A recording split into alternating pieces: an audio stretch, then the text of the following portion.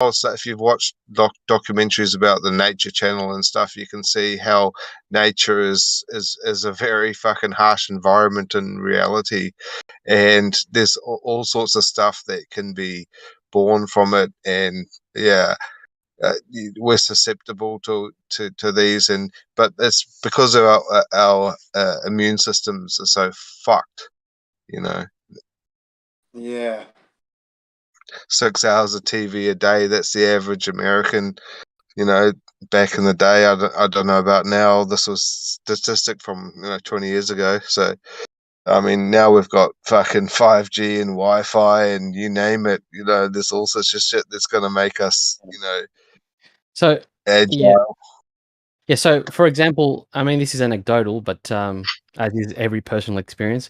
So, when I'm with, say, a girl, and we're exchanging bodily fluids, if you will, and she has all the symptoms, flu-like symptoms, whatever, like the worst symptoms you could imagine.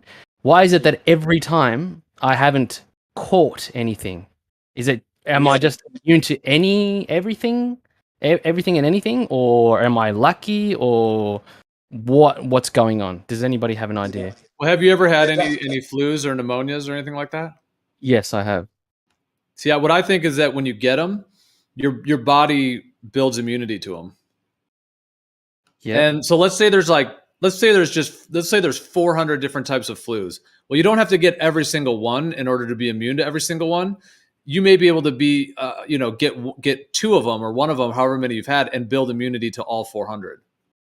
Yeah, because that's the problem. Like the way that you just said it, then like that really hits hard because like most people think that they're all different, and in fact, and that there's a thing called a particle, and that you can actually look under a microscope and see this shit, but you can't, like because they're way smaller. You can't see this shit, so it's the immune system and their explanation, to these viruses and shit. To the debate room, I suppose. You know what? One thing I found with the flu and stuff, right? It's about your mind state too, right? Like, if I get the flu and I've got my brother who's completely opposite to me, right? Like, when I get the flu, it's like I'm sick, but I don't let it fuck with me, right? I keep doing my shit, keep my metabolism up, and it just goes away. Whereas You're getting flu shots, right? Because flu shots will make you more susceptible to continually get to flu and will block your body's ability to build the immunity. I don't think either of us really gets our flu shots, right? I'm pretty sure he doesn't either. But so it's like the reason I get over it is because I just don't let it fuck with me. I just go on with my day-to-day life like it ain't really there, right? And my metabolism is going to stay high. My brother, on the other hand, when he gets the flu, he's like all self-pitying himself, like, oh, I'm sick, and I got to stay at home, I got to chill out. Yeah, everybody's different. I mean, and so his metabolism doesn't go low, and it ain't gonna fight the flu as well. Well, I've been so lucky though. I just don't get anything. Bloody flu is exchanging everything. Kids blowing up their nose here, there, and everywhere. Students coming, coughing and spluttering. Adults as well. No hanky. I have to give them a tissue. I haven't had one hit. Not one hit. I haven't been hit once. I get the flu, but did you get jabs when you were a child? Did you get jabs when you were an infant, Jen? Me? Who are you asking me? From what I recall, I think I did. Yeah. Because what I think was that measles, mumps, and that stuff. As a kid, yeah. He would have got 2. He's 60. He would have probably got 2. Yeah, you would have gotten different ones than a lot of other people got. Yeah, I think it was 3 that I got. 3.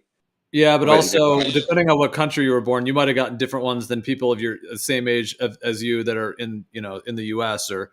Yeah, I was born in England, so obviously. Yeah, but then again, with that, I personally, I was living overseas in South America. I got every jab you could think of, and then came to Australia. They wouldn't recognise the vax certs, and I got every single jab. Oh no! Again. All of them. I did the same thing. Yes. I did the same thing. And although I do get the I can't remember my last flu, but I mean, yeah, they're very rare for me. I do get them, but I mean they're very far and few between. When they refused to recognise your vaccine situation or status? Well, it would have been in the 90s. Okay, so Not sure exactly what year. yeah. See, because You know what what I think though, is that I think that these jabs that they give, babies essentially create an immune system deficiency, which then makes you susceptible to getting flus and common colds and all of those what they call the coronaviruses, all the common colds. So I think that those jabs when we're babies actually give us a certain form of lack of immunity, which then allows us to get sick from those. And so the only way to not get sick from those would be to, unfortunately, in some cases, get them and then build the immunity naturally. Gio, Gio, the thing is, Gio, me and Globus actually have super similar backgrounds with this, and we're affected by the flu in very similar ways, right? Like, because for me, the same shit happened where they didn't reckon I didn't have my sheets for my immunizations that I got in England, so I had to get them all done again in America. And for me, the flu just comes and goes like it's nothing. I get it, but it just goes away. So how long are you under the influence of the flu then? 3 days? I feel it, but it doesn't really fuck with me. It doesn't really slow me down. Okay, then it's not really the flu then, because if it was is the flu. I know it's the flu because everybody else around me has got the flu. Well, it might just be a regular cold, but it doesn't. Flu. Hang on. What are the symptoms for your flu? What are the symptoms? It's the same as everyone, dude. But it's just that it doesn't slow me down as much. Just tell me. What are they? Just stuffy nose, congestion, that type of shit. That's usually not even really the flu. Let me explain to you what the flu is. When I was born in the 60s, well, when you had the flu in the 60s, you'd have to have a headache, you'd have to be running a temperature, you'd have a sore throat, and you've got no energy. You're laid up in bed. You've got no energy. I know it's the flu. That was the flu that I remember that being told what it was, because I didn't know what it was, you see. So I had to ask people what it was when they had it. I know it's the flu. There are different kinds. There are different kinds. Some of them don't have any of the stuffy nose, sore throat stuff. Some of them are just like extreme low energy and lethargy to a point to where you can hardly even move. The flu feeling like utter people in different ways, right? It's not like everybody feels the flu the same way. Okay. Well, and there's also, I think, thousands of different forms of it. But what I'm getting on is the fact that why would an anti-parasitic stop a flu within days? But here's the interesting thing, yeah. Think about that. Both got double vaccinated. I guess Branch is just talking to himself. I don't know. No, I'm trying to get one point across, and everybody's like, sorry, Brad, go ahead. Well, you blasted and interrupted me, and then everyone's all just. It's like once someone starts interrupting, everyone starts doing it. All right, Gio, can I get just one point across? Yeah, go for it. All right. So what I'm trying to talk about is the fact that me and Globus both got double vaccinated. That's pretty rare for people to do that. Have to go through every single vaccination and get it redone. And I had to do it, and Globus had to do it because we moved at a very specific age of our lives, right? And we both get faced and hit by the flu the same way, which is interesting, isn't it? Yes, it is. It is. Yeah, but I mean, are you saying in lieu of what I just mentioned that I think that that those actually create an immune disorder or dysfunction that makes you more susceptible to those? Right, and that is actually in lieu of that, because we've both been double vaccinated. We don't get influenced by the flu as much as other people. Yeah, I don't get it at all. I've never had the flu. I've yet it to could have be it. Again, we're just talking about two people, so it could be a complete coincidence. Well, but it's definitely a lot of interesting because I've never met anyone that had to go through that shit too. Like, had to get every single injection done again. Yeah, I only got 3, and that was it. Can't believe they're giving I had to out get like 72. 6 or 7. I had to get a whole bunch. And you know what? In the US, right, in the pipeline, there's like 200 new ones in the pipeline. And I don't know if they're going to keep on pursuing that.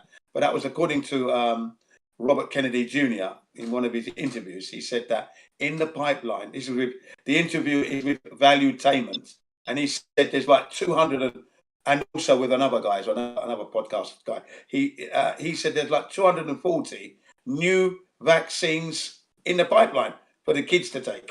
New ones coming up. It's out of control. Yeah. Well, this is why I refer to Big Pharma as the controlled death matrix, because they're trying to control the death of humanity either to have it come early for people and or to control it, to take all your money and to make you more sick with treatments, once you need the treatments, to sell you on those, and then ultimately to control who lives and who dies.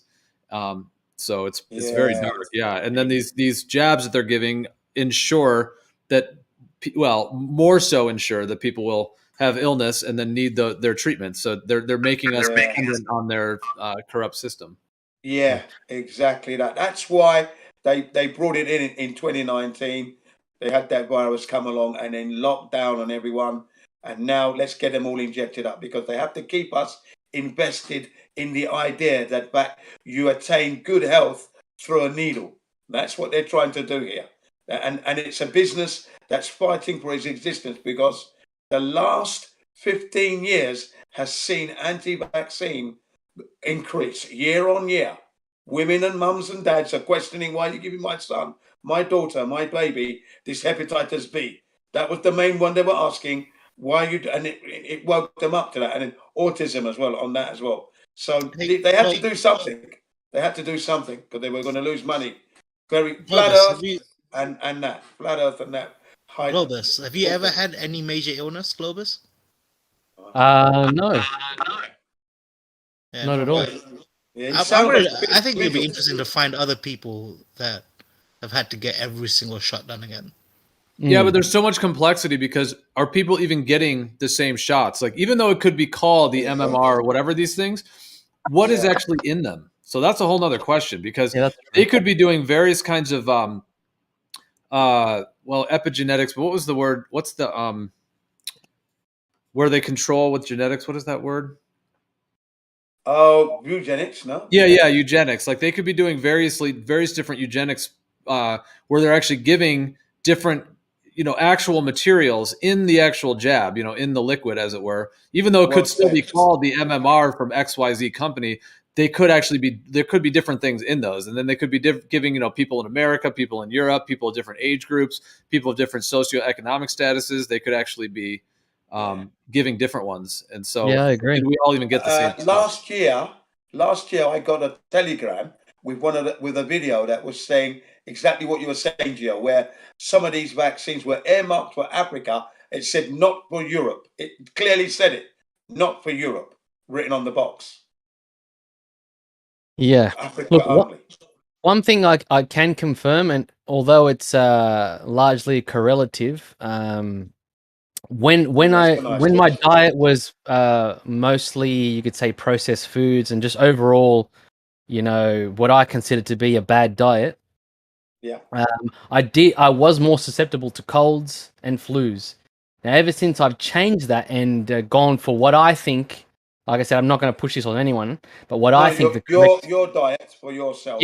What I think is the correct, more natural human diet.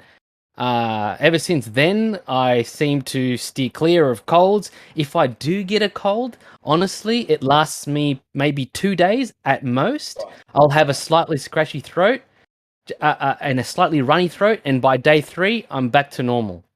And I mean, and that's even on the rare case when I do get a cold, whatever that may be. That's probably because that particular cold you've had it before, and the body recognized it and got rid of it pretty quick. So what do you find the ideal diet is for you? Yeah. So personally, I eat a lot of raw meat, and I steer clear of carbohydrates. Starchy foods, vegetables, fruit. I steer well clear of any of that sort of stuff. That's basically, you could call me a carnivore, because a carnivore is actually someone that eats at least 20% raw meat. So if you eat just meat, you're not actually classified a carnivore, because you need to actually eat it raw. But that's my diet. That consists of also raw organs as well. You eat raw meat morning, noon, and night. I wouldn't say morning, noon, and night, but at least 2 meals a day do have a component of raw meat. Favorite is it pork? So whether it be lunchtime and dinner or breakfast and dinner. Well, so if you were to list like what do you eat in a day, or the main are there 10 ingredients, like 3 kinds of meat? I mean, do you do any fruit, any vegetables, or is it only meat? Like, do you just have meals where it's just meat, or how does that work? Yeah, mostly they're actually just purely meat. So it'll be I'll eat a raw steak. I may season it on and off. A bit of salt, blah blah blah. Whatever. A few little condiments. And I'll try to incorporate say raw liver every now and then. You eat the whole steak raw. Yeah. Is that tender? Very tender. It's actually. A lot of people have the misconception that it's going to be tough. It's actually tough when you overcook it. Yeah, what kind of raw meat? It's almost it's in some cases it's almost like butter. It's like smooth. Yeah, and creamy. exactly. What cut? And the fat. Sorry. What cut do you normally eat raw? So it'll be. I don't really. I'm not picky. It'll be sirloin. It'll be rump. Whatever. Rump steak, yeah. It does. I'm not really picky in that sense. But what I do like is the organs. I find that they give me the most energy, the most vitality. Like. Also, raw milk. I'm big on raw milk. I'm big on raw eggs. I had raw eggs today. I did. That's good. That's really good. I'm glad to hear it. The raw beef thing is. I bet we could create like a whole like dietary thing out of eating raw meats. Like I eat raw horse with garlic, pureed garlic, and raw horse meat with garlic, pureed garlic. And lemon. Beautiful. It actually sounds fucking good. You know what I mean? It doesn't sound bad. I've had raw horse liver in Japan actually, and it was amazing. Like it was isn't it was so good. It was With the raw horse meat now, it comes in thinly sliced circles of about 4 inches in diameter, or 4 inches to 5 inches in diameter, sliced. When you look at it, it looks like corned beef. But without any of the fat in it, it's lean meat. And then there's a little jar with a little silver teeny weeny spoon with the puree garlic. And then you've got the lemon there and you squeeze the lemon, you put the puree on there, and you just roll that up and pop it in your mouth, man. I'll tell you, the explosion of flavors are just amazing. Wow. And that's the other thing. Where are my salmonella symptoms? Where are my any of those? You're going to eat raw meat and you're going to catch these symptoms. I've been doing this for at least 3 years now. Not once have I ever. You do pork and chicken? Yeah, I've actually eaten raw chicken in Japan several times. Where do you buy your meat from? So when it comes to your meat, if you're eating muscle meat, you don't really have to worry too much about where you buy it from or like the quality itself, because most toxins won't store in the actual muscle. They'll store in the fat itself. Yeah. So, with your raw steak, the local supermarket will do the trick. Yeah. Do you need to prepare it, like wash it or anything first? No, not at all. What about the packaging? Like they might have germs on it, right? Well, what do you mean by germs? Like they're disgusting snot from their nose, or they've just been to the toilet, didn't wash their hands. No, that will start to show on the packaging, man. Now that's going to come up. I've never considered that and never had to worry about it. I mean, have I? That's what I mean. That's what I always go to. Have I been lucky throughout these 3 years, or what's going on? Have I never encountered the snot or the germs that you're speaking of? Like, I mean, that would have to be extreme luck. And it seems a completely unlikely scenario. You have a very balanced terrain. Yeah. That is exactly. I think exactly. His stomach is just like iron gut. Whole system. Yeah, you know what you want to do as well, right? Is that you can use your salt and seasonings, black peppers and herbs that you sprinkle on that meat. And I'm telling you now, it's another world of flavors again. You can uplift it. And if you're really concerned, you can wash it in lemon. Wash the meat in lemon and then bring it out, set it on the table, and then start to spice it up. I tell you, man, you don't know. I mean, I've eaten raw meat and I've eaten, like I said, mainly horse meat rather than beef or chicken, but it's bloody marvellous. I'll tell you that now. It is just absolutely. And raw chicken itself, I was very hesitant to try it when I was in Japan. I had all those preconceived notions that I was going to get sick, I was going to get that, because that's all I had heard all my life. Salmonella poison. I didn't catch anything again. Maybe luck again was on my side, lady luck. But I mean, it was actually absolutely amazing. Yeah, and I'd definitely have it again. And I have.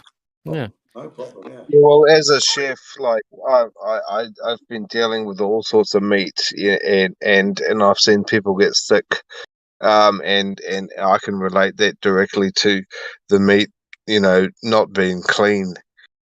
How could you do that? Yeah, I've heard Right. people get sick from eating liver and that chicken liver. Are you just raw purely chicken liver. correlating one thing with the other, or are you actually proving causation? Well, causation for sure. Yeah. How have you come about that causation? Well, they ate the meat that wasn't that fresh, so whatever you're eating is just fresh as hell, and that I think that's what the problem is people aren't eating fresh meat. Well, I don't know funny about thing that is, because I eat meat just from Woolies, from the supermarket. I mean, how do I know that's been fresh every time? you know what? Now that's what I was going to tell you. That if you could watch this, there's a guy called 42, an Englishman. Okay, he's got his channel. Look up the channel about meat and food, and you will see that sometimes the meat you're buying in the shop is a couple of weeks old. It doesn't Yeah. matter. It's the stomach acid. It's the stomach acid. If your pH is low enough, you can eat fucking rancid meat, guys. Exactly. We It's called are scavengers. We're not carnivores. We're scavengers. Most people don't have a pH low enough. In Japan, they wouldn't consider eating eating fish that is a week old, and I ate it. My wife said, "Boy, you can eat anything," she said. So what Whites were saying is basically, it sounds like a good diet, and when you get to the level your stomach acid is just like unstoppable, you can pretty much do away with worrying about Campylobacter and all these other issues. Yeah. I've eaten. Look, Exactly. 1.5 and 2 will sort everything. Hey, Globus, it might be Globus because you got double vaccinated. Look, I've eaten chicken cutlets. I've eaten chicken cutlets that fell on the floor where dog pissed on it, bird shit, grime, grit, and everything. I put it back in a packet, took it home, ate it, and I felt good. All right, and I didn't get sick or anything. You may have just got lucky, Jin. People looking at me. People looking at, are you going to eat that? I said, yeah, of course. Well, I'm going to throw it away. Don't be silly. I said, there's going to be more nutrition on it now. More better flavor and nutrition. I said to them, all in Japanese. One of my teachers, when I was learning how to cook Thai food, one of my masters, he from Chiang Mai, in Thailand, he would eat rotten prawns, and that's a real delicacy up in North Thailand. There you go, rotten prawns. There's a particular dish. It didn't taste very good, but it went down all the same.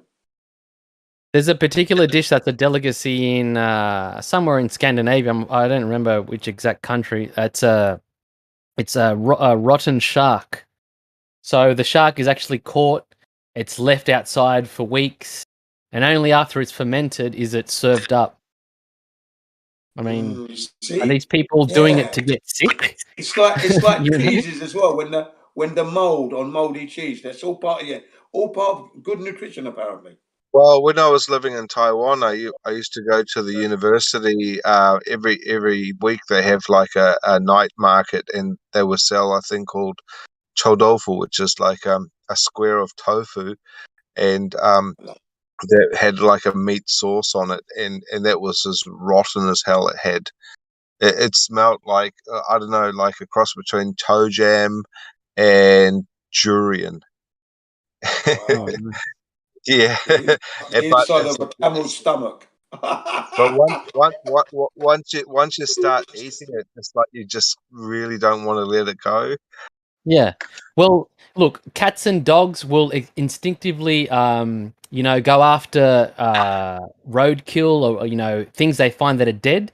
So dogs will even bury things, wait for them to ferment, dig them back up, and then munch on them. I mean, you know, is there something Amazing, to isn't it, this? that they do I'm that? not saying, I'm not saying, you know, this is all an opinion on my behalf, and also anecdotal, you know, evidence, whatever you want to call it. It's Yeah, personal go ahead, experience. go ahead. So I'm not saying that it is, you know, it is the way, and I don't have. I'm not going to one of those guys that, you know, I've proven that this is the #1 diet. For me, it works. You know, could there be something to this whole thing that we're taught at an early age to cook everything, you know, to denature everything that you eat? You know, could that be a part of the you know, New World Order diet? Yeah, the deception to actually keep you at a state where you still are reliant on medicine because you're eating things that are denatured, you're not getting the right nutrients or or even in the right amounts. So, you know, could Yeah, it be that really our natural diet is to eat things raw, like certain tribes do, like the Inuits do, for example, that if they hunt a seal, they don't have the time to cook it. A lot of the times it'll freeze before they can take it back to their huts. So I don't know if you've seen this, but there's footage of it. There's photos of it of you know, they'll kill a seal and they'll eat it on the spot. They'll get their kids right in there. I've seen it, Yeah. and whale meat, and whales, exactly, yeah. Yeah, we've all seen the photos of them doing the same thing to elephants. But like, I'd just like to take the time to say, like, thank you to Geo for like providing like such a really good platform. Because like, if you look around to what the other options out there for, you know, for chat at the moment, you're just into so much negativity, and it's really good to have like everyone here right now being able to talk and sort of all get along. It's just, this I has agree. been the I'll drink to that. Can't we just like, all get along? I don't know how many years it's been that I've heard a chat here without too much fucking, I don't know. Maybe it's because Branch wasn't drinking tonight. What? Why are you blaming me? Maybe it's because I'm alone, Man, I seriously, dude, I only get negative when people are negative. Yeah, Branch is all right. Other people's fault. It is. It's never my fault. Actually, I I like other it when people's emotions, when bro. you get Like if you're when cool you as get fuck, a I'm little cool as fuck. when you get a little bit drunk. It's pretty funny. Yeah, I guess. Well, thanks for the shout out, Basil. Yeah, it's like you go to the other channel, right? Like, don't go there right now, but like if you did, you'd just be like under like this real heavy weight of depression. It does feel like that. I just bounce for all that. I bounce for all of that, man. I love all that action in there as well. Give it to them, because we're just giving them the truth. We're uplift. I've come to uplift your lives, you scum-sucking scumbags. Good on you. Maybe they need to eat some raw meats. And they would say, "Oh, you're in your echo chamber. You're just all talking to yourself." No one. We're not fucking talking to ourselves. We're actually having a real conversation. Yeah, well, why don't they add something? Whoever said that was a Wally. Come and get in here. Get in here Yeah. and give a good account of yourself if you want to talk. Bring it on. Come on. They Running from the truth. They kicked the lunar mission again. Have they? Yep, it was supposed to launch this month. The unmanned. They kicked it a couple months because of delays or bureaucracy in the pipeline. Now, last night they dropped another article. This is what it says. Go on. NASA descends into chaos as moon program revealed to be way behind and over budget. This was due to poor planning and poor execution. Damn, Crit. Hey, Crit, you know one thing you could do, Crit? You could go to the NASA website, right, and submit a ticket. You can. Now, my what question you could is do, this, yeah? you could follow. It's like if you've got the expertise and knowledge and understanding, just go there and solve their problems for them. So, I mean, when were they supposed to launch? This month? This month, yeah. They're supposed to do it this month. And this was an unmanned to the moon and back, wasn't it? Yep. And what they're gonna do is have people pay for a ride, which was just to put your name on the thumb drive that was going to sit on the seat or something like that. Oh, right. What a load of crap. Well, but Right. the next manned moon mission, wasn't that planned for 2024? 2026. Yeah, it was 2024. They've moved it to 2026 now. That's 2026 at the moment. Okay? And that will be the first man and woman. Woman also there, yeah? Yeah, First because man now, and woman on the Which moon. will also be a man, though. Be two men. yeah, because Maybe nowadays, climate. Just to be fair, just to be inclusive, you know. Now, this unmanned one, it's not the Orion one, is it? It's not the Orion, is it? yeah, Rick? the Orion. Okay, now the unmanned is going to possibly take place in 2025 at the very earliest. Oh, there you go. Yep, that's right. And That's right. the manned one 25. has Look at that. the manned So one has no basically, date. they just need more time to work out their CGI, right? Yep, that's it. Because that's moving at breakneck speeds. Sooner or later, we won't be able to tell what's CGI and what's real. We won't be able Exactly, because like if they did it now, we'd be able to pick it to bits, right? to. Yeah. That's what No, it'd be the same argument. We wouldn't be able to tell definitively whether it was CGI or not. The thing is, right now there's a whole nother distraction at play, and obviously maybe they never intend to fake going anywhere, or they're just going to keep kicking the can down the road with different distractions. 9.1 Yeah, no, they billion. can't do it. They've got to go up eventually. They can't just string everyone along for another 15 years of that. No. Why not? Distraction No, after distraction. We could have an EMP, nuclear war, that would another be, plague. Well, you're right, but that would be insulting, wouldn't it? So obvious. Oh, to us, of course, but not to I'm 95% going of to be people. banging on NASA's door. I'll take a plane and bang on NASA's door. Oi, what's going on with all these fucking delays? Here, check this one out. Former astronaut is having a Twitter war with the head of the Russian space program. Yeah? Really? Yeah, Scott Twitter. Kelly and Dmitry Rosen are taking shots back and forth at each other via Twitter. What's the well, contest? that's exactly what we're expecting, because like we all know that they're planning to bring the ISS down, right? Yeah. They've been saying that for the past couple of years. It's been up there a long time. Here's a good one. So the Russian leader of the Russian space program, Cosmos, he tweeted to Kelly, said, after the American space program is done, you can maybe get a job at McDonald's.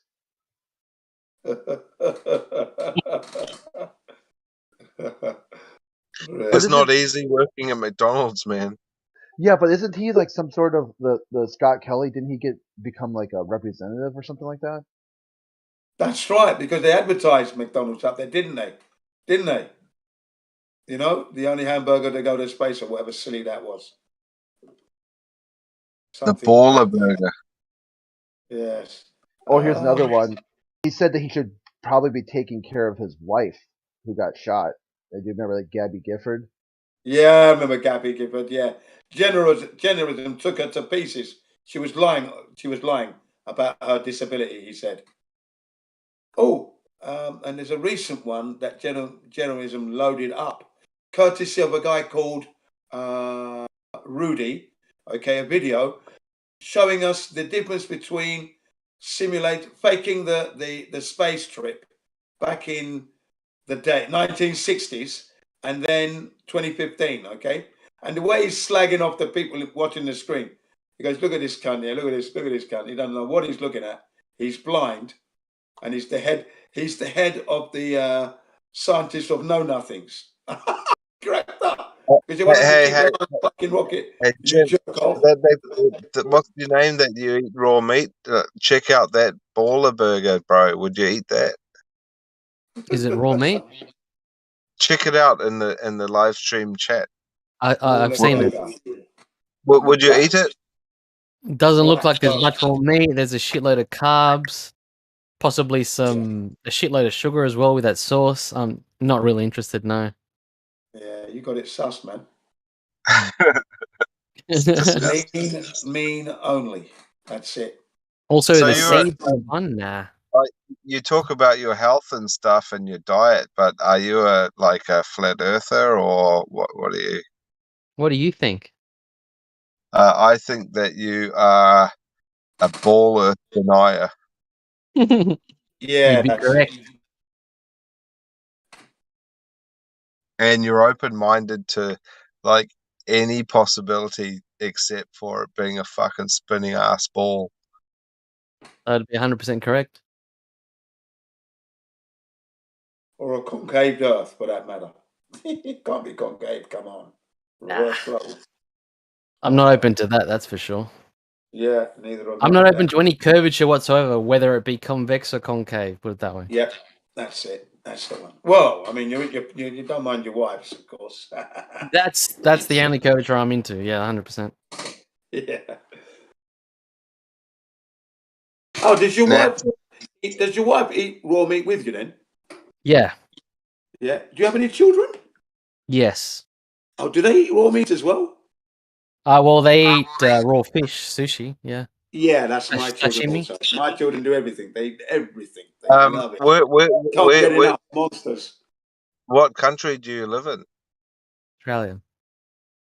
You live in Australia, and so you must be next to a beach. Yeah. Yeah, I'm on the Gold Coast. Oh, okay. Oh, Ooh, Gold Coast. Okay, yeah. Gold I used to live in Brisbane, but it's not too far from there. But yeah, the tomatoes in Australia are rubbish, eh? Really? Most food here is rubbish. I mean, Really? it's coming from an Aussie, yeah. I mean, quality-wise, when you've travelled abroad, I've obviously been to basically every continent besides Antarctica. Right. Yeah, I'd say the food in Australia, the quality, whether it be restaurant food, local produce, supermarket produce. Like when I went shit. to the markets to buy my tomatoes in Brisbane, they were all just like covered in like bites from little flies. They're all like when you see a banana with the dots on it, all the fruit and veggies were like that. Yeah. Yeah, I don't really And concern myself with that, like I said before, but as in like fruit and veggies. But I mean, the meat itself, it's not the best. Definitely, for me, Japan has the best meat in the world, and I come. Well, my parents are from a country in South America which is well known for its meat, and it even beats that meat. The quality, I mean, just everything about it, it's just on a different level. well, I eat raw snapper all the time, snapper with wasabi and soy That's the go, sauce. yeah. Good. Yeah, and have you ever tried the raw sea? What are they called? Sea Urchin? slugs. Sea slugs. I Yeah, haven't tried the sea we eat slug. that. No, I've tried the sea urchin, raw sea urchin, and that's Well, that's a absolutely sea. amazing. Right? It looks like a toroid. Yeah, it does in a way, yeah. Yeah, there's not much inside it though, eh? It's like this creamy sort of a yolk. Yeah, it's yellowy, creamy. There's, like you said, there's not much at all, but whatever is in there, it really tastes really good. I think it's so full of nutrition. Yeah, 100%. But you got to be careful with the old cholesterol, you know. Avocados. Why would you have to be careful with cholesterol's that? not a big problem. Cholesterol's not your enemy unless you're overweight. Really, if you're fit and healthy, Yeah. not a problem. What? So why would you distinguish between HDL and LDL? Well, one's natural and one's not. They're just different densities. So you got high density lipoproteins and low density, hence the LDL and HDL. So what's meat got the upper hand over veggies? Well, look, meat actually has cholesterol. I mean, the veggies itself, you're gonna find it hard. You're gonna find it hard to get cholesterol from them. But then, if you're of the school of thought that cholesterol is bad for you, then like that's what I was asking for you to distinguish. Your diet sounds pretty awesome now. So you don't sound like you're like low IQ or anything. So like, but like I've seen videos of people doing green juicing and just like people that eat I love all that as well. I do that. more diet, you know, and they're just like green, and celery and fucking, Yeah. you know, Yeah, so what's the difference? Spinach, yeah. What do you kale. think? Juicy. I love all Why, that. so can you tell me the difference between a raw meat diet and like a diet where you're eating sprouts that have just started to sprout and you're getting all the electrolytes and shit? Yeah. Okay. Well, there's several different examples I can give you. For example, dark leafy greens contain things known like oxalates and phytates, which are basically acids that bind to calcium. So if your body's trying to absorb that calcium, it can't because of the phytic acid or the oxalic acid. So that would in turn create things like kidney stones, which you will find that are actually green in color. So yeah, the plants have. Look, you have to think about it. In terms of defense mechanisms.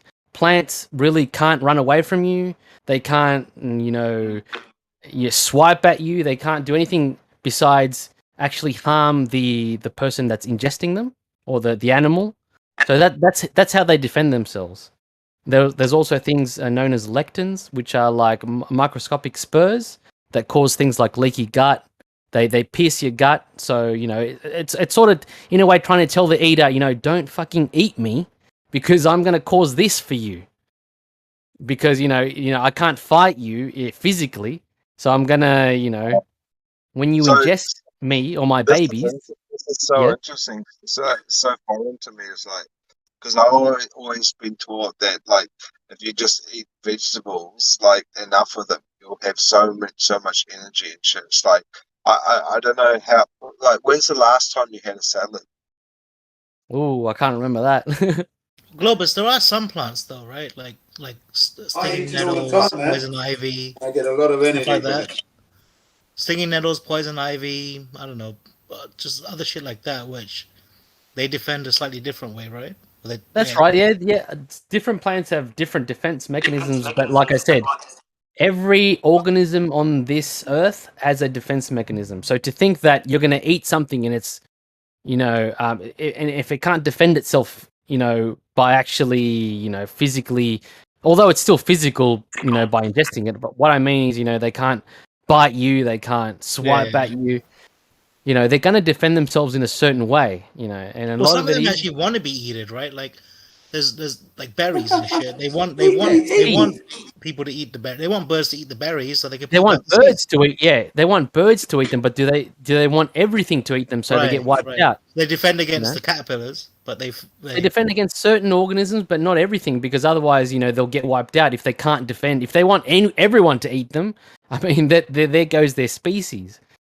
Birds have the ability and the digestive system to be able to process seeds. For example, what a seed does inside a gut, like a human's gut, would be what seeds do in soil. They extract nutrients. That's what they're designed to do, right, but right? a bird would actually shit it out without fucking with it. With no problem. They have a completely different digestive system than we do. We have a digestive system very similar to dogs and cats. It's quite short. It's actually shorter than a cat and a dog. We don't have the gut flora to be able to ferment things like, for example, people always say, "Oh, we're just like apes." We're very different from them. They have a gut that's an intestine that's super long. It's able to ferment. So do we. We have long Uh, intestines so that we No, can not eat. at all. Actually, Jin, we're actually very different. We're actually quite short. Like I said, we're shorter than cats and dogs. Have a look at it. You'll find that our digestive system is actually quite short. If you compare it to, say, It's something the like a cecum. gorilla, I understood it to be long. The From my cecum knowledge and my is different. research, It's like we've got 3 foot long and long exactly. intestines primate. compared to the carnivorous animals like leopards and all that. We've got really long intestines. That's what I was told. We've Have got another two as look, well as Jin. Yeah, but hardly I any thought the same. cecum, Jin. I thought the Sorry? same thing. Hardly any cecum. Hardly any cecum. Okay. Yeah, That's we the don't really. fermentation chamber. So a primate has a 3 or 4 foot long one. We have something that's about the size of your little finger. Wow, that's tiny. Yeah, so But yeah, that's what these other animals that are actually herbivorous, that's what they do. They ferment what they Honest, eat. Yeah. Come again? Well, I mean, I'm always going to be Hello. promoting the vegetable. Hello, how you doing? I have a comment on eating. Why does life on Earth love eating and do it socially, but hate pooping and do it on your own?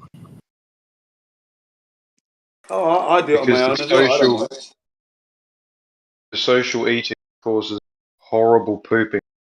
I mean, unless you're socially eating the appropriate diet, then you're pooping very nicely. But otherwise, no one wants to drop that stinky fucking shit near anyone else. That's antisocial. Well, Yeah, I don't care. that's I a just good want to point. eat. I'm glad that You're you brought. vulnerable. It's because you're vulnerable glad- when you're pooping. When you're pooping, I'm you're glad vulnerable, that you guys right? brought that up because that's another thing that I've found. Again, anecdotal. I haven't had to use toilet paper for a fucking long time, guys. I mean, I don't know. Is that a good thing or a bad thing? Because Well, toilet that's a paper good isn't thing, isn't really it? natural, is it? That's a good thing. Good thing, yeah. They all use a Yeah, bidet anyway. that's a good thing. That's without a doubt a good thing. I'm just thinking about why we build up this sort of social pleasure game around eating, but we don't do it Oh, around it's lovely, poop. isn't it? We Food don't is do it nice, around that's pooping why. anymore. So we love stuff going into us, but not going out of us. Maybe Because, that's like Well, I Chris like said, it. I like it when going when, out pe- when it's not necessary. when people to be shit in We're these the- days, animals. when people shit these days, it stinks, it's sticky, it's unsightly, especially the smell. Like, I don't even think humans are supposed to fart as much as they do. People, oh, it's natural to fart. No, it's not. Why do you think women find it so unappealing when you fart in front of them? Well, Because it's not they something fart you're as well. I supposed to find do. that unappealing as well. Yeah, do you wanna- or even burping. You know, it's just naturally, instinctively, they find it unappealing because you're not supposed to do it as much You want as to you set think. up you're supposed poo to do it. parties, Dawn? Dawn, do you want poo parties? Well, I'm just thinking. In the olden days, the Greeks didn't they used to sit around and like have a full conversation while they're pooping. So, like, They prob- so there is a scientific shit about it, right? Like, when you poo, you can't defend yourself, right? That's why you want to do it Oh, alone. yeah. That's That's true. why, like, when a When you're dog, eating, you've got a knife and fork, in you can defend yeah, yourself. when a Yeah, dog that's true. poos, it always looks back at the owner, right, and looks at you like, "Well, it's pooing." It's because it's Yeah, it looking says, at you "Don't to look see at if there's me. any Don't look at me or I'll attack you.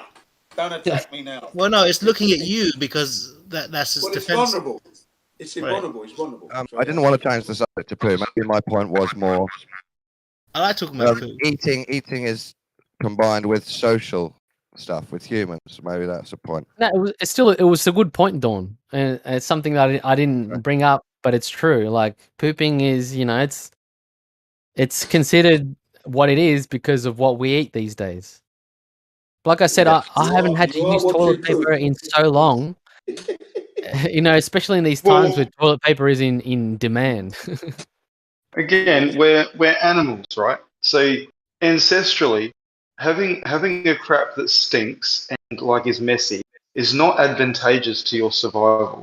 Being able to drop a quick fucking, contained turd that doesn't leave a mark once every 3 days is exactly what you need to do, especially if it doesn't smell. Good for the environment, yeah. Well said, and that's another misconception. People are like, "Oh, I shit every day. That's so good, right? I'm doing the right thing." No, you're not.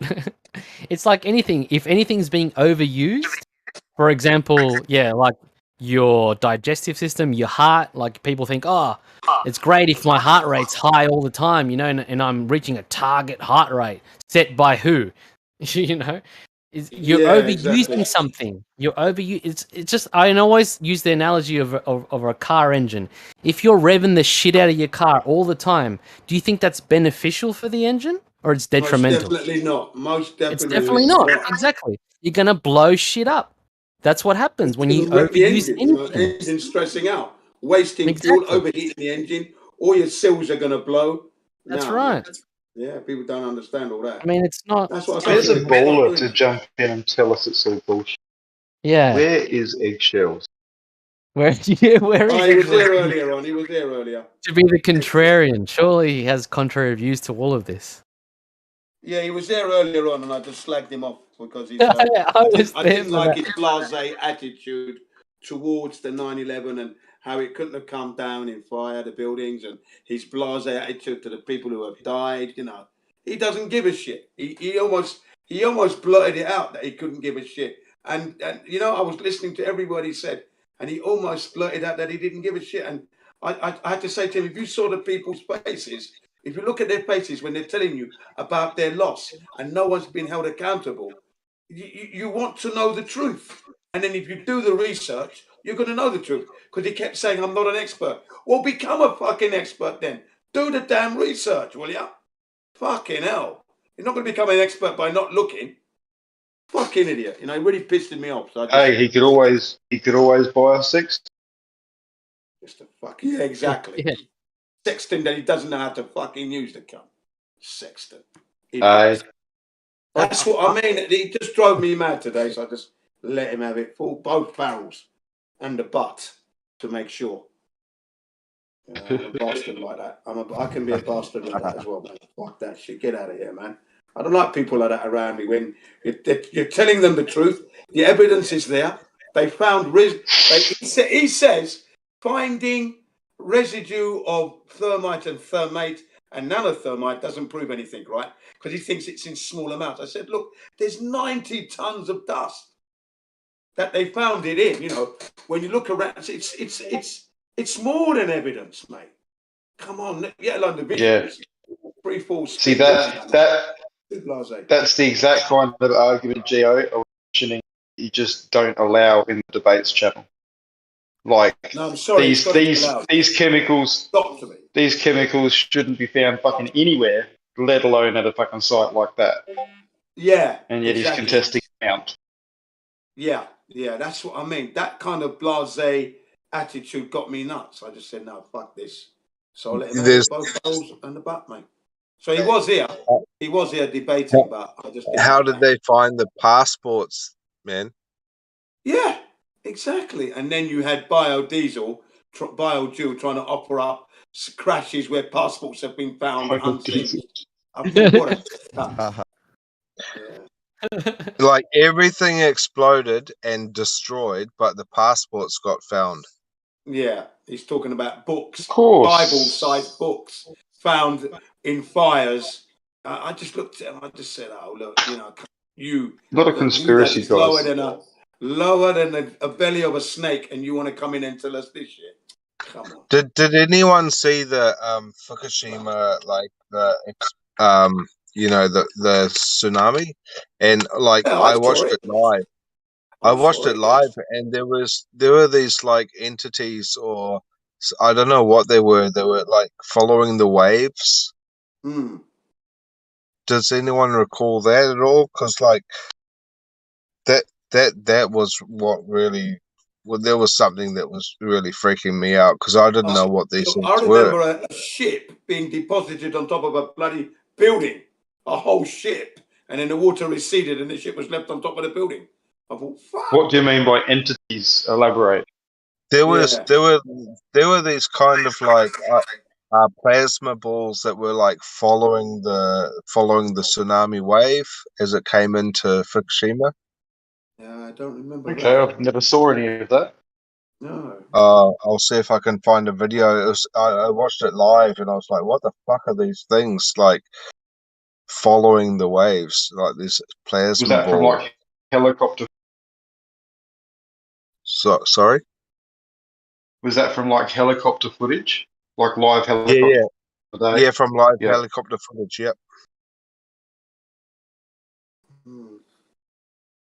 There were these like white lights. They were white color.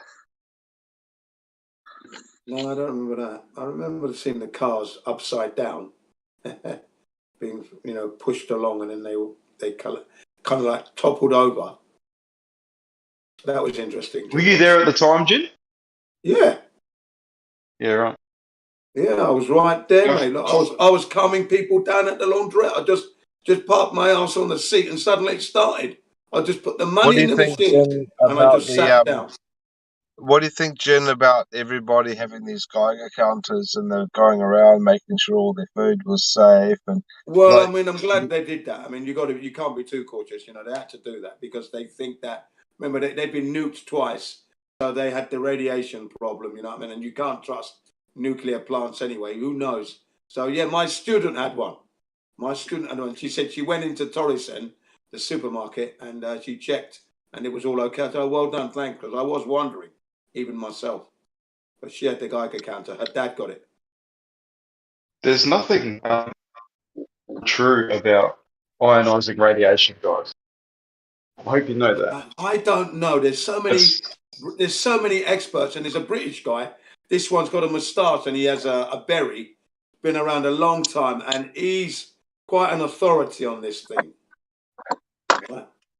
He's on the YouTube. You mean he had a beret? A beret, yeah, beret, French word, yeah. We say beret. Oh, right. Beret. Oh, okay. You say berry in England, don't we? Berry, but a beret, yeah. Or a beret if you're in Africa.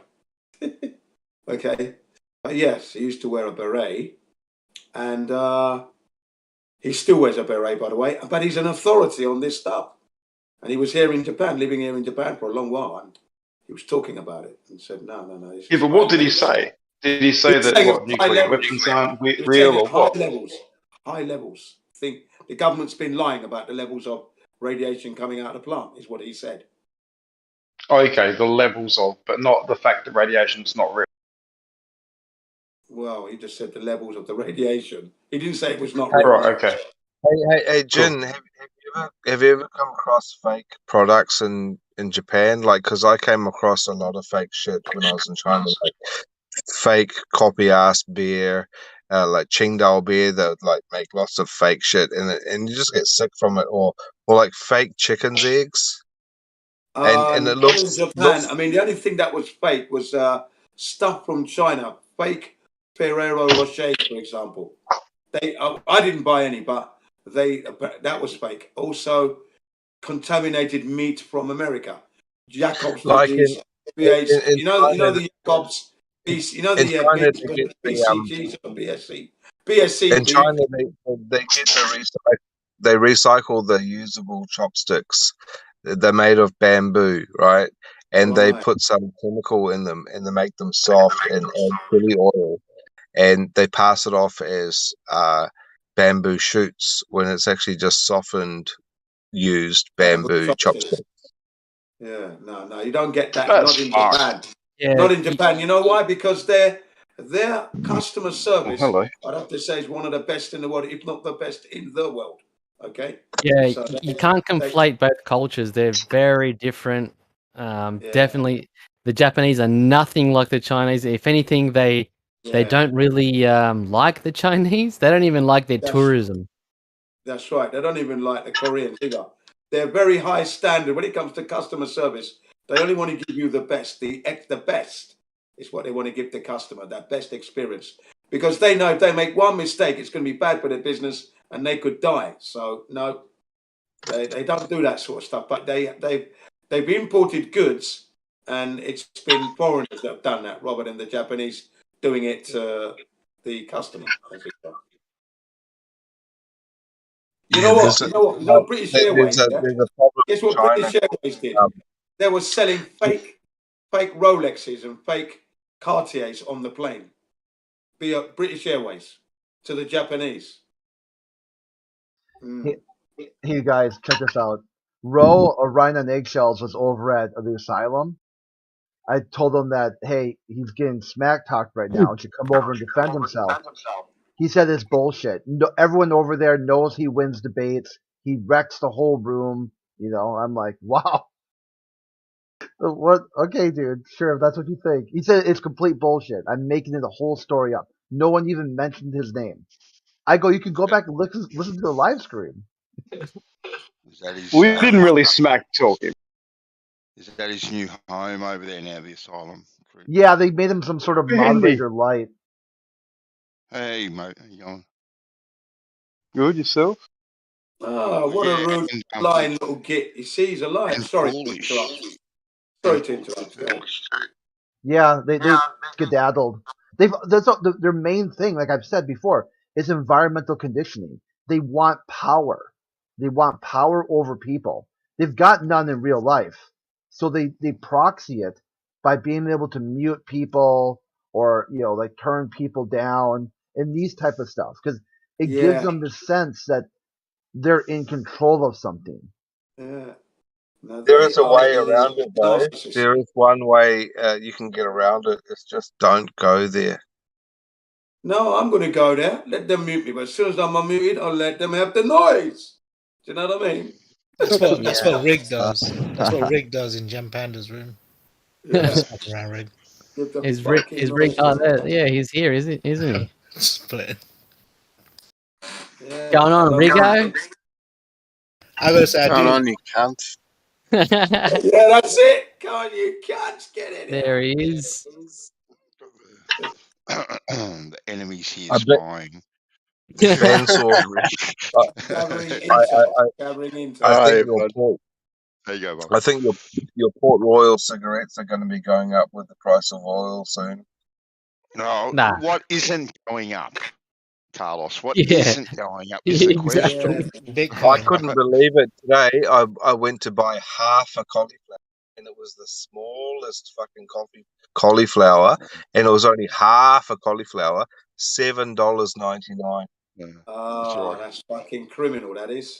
Shit. That's all right, Carlos. I'll just buy less petrol so I can buy more smokes. I'll start walking. Yeah. And like all the gas stations are really f***ed up because like there's only one government gas station, and it's got the highest prices out of all of them. Sorry, you have a government gas station? What? Yeah, it's called Z. It used to be called Shell, and they Dang. bought it out. The government bought it out, and it's like they're $3.26 for a liter of petrol, and everybody else is $3.06. So, and they're the government ripping everybody off. Did you $3 a liter? $3.26. Mate, I thought we were getting absolutely rorted at $1.70. Now we're at $2.20 here. $3 a liter. Fucking hell. Nearly $3.30. That is insane. And I'm that's buying for 91. myself. We can still get getting- 95, 98. Like I'm you getting- can get lots of choices, right? But like this Get is a for the bicycle, shit. guys. This is Get for a the shit people. Damn. Holy shit. I'm gonna convert my car to kerosene. Yeah, you want to turn it into water, you mean? Damn. What's going on, Witsit? How are ya? What up? What up? Oh, man. Yeah. Well, What have you got for us today, man? Yeah, please tell us you've got a device that I can put on my car so it doesn't use any petrol. I didn't even catch that, man. Hey, but did y'all see what I posted? You guys heard of the magazine The Economist? Yes, in sir. 2009? Yeah, I saw it, yeah. Yo, it's so crazy, bro. They got Trump and Putin looking at each other, and then the next one it says war in Russia in the bottom right, bro. Yeah. I remember seeing that very edition. Yeah, I thought that was kind of trippy. Yeah, it doesn't So, hey, surprise how much me. is Australian? How much is an Australian dollar compared to the U.S.? I think it's about 75? Like, 75 cents? No, it's less than that now. No, it's less than that. Is that right? Yeah, I think it's about 68 or 65. No, or it's 73. I wasn't far off. Has it gone up? Oh, it's gone up Yeah, in the it's last. 73. Yeah, it's gone up then. So if you're talking about, you were talking about about $3.26 a liter. So I guess it's something like $7 or so a gallon in the U.S. I think that was New Zealand dollars. So for where I am at the moment, it's for premium, it's about $2.20 a liter. And that's about probably $8 a gallon, bit over $8.50 a gallon thereabouts. Gotcha. Yeah, that's crazy, man. So that's double what you're paying in the States. Yeah, everyone's freaking out about like $4 here, you know. Yeah, but most of you drive massive fucking V8s. Yeah. Yeah. But and then like diesel is like usually more than regular gas now, which is not usually the case. So like if you have a big vehicle, it's even worse.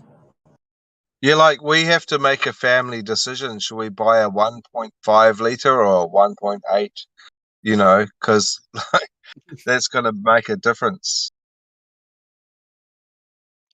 It's costing us in Japan $1.80 in American dollars. You guys know what the solution to the gas prices are going to be, right? A liter.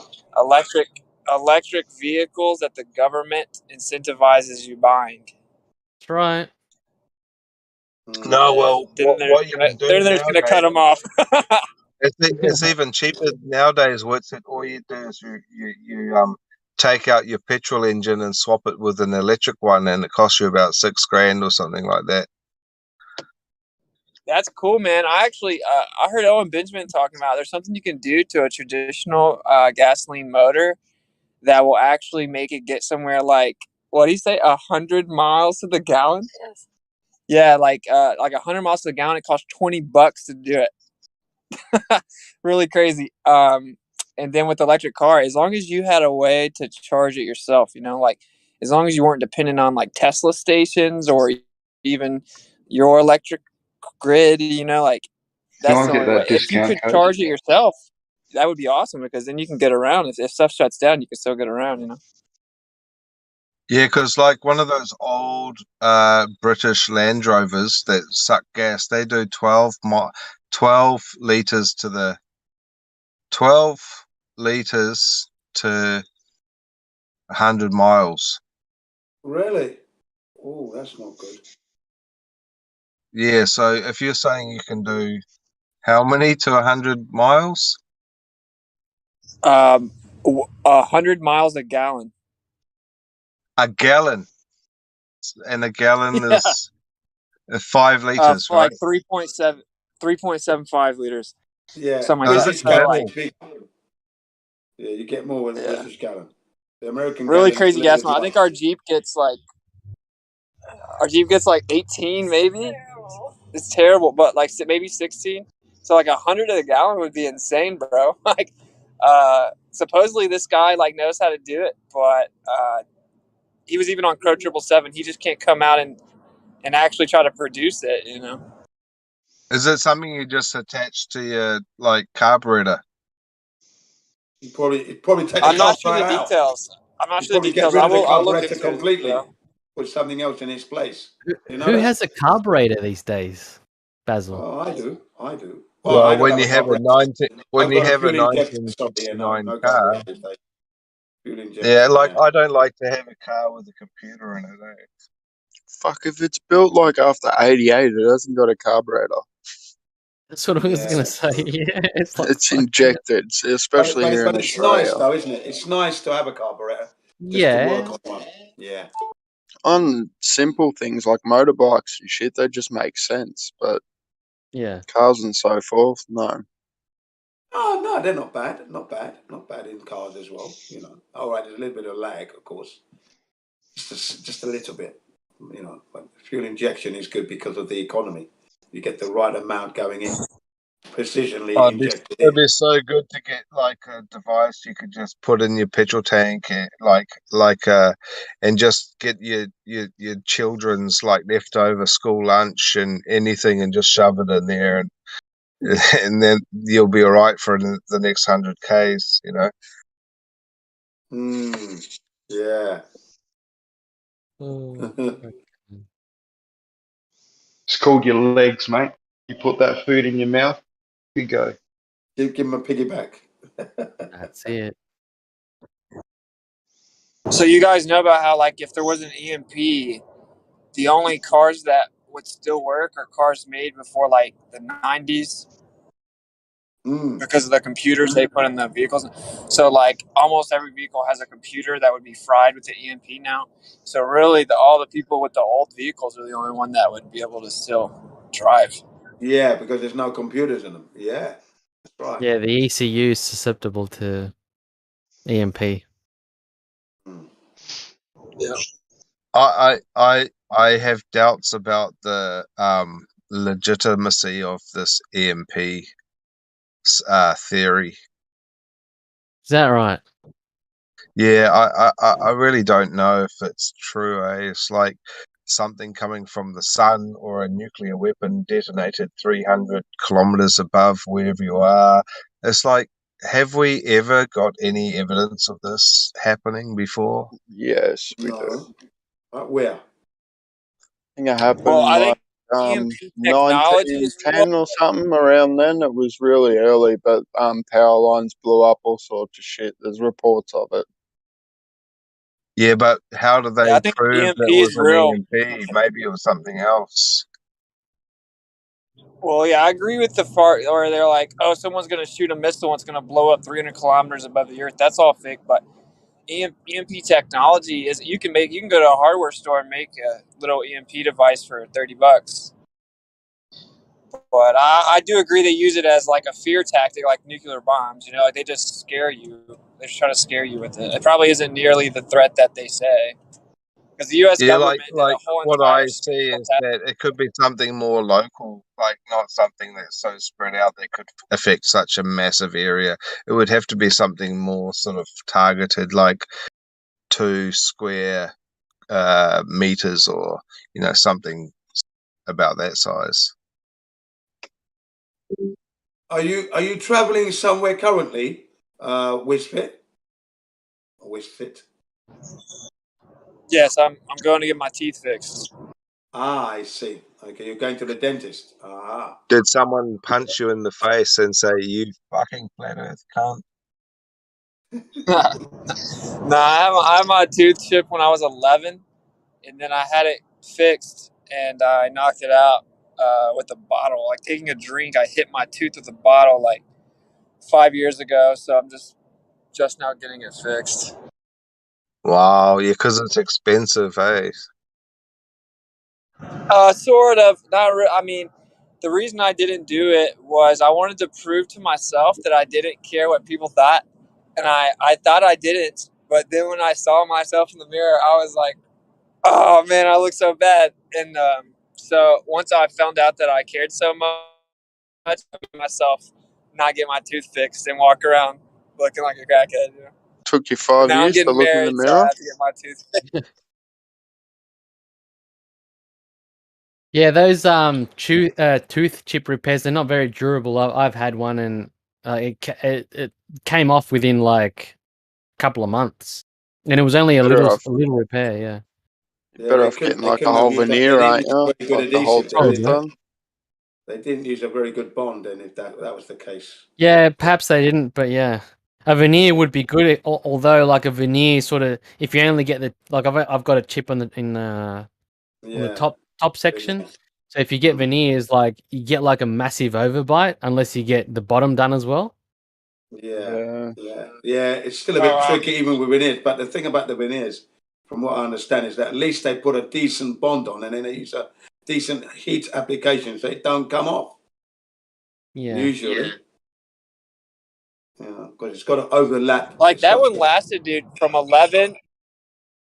The first repair I had lasted from 11 years old to 25. You know, so it did pretty good. I don't know. I think Pretty it was good. like Yeah, that's pretty good. Can't complain there. Yeah, you got to give it.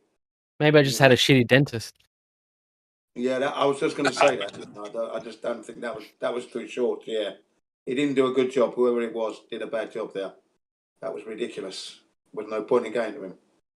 I've been telling all the Glovers that they've only got a few more days to enjoy the Earth being globe, because every time I flat Earth, I say, "Oh, you have a chip tooth, you're on meth." So that's the best proof of the globe, I guess, that they're going to have to be flat earthers in a couple hours. Yeah. I've been telling them they're flat earthers gonna be. So don't you only delaying the inevitable. You were born on a flat earth. I mean, we got mainstream people coming out in America saying the moon landing was fake now. So Yeah. You know, they may have something up their sleeves to kind of absorb the lies. You know. Yeah. They Chris kicked told it. us they put back the Orion trip to the moon and back. Yeah, that's been put back now to 2024 or 2025. Sorry. Yeah, the unmanned. Yeah. So they kicked the it earlier. unmanned. It was supposed to launch this month, the unmanned one. They kicked it to July. Now they kicked it again to 2025.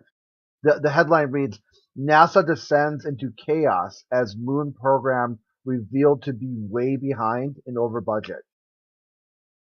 $9.1 billion over budget. Well, the new James Webb telescope is now in position a million miles away from Earth. Okay, in position today. You'll be pleased to know. The James Webb telescope. Right out the way where no one can see it. A million, no, you know? So that means they've got the CGI all queued up, ready to start rolling out. Yeah, that's right. The new batch of CGI, the new upgrade. The new Maybe upgrade that's CGI, we're going to have to scrutinize that when the images start coming in, yeah. You notice it's a million miles away, right? Boy, how are they going to maintain that when that goes wrong, eh? Right. Get ready for some magical pictures coming up, and then it's going to be a breakdown, and there's going to be a rescue service. That's all part of the plan, I'm sure. Just like the original Hubble, when the lens wasn't working properly, they had to replace the lens. Do you remember? More money from the taxpayer. Yes. Well, does everyone here agree the economy's going to crash? It's already crashed, isn't it? I mean, it's ready to crash. Yeah. Yeah. It hasn't crashed here. You know, like it's equaled out a little bit, but just traditional movement. Like, Well, I mean, the I think it's petrol going to prices literally. have gone up. I thought that was part of the crash, no? All right, maybe not then. I could have been wrong there. That thing is going down, man. I think that's why they're doing the war thing. So everyone's economies, when they crash, it's Russia's fault. It's definitely not our fault, even though we printed $6 trillion off into thin air this year. It's definitely the Russians. Well, they're over there making babies. Yeah, that's what they're going to say, but it was all part of the plan. Yeah, they're laughing all the time as they're saying it to you. It was the Russians' fault, you know. They laugh in your face as It's funny, dude. It's funny. They fuck you up. The propaganda's so bad in the United States now that, like, it's blatantly obvious whenever the CIA is doing something. Yeah. Both the left and the right agree. It's so funny. They disagree on everything, but everybody in America seems to agree that we should go support Ukraine against Russia. Like the right and the left, they all agree. Fucking mad, isn't it? Isn't it obviously world staged? Fucking hell. Yes. Crazy. Yeah. What happened to the UN peacekeeping force? What's the point of that then? Another anomaly in the situation. With the sky blue helmets. It's also super funny that BLM started posting on their pages the flag for Ukraine, which is blue and yellow and represents blonde hair, blue eyes. Oh. Yo, it's like, dude, people just do what they think. Like, no one thinks for themselves, you know? So are you driving your bus at the moment? You know, your mobile home, or you're in a small vehicle? The Jeep. Why is it loud? Ah, I see. Right. Yeah, the Jeep's kind of loud, my bad. So where's no. It's not. I can't hear the Jeep at all. I was just wondering if you're using your mobile home. So where's that then? Parked on site? We have the RV parked at an RV park, and the place I'm getting my tooth fixed is like 3 hours away. So we had to leave at 5 this morning, and okay, because we moved since we got the appointment. Yeah, so, I see. Yeah. But well, anyway, you can make a day of it when you get there. Have a look around.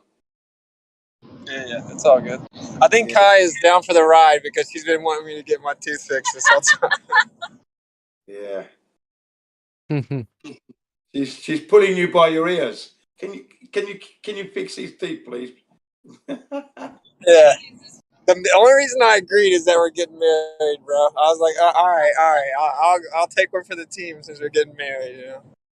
Yeah. Well, that's right. I think it's funny that my tooth is messed up in a way.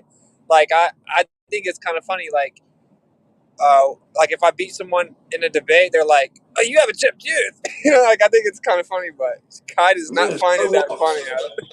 So what? The up is flat, you cunt. Yeah, you got battered. Shut up, tooth. Do you know what I mean? Just tell them. Fuck them, man. Fuck them. That was Yeah, of course.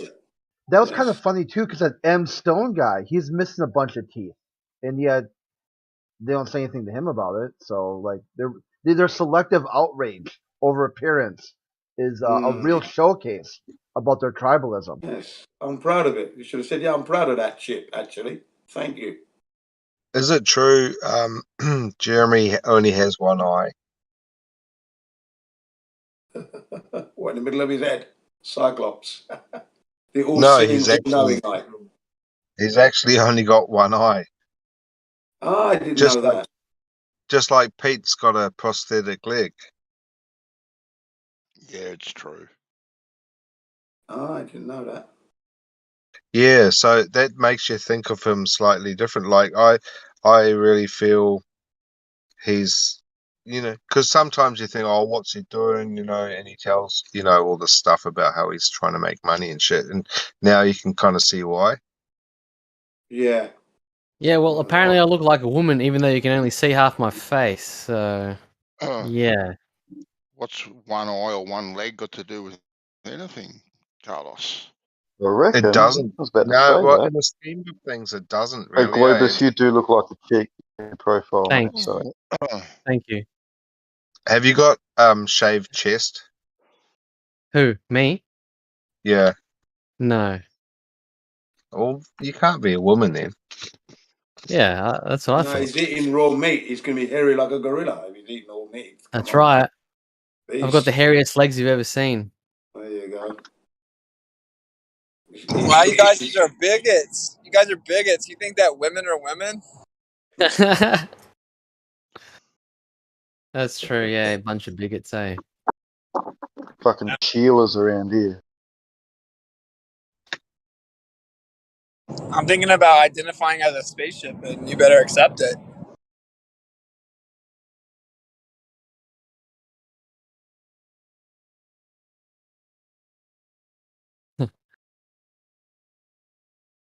So anyway, you know what they say, man. When life gives you lemons, just get AIDS.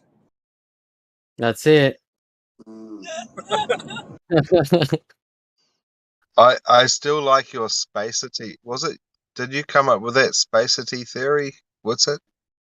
Not sure what you're saying. Spacity? Oh, it wasn't you. It must have been Jeremy. He was coming up with that idea. Someone was talking spacity. You haven't heard of that theory, spacity? I think Bansaw knows about it. No, levity, spacity. Yeah, levity. That was a good one. Levity, spacity. Dropity was by Dave Murphy. Dropity. What else? Spacity is the opposite of gravity. So where space is attracting everything, which is allowing gravity to have that downward vector.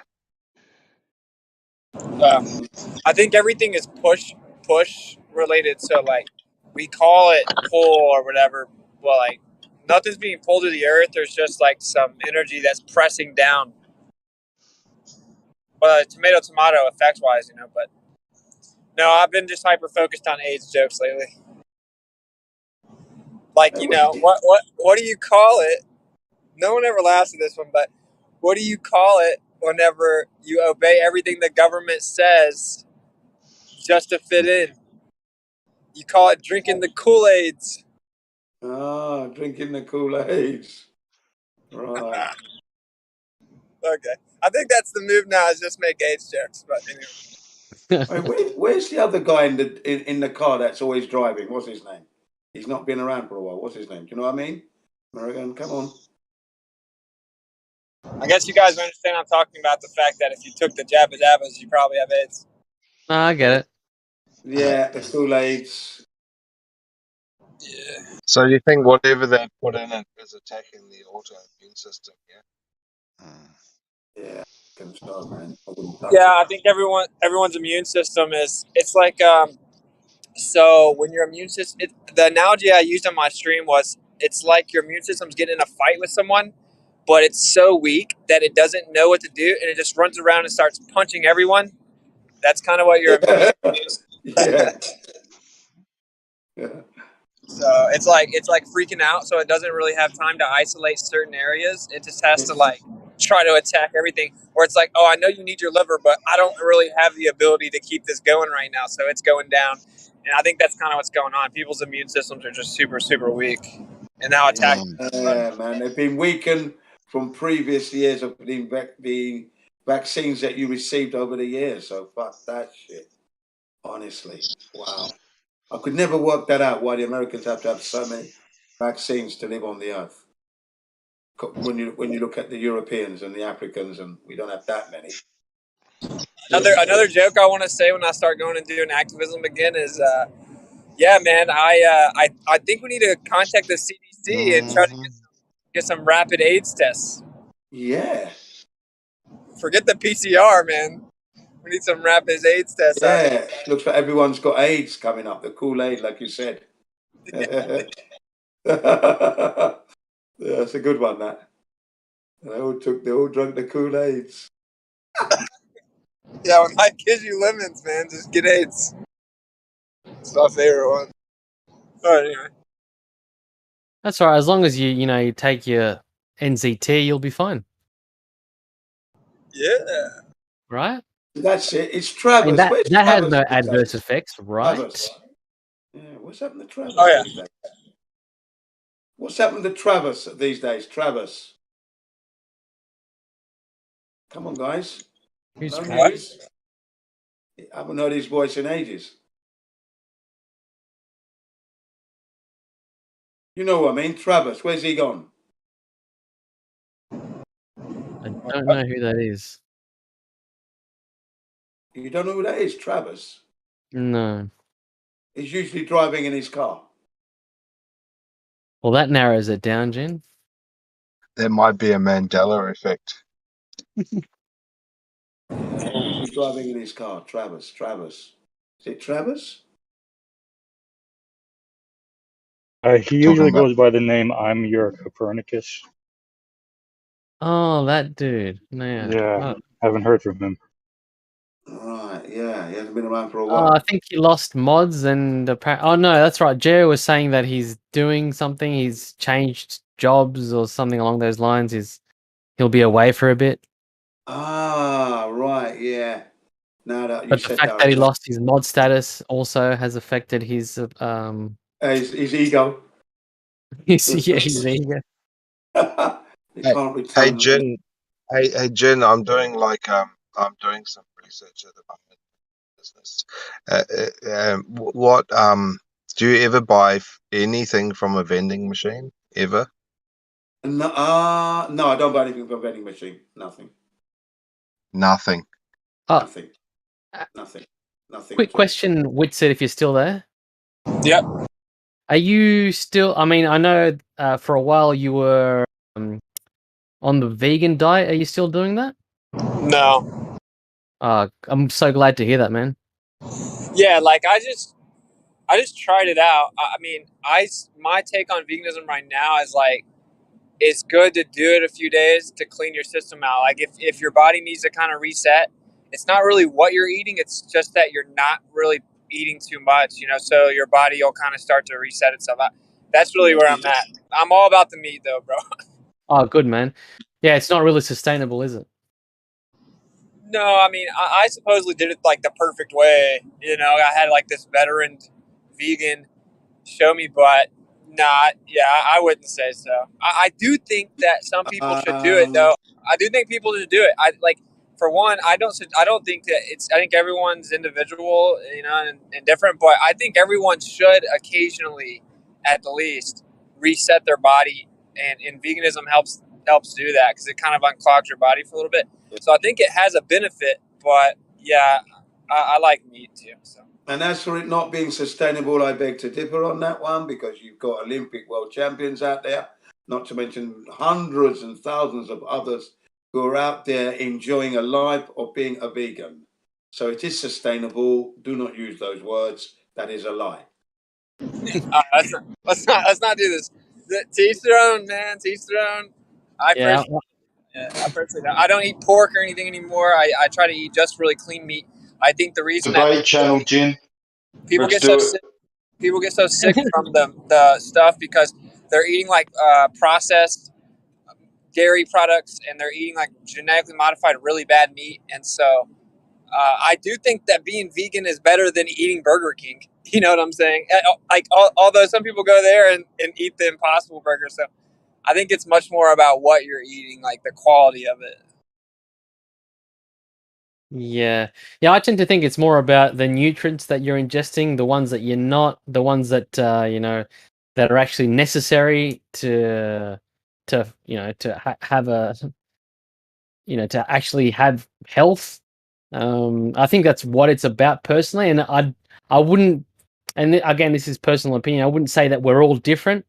I'd say that we're all human and we all require the same nutrients. Whether or not you can get them from a vegan diet, I mean, I'm definitely one to differ on that. But yeah, I mean, it's not something I'm willing to discuss at the moment. That's okay, but you know that the Olympic champions speak volumes. World's strongest man at the moment is a vegan. To me, that speaks no volumes. Well, Olympic cyclist champion, she's a vegan. And there are other Olympic champions who are vegan dieters. Yeah. So. Okay, but then again, to correlate strength with health, or to correlate because you're you're supposedly or purportedly the strongest man, or because you're an athlete, to me that you can't correlate that with health. Athletes die all the time. They die of heart disease. They're not dying any more than anyone else out there who's not an athlete. Okay. Well, they're not really outliving anyone else either. I mean, it's not something that you can. It's not something that you can hang your hat on as a proof for anything. That's my point. I think one can, because they are proving that point. Vegans have been around longer than you've been alive. Yeah. So let's not go down that road. That it's not sustainable. That's not really an argument, Jim. That's not an argument. But the thing is, it's been around a long time. People have lived on it and carried on living, and then have died vegans. So has smoking cigarettes. That's been around a lot longer than I've been alive, and we all know that's not really the vegan thing as it's not good. You can't say it's not good. You cannot say that. I definitely can, because of the nutrients aren't there on a vegan diet, and furthermore, you have to rely on things like supplements, so things that aren't natural, man-made supplements, in order for you to get your nutrients. I mean, that to me speaks volumes of what is an unnatural diet if you have to rely on man-made products. Well, you need to look at I'm sure there are vegans out there who don't do that supplement, and they get everything they need from the food they eat. They can't, Jin. There's no such. You can't get vitamin K2. You can't get B12. You simply can't get those things without actually taking supplements. Well, anyway, they're eating their diet. They're happy. not anyway, Jin. I mean, hang on a minute. They're living healthy as can be. They've attained their health to be an athlete. They've got their gold medals to prove it. When they retire, they will continue to be vegans, and they're going to die a vegan. There you go. Sustainable. They've done it. They've lived, and they've died a vegan. So you can't say it's not good. I'm sorry, you just can't. I mean, look, fair, like whatever you want to say, but that there. Have you seen the videos that they're called the epitome of malnourishment or something along those lines? No, I have not seen that one. No, I can link you. There are several volumes of them where they basically they're YouTubers. that are known vegans, promoted veganism, continue to promote it, and you can see it's throughout years. So you see them when they're in their earlier years, and then there's videos of them in their later years. And if you look at them, you've got premature aging, skin conditions, emaciation, all those things that you can't really correlate with good health. I can definitely link. I'll be glad to DM them to you. I will. Yeah. I mean, I'll be Yeah, interested to see I that. guess just for an example, Santos Bonacci, he's a vegan, yeah, and like he's always having health problems. But then I know Yeah, this woman. exactly. I know this black woman. Her name is Sassy. Undoubtedly, she's a vegan and she's as fit as a fiddle. Tell you a new arsehole because she's that powerful. Yeah, but how long has she been vegan for, though? That's what I'm getting at. Like, is it sustainable? Well, she's sustaining it well now. Now, I've only known her 3 years, so I don't know how long she has been a vegan. Well, look, some of these in these videos, a lot of these vegans have been vegan for over 7-10 years, and you can't tell me. I mean, I know you're a smart dude. You can't say that these people look healthy. Because that's all we can. I'd have to see them to know. All right. So I'll send you because one. I'm looking at the vegans I'm telling you about. Like there's a documentary called what is it called now? Hang on a minute. I'm only worried about if I'm on a full like raw meat diet. Like I can't remember the name of this documentary now. It escapes me. It'll come back to me later. Like just eating meat all the time.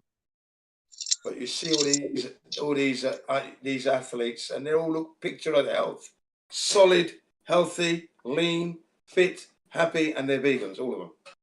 I know that like vegetarians. That's not what it's about, Jen. Like spirulina, spirulina farts. Yeah. That is what it's about. It's been around a long time. You can eat vegetables. You can do all these and be very fit, very lean looking and build muscle, all this sort of stuff. You can do that, but it does deplete your body to do that. And you can go 70 years like that, but you won't go 130, right? And you'll suffer in your last 15 years with issues, right? You'll start getting niggling issues. Joints will start wearing away. You start having problems. From a vegan diet? Nobody knows that for sure. We don't know that for sure. No, they do know it. People have lived long enough to know it now. People are getting joint. Hang on, but people have these problems normally, arthritis and that. Normal people. No, they don't. Okay. No. Brittle bone disease from. Okay, sorry. No, I take that back. I take that back, Jen. You're right. Normal people do, but normal shouldn't be acceptable. It's like a new normal, and it's not right. Yeah, exactly. We should all be optimal. Believing in the globe is normal, but is that the truth? No. That is incorrect, isn't it? That is incorrect, of course. Exactly. So, I did link you a few videos there. I mean, again, this is just purely this is purely superficial. I'm not going to say okay. I don't know whether I haven't seen these guys' blood results. I haven't seen anything else, but I'm purely basing this on what they look like. And to me, this is my personal opinion. They don't look like they've aged in a healthy way, especially when you see, their ages, man. Like, not to toot my own horn here, but I still get at 34, I still get asked for ID at the fucking bowl shop. Oh well, that's fucking good then. Yeah, that's cool. And I mean, okay, that could be anecdotal. That may be just me. I may just have good genes or whatever you want to put it down to. But I look at my mates, my peers that are the same age as I am, and I notice wrinkles. I notice all these, what to me are signs of premature aging. I don't see them in me. And you then again, like I say, it might be good genes, but I look at I've got two brothers, one younger than I am and one that's older. They both look at least 10 years older than I am, including my younger brother that's 3 years younger than I am. Yeah. Again, I could just be lucky. Again, I could just be this, I could just be that. But I mean, how long am I going to go? Okay, I'm running on pure luck here. Well, let's I'm not. wait till you get to your 50s and let's see. That's all you got to do. Well, we'll see. Yeah, I suppose we'll 34 see. is still rather young, by the way. It's not old. Yeah, it is. But I'm I shouldn't 60. be. I'm 60 and I'm climbing over jungle Yeah, gyms and rock of climbing, course. and so there you go. That's good. I'm glad to hear that. But then again, I shouldn't be getting confused with an 18-year-old. No, of course not. I mean, if you're getting confused Because or younger than, because if they're still asking me for ID at a bottle shop, that means that they're thinking, and I mean it happens on a regular basis. They're thinking this guy looks younger than 18. Yeah, that's ridiculous. But if that's the case, wow. That could be all the estrogen that's packed into milk and stuff, all the hormones. I only drink raw milk. I don't drink pasteurized milk. Oh, okay, that's better then. Yeah. Yeah, pasteurized milk is poison. It's not really stuff you should consume. Agreed. So you eat bread, milk, raw meat, and alcohol. I definitely do not eat bread. Nothing so you drink wheat-based. raw meat, raw milk, and alcohol.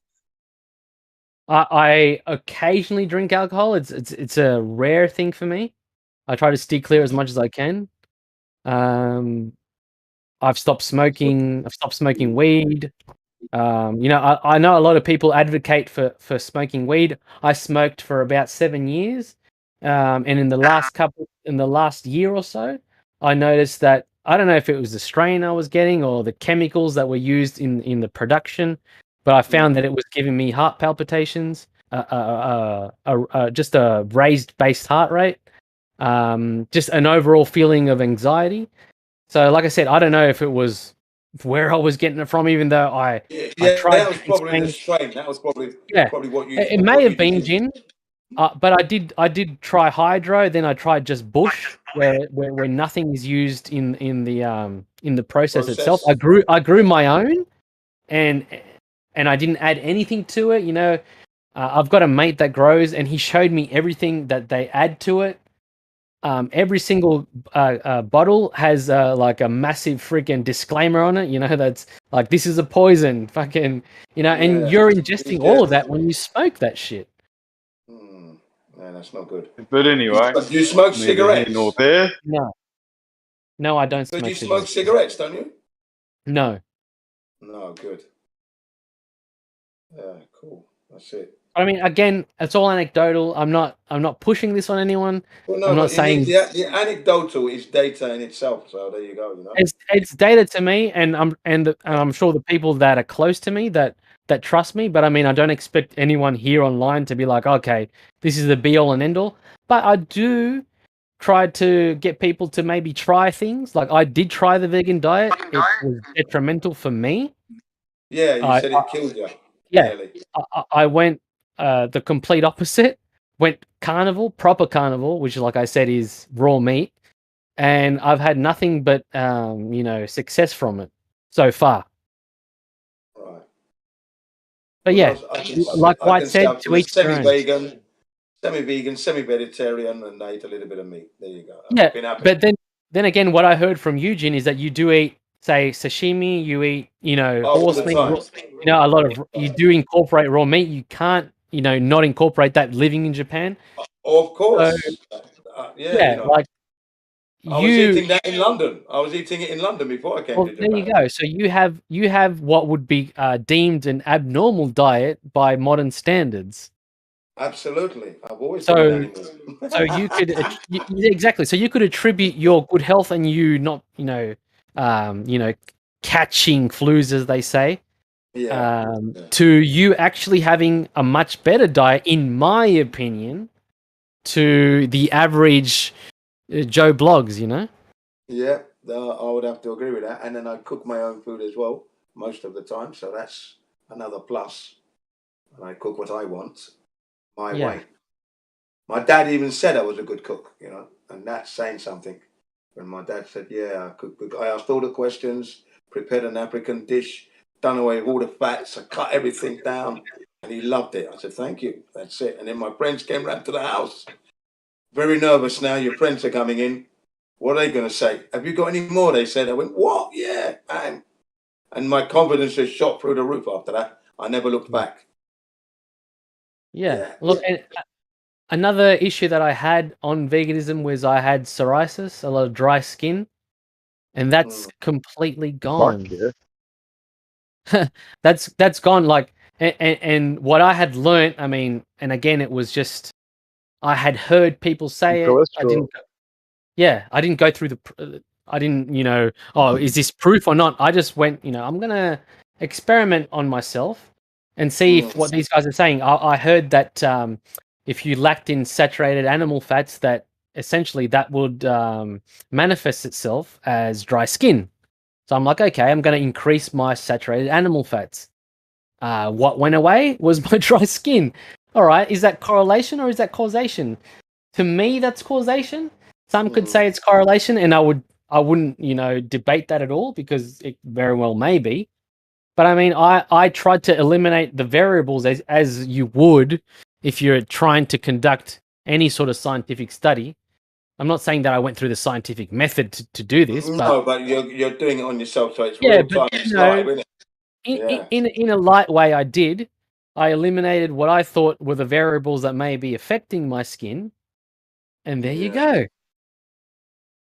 Yeah, you have to try. And now I look like a woman, apparently, so it's all good. I'll take that as a compliment because most women have better skin than men. Yeah, they pamper it so much, though, don't they? And then your plumbing is all fucked up. I mean, all the anti-aging things left in the fucking pipes, and now your plumbing's all fucked. I'm fine with that. It's all good. I'm not fine because the Japanese pipes are smaller than the British ones and the Australian ones. But look, man, I've seen your picture, Jin, and you look good for your age. Honestly. Thank you very much. Yeah, thanks. I mean, that's just. It is what it is. Yeah, it is what it is. Yeah, my brother also. My brothers don't look that old as well. You see, like I said, I see young people. I used to work construction a lot, and I don't know if to put it down to whether or not they've got a lot of sun exposure or whether they're exposed to chemicals or what it is, but they look fucking at least 15 years older than I do. Yeah, yeah, I always look at that. People look older than me. When I tell them in Japan how old I am, they say, "What?" They said, Sometimes I lie. I say like you. Pancreatic abuse. I say I'm 35. Yeah. Right. I sound 35, and then I twitched it. I'm 53, and they say, "You ready?" I said, "No, I'm 60." They really do. And I said, "No, I'm 60 ready." They say, "Yeah, 60." And, you're joking. I said, "No, I'm not. Serious." But I mean, this goes beyond anything superficial in my eyes. I mean, that's, to me, again, personal opinion, that's a good sign of health, but it's not the ultimate sign of health. What you look like on the outside. It's also exactly how you feel. Yes, how you feel, what you can do, what your energy reserves are. Yeah, that's right. You can actually, on a daily what your basis. vitality's like, how good you are. I would postulate it is how healthy your blood looks, person. Yeah, because 100%. that changes prior to you feeling worse. That changes prior to any symptomology, and that's for the better and for the worse. Yep. So you'll see it get better before things get better, and you'll see it get worse. Yeah. Can you imagine those who have gone and got the jab now? Their blood is contaminated. In fact, some of these apparently they can't get insurance, medical health insurance. They don't want to touch them now. Yeah, one thing I've been meaning to do is to get a heavy metals test, because to me that's again, my opinion is that that is a sign of how you feel, whether or not certain heavy metals are present in large volumes in your bloodstream. I have had a blood test recently, but obviously it was just a general bloods, which didn't test for that. Yeah, I reckon they can test for everything when they take your blood. They test for everything, as in like a motor engine. Yeah, when I talk about blood, I don't mean your standard blood tests. I scope like blood analysis. Very different. Yeah. Completely different. Yeah. Yeah, I think. Fuck the numbers, guys. Who gives a fuck what the numbers say? The numbers change on a daily basis, so on what's acceptable and minute by minute. Yeah. but I'm definitely a heavy metals test is something like I've got a titanium implant in my wrist, which You said that, yeah. I've said that to you before, Jin. Yeah, so something that I've been meaning to get tested is my not only titanium levels, but also within titanium, it's an alloy. So you have things. I think it was like nickel, copper, aluminium. I think make up titanium alloy. So and those are the ones that I'm most concerned about. Because I have heard of people having very like adverse effects to having those sort of implants. Alloys in your body, yeah. Because my brother's got the hip replacement, and his is titanium as well. Yeah, and like I had said to you previously, Gene, I think apparently titanium is considered inert. It's considered non-toxic. That's to a certain extent. But the thing is with the titanium orthopedic implants, they've got I think they call it titanium oxide coating. And if that coating breaks down, then you're exposed to the alloys within the titanium. Yeah, then it starts to seep out, you see. Yeah, you're sort of relying on whether or not your particular implant has the appropriate coating, whether or not it's a cheap implant, whether you don't know where your hospital acquired it from. Did they buy it in bulk for cheap from China, for example, or did they spend a little? I would have looked into all of that beforehand, really, because like you said, that coating that can be accidentally scuffed and you don't notice it, they put it in. And then things start going wrong. But my brother's been okay so far. Nothing's gone wrong. With the hip replacement, like I think I had told you before, they do tend to make them from either ceramics these days, which is the more expensive option. The slightly cheaper one is the titanium one, but they used to make them from, I think it was cobalt cadmium, and that was susceptible to wear. Susceptible to corrosion. And it moves around as well, doesn't it? It becomes loose. Yeah, it moves around. And you've got to have another one, Yeah, exactly. It breaks down, and then that causes leaks within your system. Yeah. As far as I'm concerned, for the moment, my one hasn't presented me with any issues as of yet. But we'll see. I've only had it in for about a year, so. Yeah, it'd be good to have a check to see if there's I'd rather have it out, and now that the bone's healed, I'll just fucking get it out. I don't really need it anymore. Definitely, if you can, get it out.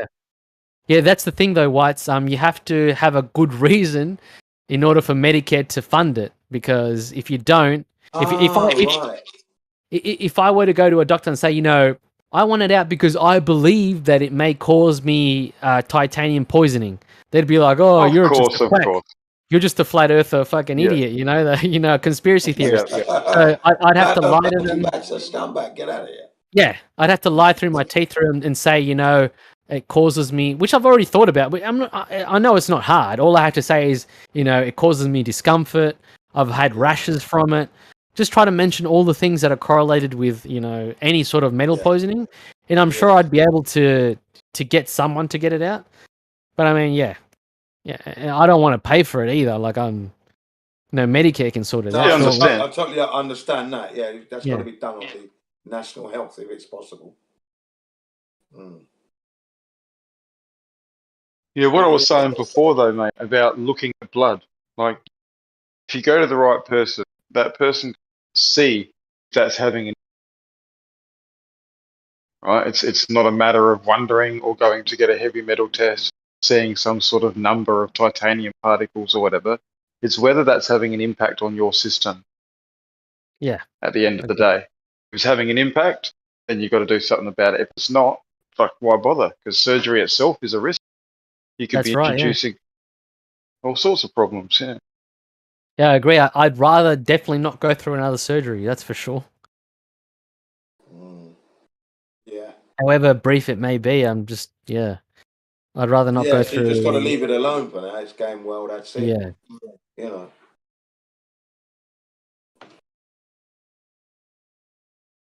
I know that's what I would do if I was in that position. If it's not broken, don't fix it. Yeah, sometimes when you find out it's broken, Jen, it's too late. Like the vegan diet again. Like I'm not saying anything, but if you go with it, you can look good, but you're depleting yourself, and the next thing you know, you start suffering from some issue, and it's a little bit down the track in terms of depletion. And that's sometimes very hard. Some people actually do brain damage to themselves before they actually realise there's an issue and they go back. I'm all for the varied diet anyway. Vegetables, fruits, nuts, berries, meats, everything. Yeah, fair enough. I wasn't suggesting you shouldn't say it. Put it this way, and this doesn't mean one thing or the other, but it may to some. People like, for example, Bill Gates promote such a diet. You know, they're into the fake meats. And when a lot of us that are into this scene, you know, that we obviously, you know, despise those people because of what they represent and because of what they do. You know, you have to really think: do people like Bill Gates really have our health as a priority, or is you know? They most certainly do not. I don't have anything to do with Bill Gates whatsoever. Well, there you go, and he's one of the guys that promotes. Run and jump. Yeah, he's one of the guys that promotes the non-consumption of meat and the consumption of things like lab meats. Yeah, that's bollocks. That is. No thanks. Well, yeah. So you know, do with that what you will. I'm going to eat meat, not synthetic, man-made crap. That's not even meat. Fuck yeah, meat. Yeah, meat's the way. It's the way to go. I agree. Exactly. I'm not going to go synthetic meat. I'm not going to go. That's what I'll call it in the supermarket soon. There'll be fucking the fake meat and then meat. And meat. That's what they want. That's what they want, though, don't they? That's what they want. And here's another possible correlation for you, and you should know about this, Gene. Obviously, living in Japan, the life expectancy of a Japanese citizen is more than that of most other countries. And what do they consume more than? What do they consume more than anyone else does? Raw meats, whether it be not meat as such, but fish.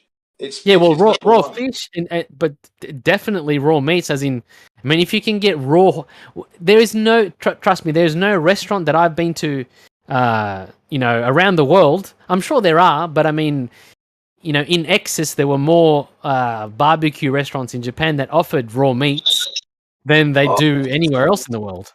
Oh, that's very true. Yeah. But the Japanese consume 10 times more fish than they do of meat. Okay. Yeah, and it's raw too. I mean, and that's what that's the point I'm trying to drive. Fish, yeah, it's not denatured. But I mean, it's taboo in a lot of countries. It is taboo. And the meat consumption. I mean, the best meat in the world. You said it earlier. The Wagyu beef. I mean, come on. But what does heat do? Like, say for example, what would heat do to your hand if you placed it in a pan? It kills you. It's going to burn you, isn't it? It just doesn't it destroy things? Doesn't heat destroy? Yeah. So what do you think it would do to nutrients? It would destroy them. Up to a certain temperature, it just unwinds a lot of the protein strands, things like that. But over a certain temperature, definitely it starts to cause detriment. I always cook on a very low heat anyway. I always say to my children, cook it low, don't panic cook, don't blast it. There's no need. You're killing the food. It's already dead, but you're killing it even more. And isn't the caramelized coating that we get when you sear meats, or when that brown coating, isn't that considered a carcinogenic? I mean, I don't know if it is or not, but I have heard it is. No, I mean, carbon can be called a carcinogenic, but our body can detox it.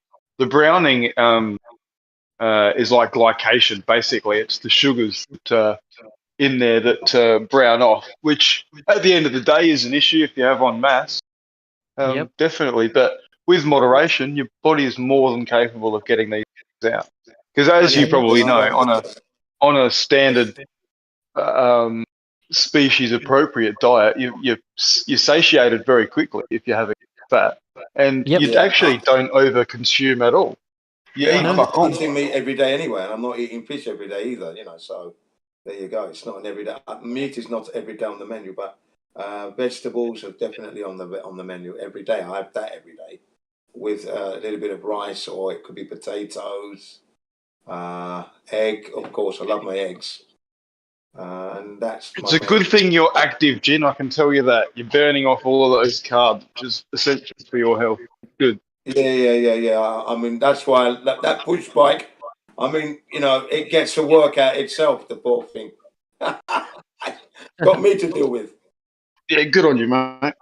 Yeah. And then I went jogging the other day. I mean, in 2 days I did 46.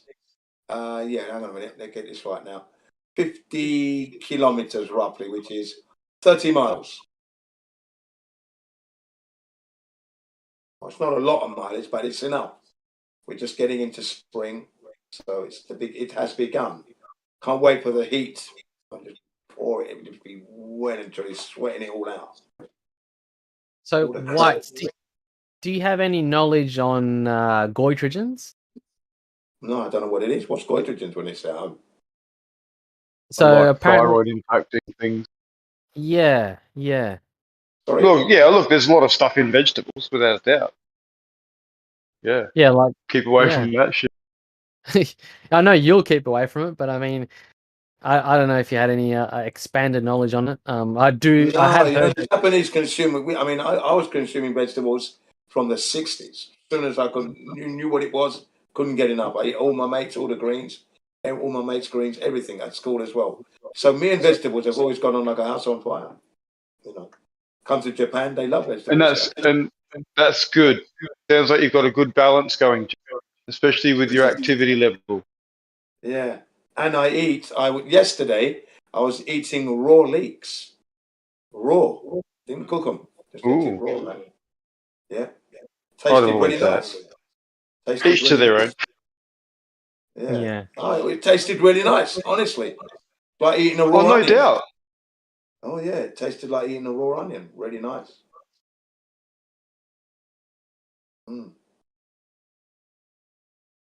Today I had a little bit of rice, 2 raw eggs with a little bit of chili sauce. And this chili sauce, right, it's written on there, death. It's so powerful, right? Death. That's to tell you how powerful it is, right? Because you know you get the hot chili pepper, red chili hot, but this one is death. You open the cap and you can see the smoke coming out of it. It's that hot. So you only put a little bit on there, little bit. That's it. Ooh. And then mix that up with the egg and that. And what else did I have with that? Sweet corn. That was it.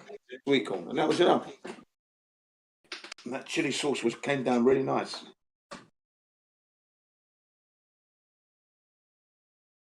If you were to cake it on like you would cake on your tomato ketchup, for example, as a kid, and you put that chili pepper on your food, you'd need a new mouth. You need a new mouth after that. Woohoo! It reminds me of who is it? Yeah, Daffy Duck. When he goes into the bar, a Western bar, right, and the guy mixed up this special drink, right, and he drank it, and he opened his mouth, and it was like there was logs in his mouth. It was so hot, logs on fire. Yeah, I remember that. Yeah, and then the cowboy comes in, the hard case comes in, takes the drink, and then his hat flips up twice, and then walks out, no problem. You know what? The ice cubes jumped out. It was that hot. Such a cartoon. The ice cubes were jumping out of the drink. Gotta love that. Yeah, I love those cartoons, man. They're funny. So yeah, I do like my chili peppers as well. I like all that, in moderation, of course. But yeah, I love it. Raw eggs, pretty nice. Yeah, raw eggs are the go. Yeah, they're fucking fantastic, man. Raw eggs, a little bit of black pepper, a little bit of Italian herb seasoning on top of that, and then you mix that in with a little bit of rice. Yeah, put the old sweet corn on top, roll it, add the death. Thank you. And then consume that. Yeah, you've eaten something substantial. Yeah, and that's going to go and burn off. everything all done. By tomorrow will be another workout again. As long as it's not pissing down with rain. I personally I hate believe. it when you can't find a drill bit. What was that? Oh, I just hate it when there's one drill bit missing out of your fucking set, and it's the one you. Oh yeah. That's Drill fucking just not there. It just happens to be the one that you need as well. Yeah, no, exactly. Kids. Yeah. Yeah, exactly. I'm I blaming the always dog. tell them off. I say to them, look, you can always find the screwdriver because I put it back. Can I find it? Why don't you put it back? Put it back, yeah? Thank you. I'm glad it's a universal problem. Oh, it's a universal problem, man. I have to hide the tools. My wife, yeah, I've got a Bosch drill, okay? I wanted to use it a couple of months back. I said, has anybody seen my Bosch drill in the box? You know the one? No, I said, maybe Mummy. Yeah, have you got the... No. Guess where I found it? In a fucking cupboard. I've had to take it and hide it now. Box got a bit battered as well. It was looking really spiv, nice. It looks like it's been through some rain and, you know, it's all fucking warped now, the box. You know, where it's got wet and dried. Are you going to be all right, Jim? Well, what can I do? You know, I tested it all anyway. No, you're right. No, it all works nicely with my my drill. Everything works nice now, so it's okay. I've hidden it.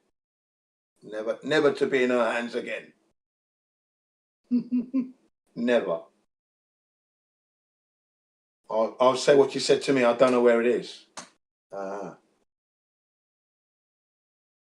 Yeah, look, I've found from my experience, any thyroid issue usually a function leaky gut, and it's only when things can pass through that intestinal wall that they really start to cause an issue and impact. And so correcting that usually more often than not thyroid issues, whether it's hypo or hyper, either way, resolve. So I just think each to their own, but if it's doing well, obviously promote what's doing well. Absolutely for that. So you promote it and let people decide for themselves. Just promote it. Yeah, I from my personal experience, I see people at the other end where they've gone through everything. They've tried all these to try and get better. They've got problems, etc., and putting them onto a natural way of living, like a very primal way of living, corrects the leaky gut. From there, a lot of the other issues get fixed. So that's my experience from what I see. And what gets a lot of these people into these positions usually is vegetarianism, veganism, or just completely abusing carbohydrate, like most people do. Yeah. That's the one. The carbohydrate is a poison, really. It's okay if you're doing sports. Oh, without a doubt. But if you're not, it just sits on you, and then you get stodged up. You get all stodged up, and then you can't move. Now you're dying. You're dying as you're sitting there. Yeah, I hear a lot of people like they're like, I steer clear of sugar, but I eat a lot of carbs. I'm just like, are you okay in the head? Yeah, right. Yeah, well, a lot of people just are educated wrong. The same as the corona.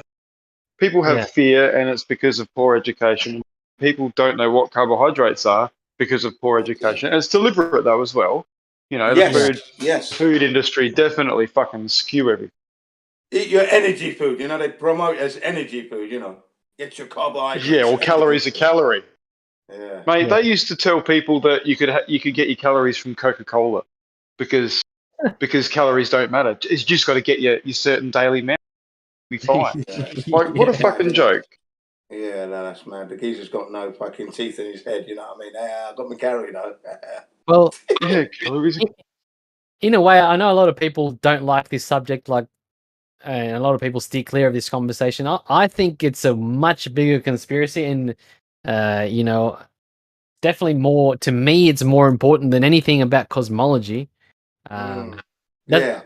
That's why Because it's whenever your life-giving elixir, your life, your whenever sustainability on this earth is very important. And yeah, there's been a lot of shenanigans and deceptions going on with the food pyramid and all that shit as well. yeah. So you're right to be skeptical. Absolutely. That's fine. Whenever you'll find whenever this comes up, that's like I'm to be honest, like I don't mind debating flat Earth, but I mean to me, I've been through that through and through. You're not going to get through to any of the zealots that we encounter on daily basis. That's the whole point of being a zealot. You're not going to prove anything to them. So I'm always on mute. You know, whenever that topic comes around. Not always, but sometimes. It's the same. It's the same. When they're ready, you'll get through to them because people do pick up little hints and then go and think. So when they're ready, you get through, sort of thing. And it's the same with vegetarians and vegans, man. Like only when they're ready, when they've crossed that line of fucking poor health and they can't resolve it, then they're ready to listen, and only then, you know.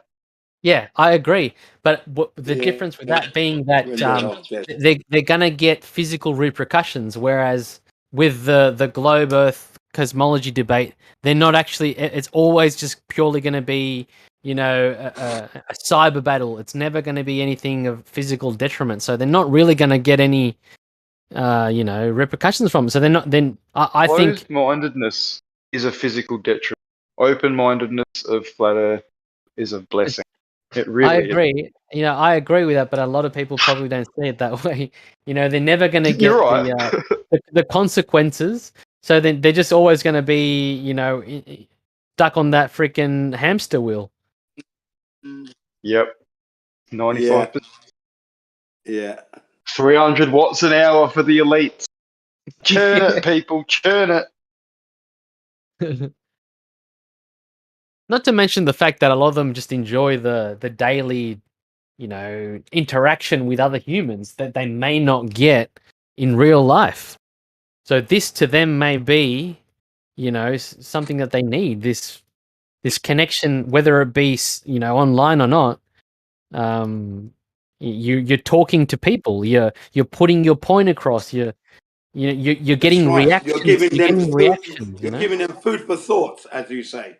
Food for thought. Yeah, that's what it's all about. So if you can at least reach one person, you've done your job. Really. Yeah. That's why I always try to preface things with this is my opinion. You know. Yep. I don't want to. I think that's good to do that. It's good to do that because you have to remember that, like I've always said, your anecdotal experiences is data in itself. And if it's coming over a number of years, then that's something that we need to pay attention to. You don't just dismiss it. You can't dismiss 10 years of eating your lifestyle and then someone's going to say, well, it's anecdotal, I don't give a shit. That's stupid. Yeah, I agree, but I like to differentiate between subjective and objective truths. So to me, a lot of the things that happen to me are obviously subjective. But when it comes to, for example, things like established geometry, like things like something that I'm passionate about at the moment, obviously, that I always sort of debate with people in the chat is, you know, angles of elevation. That's something that I think that you can't be subjective on. You know, it can only be this way, and that's, you know, that's the way we understand it as humans.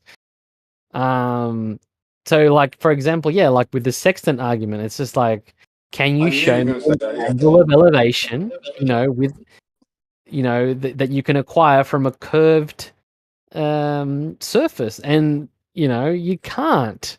As much as people want to kick and scream about that, you can't fucking do it. So to me, that's something that's objective. It's established geometry. We all agree upon that. It's a consensus that we come to. Because that's, and then the other thing I don't like is when they postulate this. Is it the Verdi boat races that's proving globe? You know? Oh, the Vendée Globe. Is that what you mean? Vendée Globe. That's the one. The Vendée. I call it Verdi, but Vendée. Yeah, the Vendée. Bloody ridiculous. You know, that proves the globe. Yeah. Sailing on a boat and it never went upside down, but it's proving the globe. Sailing on a boat, navigating upon that surface and treating it as flat, you know, acquiring angles, which we all know require 2 straight lines. I mean, there's no 2 ways about that. I mean, right. these are basic fucking concepts, dude. X-Y's. That's what I mean. Like, in terms of that, I'm not going to say this is my opinion because it's not something that you either agree or disagree upon. It's not a matter of agree or disagree. You know, it's objective. Fact. Yeah.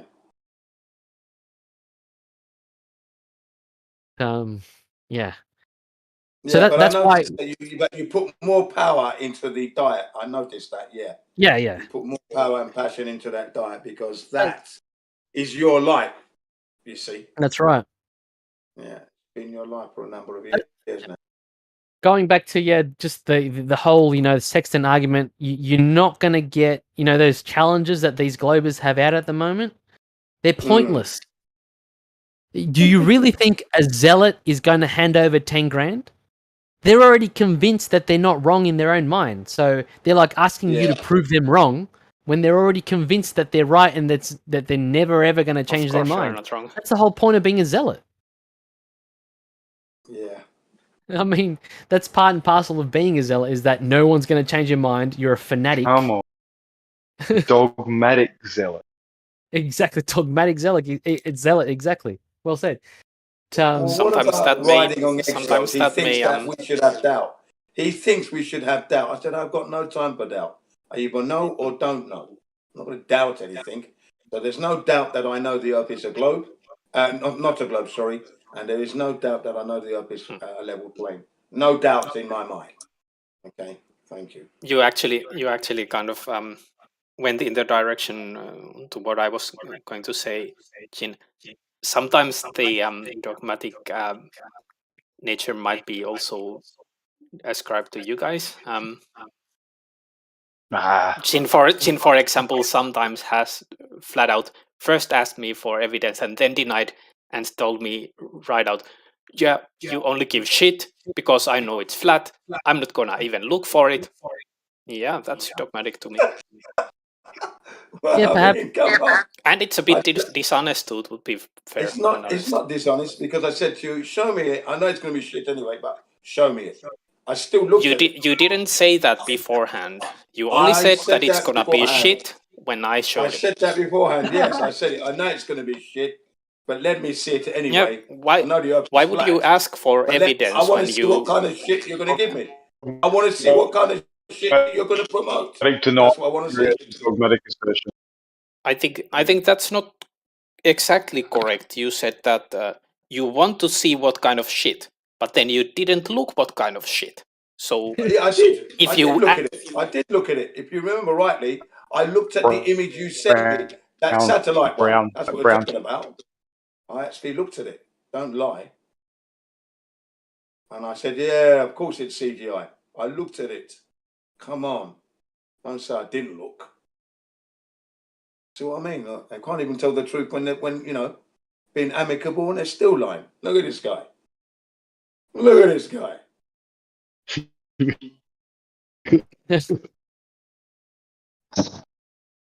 Yeah. You see, you thought I was going to forget about the conversation, but you don't seem to understand. I'm like the elephant. I never forget. Okay? Elefante. Elefante, that's right. Don't forget. Okay? Don't come and mess with my brain here. You can't do that. Remember, you got your ass whipped. He got his ass whipped on this server, tried to out-talk me, and I talked him into his grave. He's just come out of it. Talk him into that. Oh, no one should try and out-talk you, Jim. Shit. Slammed him into that ground many, many times. And I thought he stopped. He tried again, finished him up again. And then he stopped. He tried again, finished him up again. He stopped. He tried again, man. I said, you ain't doing it today. You're never doing it. Come on. How can I lose when you haven't got any evidence? You made a mistake there, son. You know, it didn't go on for 8 hours, but it went on for a couple of hours anyway. And he was like bashed. I kept saying to him, I kept calling him sir as well. You are wrong, sir. No, you've come on hinge now, sir. You've come to the court case without your file, sir. Where's your briefcase? You're not doing it today, sir. You've lost. Sir, you're sounding stupid, sir. I love it. Yeah. Oh shit. Yeah, look at Jen Panda, always muting me and that, you know. Okay, yeah. Mute. Right, you're on mute.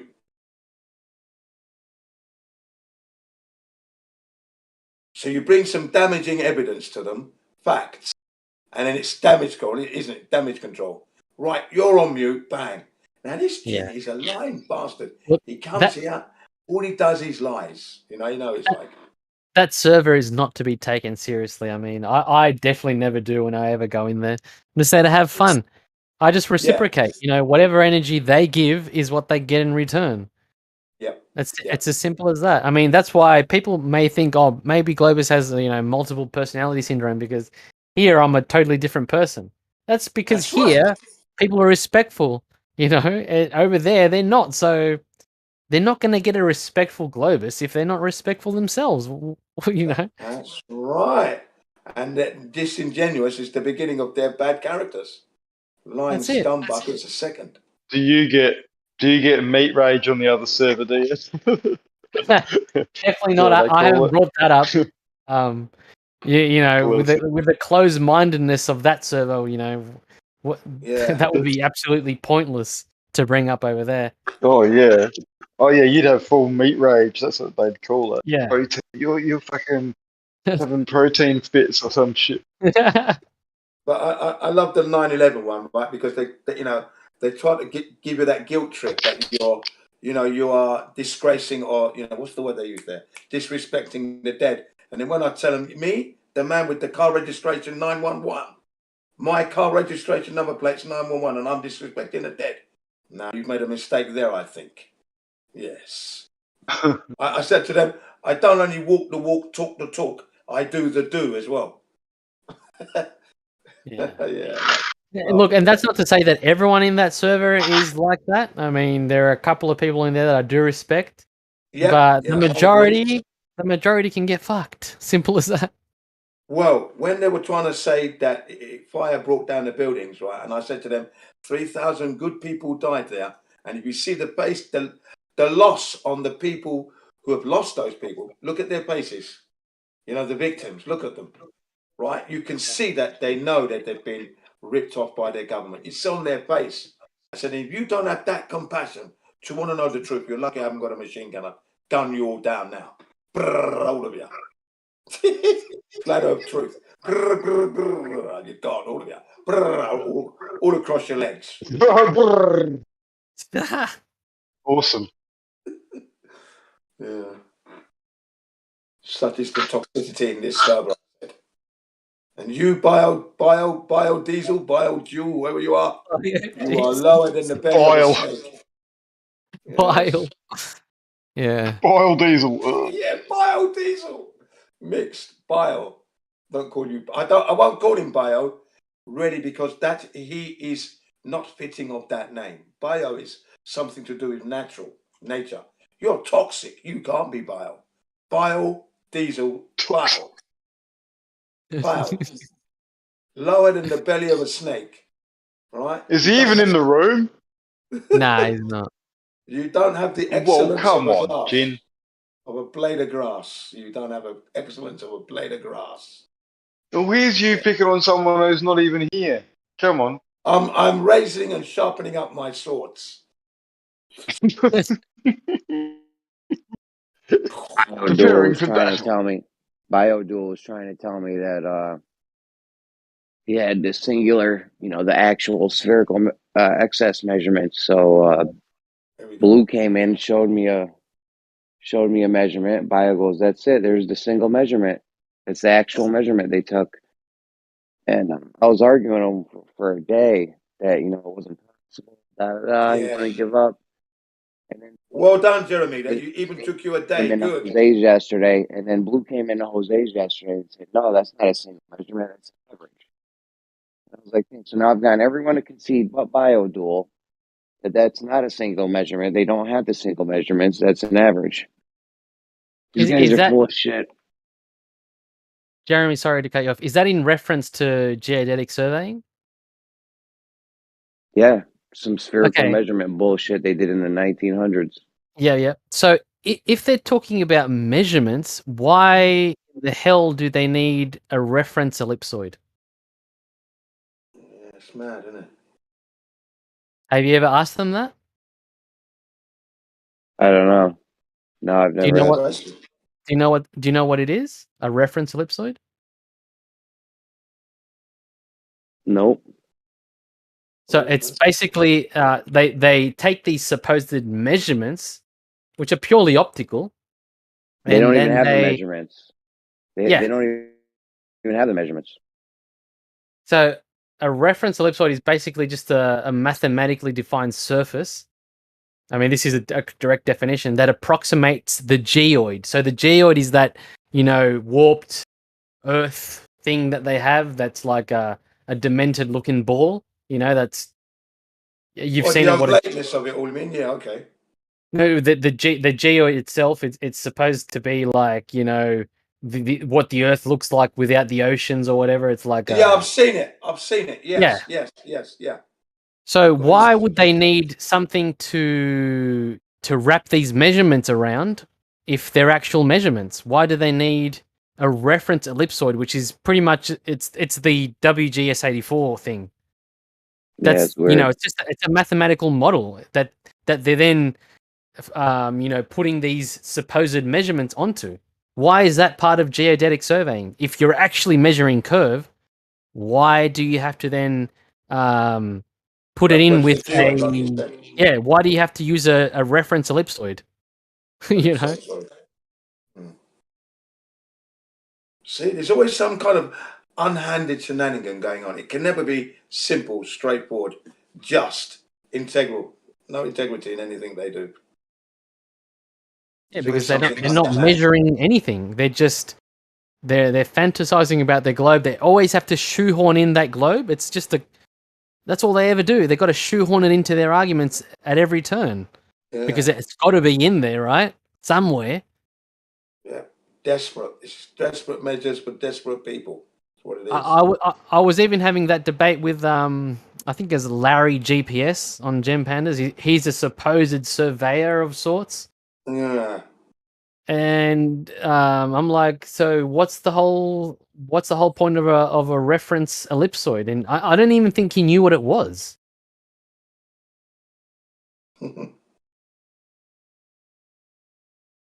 All he ever kept on about was that spherical axis, and the angles don't add up to 180, therefore blah blah blah blah blah. The spherical excess thing. And the other thing that annoys me is that you could be talking about a given thing. They literally don't have any measurements. They have no measurements for it. They have an average. They don't have the actual measurements. If you were like, hey, let me see the actual measurements, they don't have them. No one's ever even seen them. Guys haven't seen them. That's right. But you know what annoy me? It'll be like biodiesel will come out and say, yeah, but my uncle was there on the day they actually decided to do that. He's always got some kind of connection to some kind of event going on, or he's got the experience. He's done this, he's done that. That really winds me up. It doesn't matter what we're talking about. He's got some kind of connection to it. Truly amazing. Yeah. Some relative, either he's done it or some relative of his done it. A friend of his friend who produced it, but he's a friend of his dad. But it's always good connection. Have you guys then tested for yourself the earthiness or globeness or flatness? You know that. That's why we're here, standing proud. Maybe you don't. Just wider than Macy's. Maybe you're just to serve yourself. What do you think? We come here to lie? We don't lie here. I've definitely never experienced any globular obstruction. I don't know if that would be part of the globe. Right? Wouldn't that be? The audacity of the man to ask such a question. The audacity of the man, I tell you. I have no audacity, just honestly. You have no globe, sir. Of course you wouldn't have the audacity. You have the audacity to come here without bringing any proof, sir. I do actually have Audacity installed. It's a good program. Oh, okay, right. Yeah, that's not a bad program. You're not wrong. Can you give us your best evidence and let's see it, please? Give you my best evidence and then you'll say it's shit and not look at it. Well, you know I'm going to say it's shit because the odds doesn't exist. But There you go. Show it anyway. How about you show me your best evidence then? I won't say it's shit, The lack Laurie. of that shit globe, that's the evidence. So your words are the best evidence that you have. Nothing Well, else. You know the words, Black Swan. Words plus maybe some... Okay, Black Swan. The blackest of the blackest Black Swan, you know the one I mean. That's actually a bit... Yeah? You know the one? The one where you can see the island 29 miles away?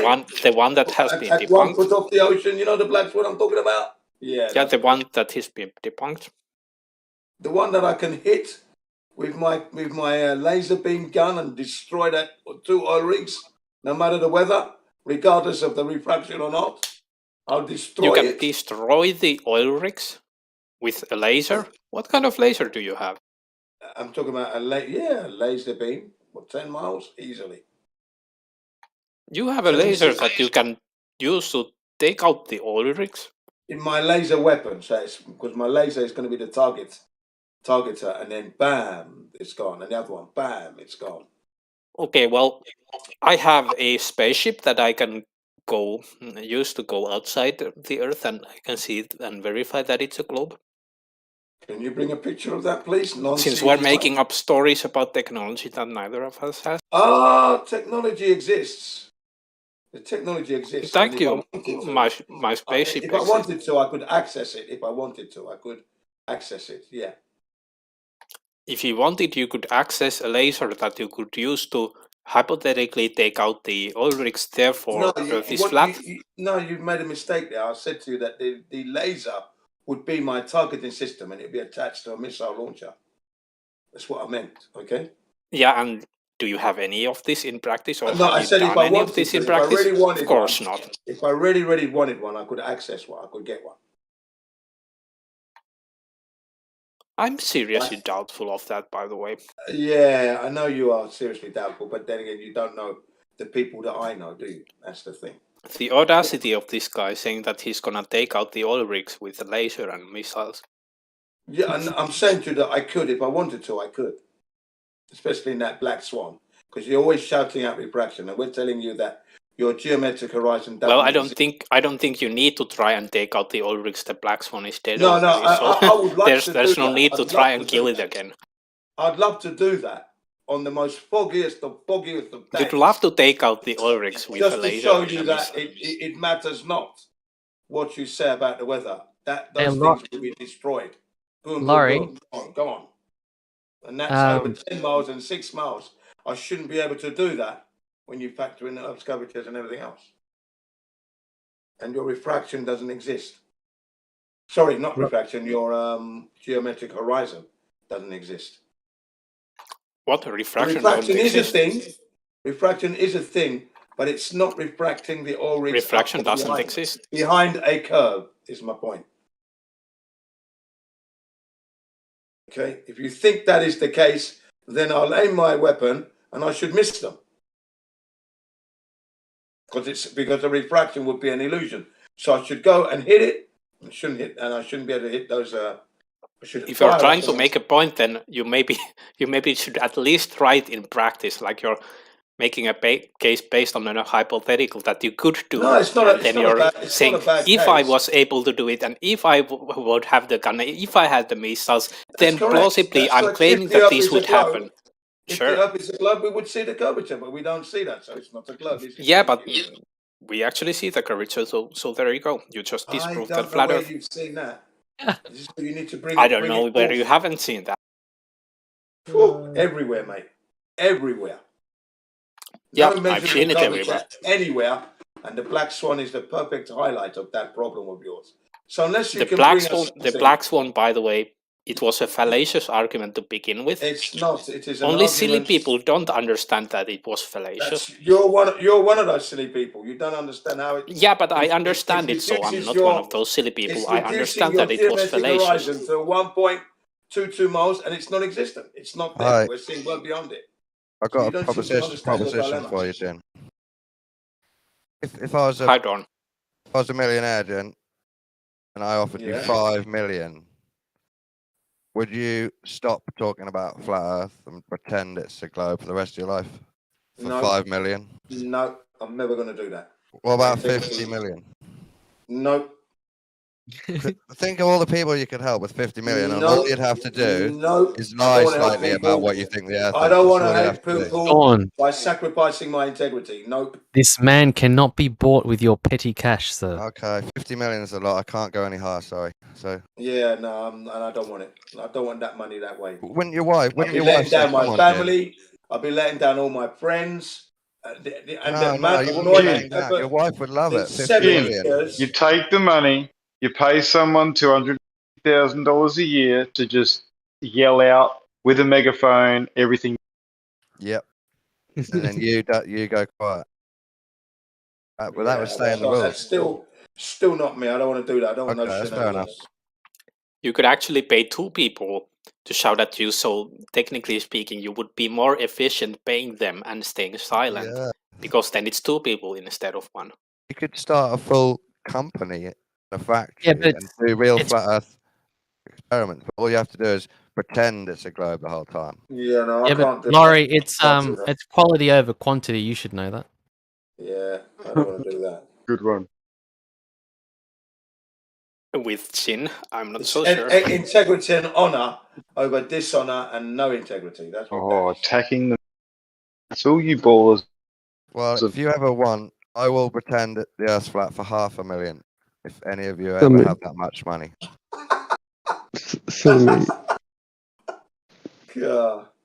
Globe salesman. I could give you half a tenner. To have people like that coming over, not that desperate. To have Hey, people come Don. over in that fashion. I'll just like it in escrow.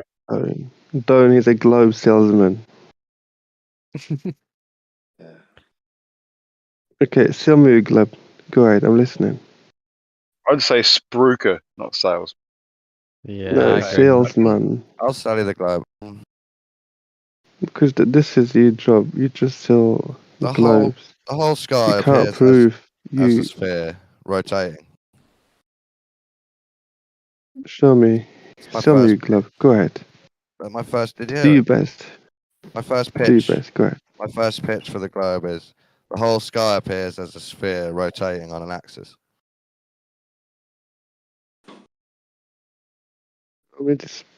I'm not buying it. Yeah. You failed. You failed, man. Okay. I just He's wanted to stage the reactions to the first test. Don, you failed miserably, so you can't. You're not capable of selling your product. So you've got no reaction. Just that's your reaction to my first bit of the pitch. Yeah. Because well, I'll think of my your idea. I'll hit you up in a sec. Your idea is not viable, so do your best. Go ahead. Ships disappear over the curve. No. You just say no. No. You never seen it? Over what? A geometric curve or a refracted curve? Which one?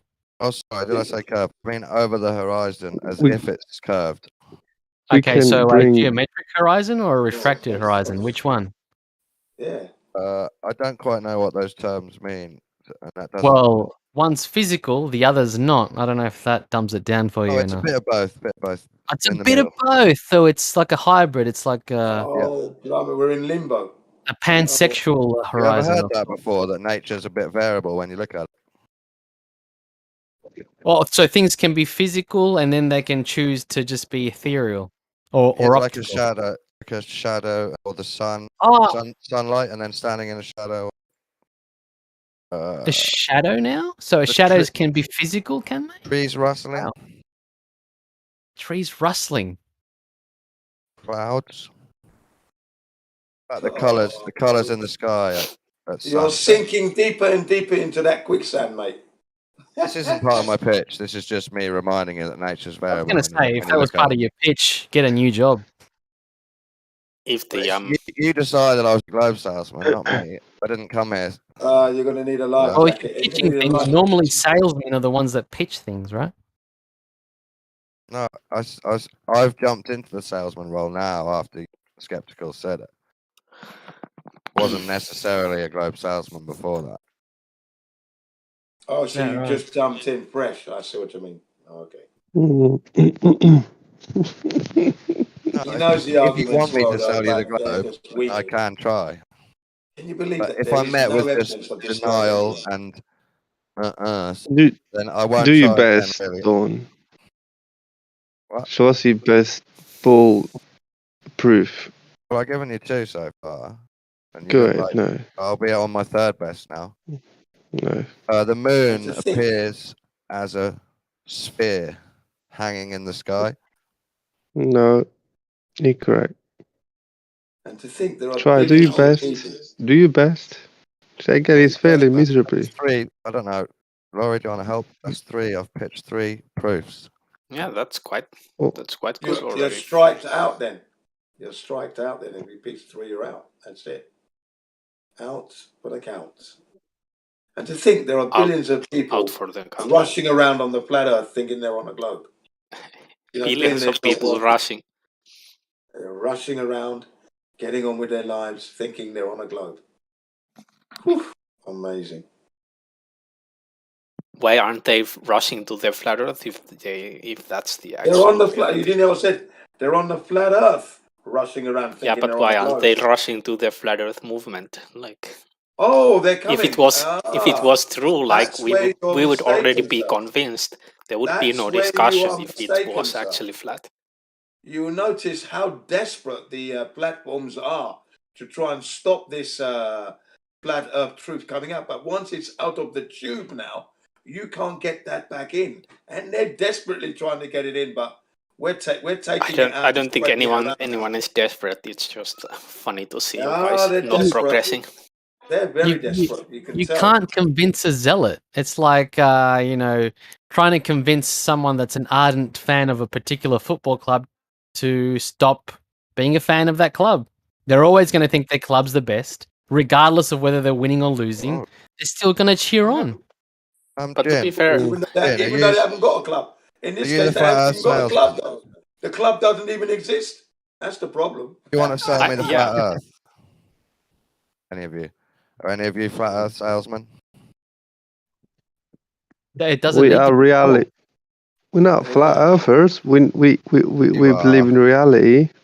I'm not a flat earther. I believe in reality. What shapes the reality is level? It's not even a belief. We actually live reality, to be exact. What We shape do you live in think the reality. surface is? Mate, see, we stand all basically right.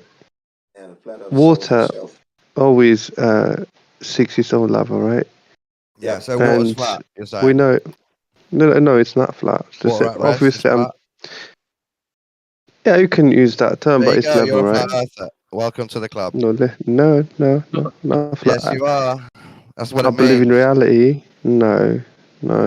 Yeah, we've called you flat earther to distinguish you from us who No, believe in I'm a not a globe. flat That's what's earther. happened. No, I'm not a You flat can't earther. avoid it because you keep saying water's flat. So I'm not a flat earther, really. So you are.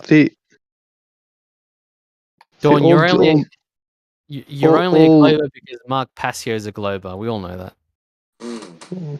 we believe in reality, man. I'm happy to say I'm not a glober. I just believe we in deal- reality. But I went we deal- along with it for the See- sake of the VC. No. I pretended I was a See the globe salesman. difference. No, listen, Yeah, yeah. I'm a We real deal. earther too. Right? So now I'm asking you, if you're okay, be a reality salesman. Sell me reality. See, we're stationary. Forget the flat Earth label, even though I Okay. do think you are a flat earther. Forget it. We're stationary, right? No. Aren't we? You can't sell reality. It's inherent. Try again. Simple. Try So again. reality Try a second. proves No, itself. I just totally disagree. We're not stationary. No, reality proves Second itself. proof. So You got another one? okay, prove otherwise. Prove Oh, motion. yeah, you're sticking at one Prove proof. otherwise. Prove I otherwise. provided 3. No, we're In quick stationary. succession. We're not moving. But We how does actually that- Prove are it. moving. How does We that actually make are Earth Prove it. flat? Prove otherwise. I How does think it Do your we are best. moving. Try. Do your best. Do your best. What's that got to Go do with ahead. water being flat? Do your best. No, stationary. This is my first point, right? We stationary, not moving. Do you, best? If we're going to make the other person, You think prove otherwise? Didn't prove it. to our No. first point, You we're going to think go back to my first point. you and you're gonna believe try and you believe you, disprove that. you believe that you You're stand gonna on try the and emotion you disprove display. that the sky rotates on an axis and appears as a sphere. Go. No. Cool story, No. bro. Cool story. Cool story. Disprove Cool it then. story. Yeah. Did you want us to prove that the Earth is moving? Yeah. Or that we are moving? Reality dictates itself. No, I was asking you a stationary. question. Did you want us to prove that the... Prove it in reality. Okay, I will. So you want me not to in your prove that head. the... So you want me to prove... I don't so you want me need. to I don't prove- need. Yep. Yeah. Go ahead. Sorry. Yep. So I will prove that we are moving. Reality No. proves Reality. itself. Reality proves itself. Reality proves itself. Therefore, we are moving. No. But see, No, this yes, is the yes, point. yes. This is a double Reality standard, right? proves it. No. You'll have I'm to just. disprove- you'll have to disprove I'm it just now, using Seth. your logic. If you disagree, If you can back up, if you can back up your claim, if you can back up your claim using that logic, I can back up my claim using that logic. It works both ways. My claim it stems its origins from reality, right? Yes, no, but no, yours, it doesn't, stems because actually from your it head cannot. and from mind and thought and ideas and I'm in reality. You're not in reality. Your claim cannot debate. derive your itself reality, from reality. your reality. No, your reality Your is claim in cannot your derive mind. itself from reality because No, my no, claim see, I'm derives talking here itself from about reality. external. Listen, yeah, external Therefore, you reality. need to actually And we- prove your claim now. Can you do that? I'm asking a simple question. Are we moving? We're not moving, obviously, right? You're gonna have Yes, to but can you disprove prove that? What do you mean? What do you mean? Can I prove reality? The physical reality. Can you proves prove your itself. claim that we aren't moving? Obviously, we're not moving. Then prove it. Look around you. We're not moving. Can you prove it? Are you that we're falling? not moving? Are you falling down? Can you prove that we're not moving? You're stationary, right? Wouldn't the Okay, so positive you cannot prove claim that we're be that moving. we are I rest my moving? case. Hang on, Mm. wouldn't the positive claim be that we are moving, seeing as though none of us no, feel? no.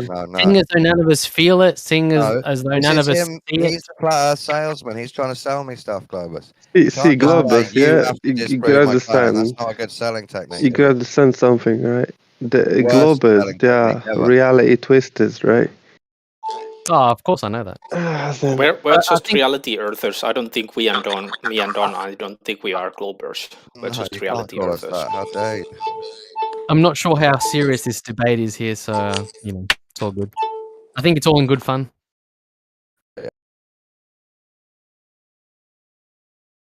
We can go back to my first proof if you want to disprove it, or you can go to your second proof after having an from your first proof. I think since you haven't slept all night, you're probably done for the minute. I'm guessing. Yep, definitely.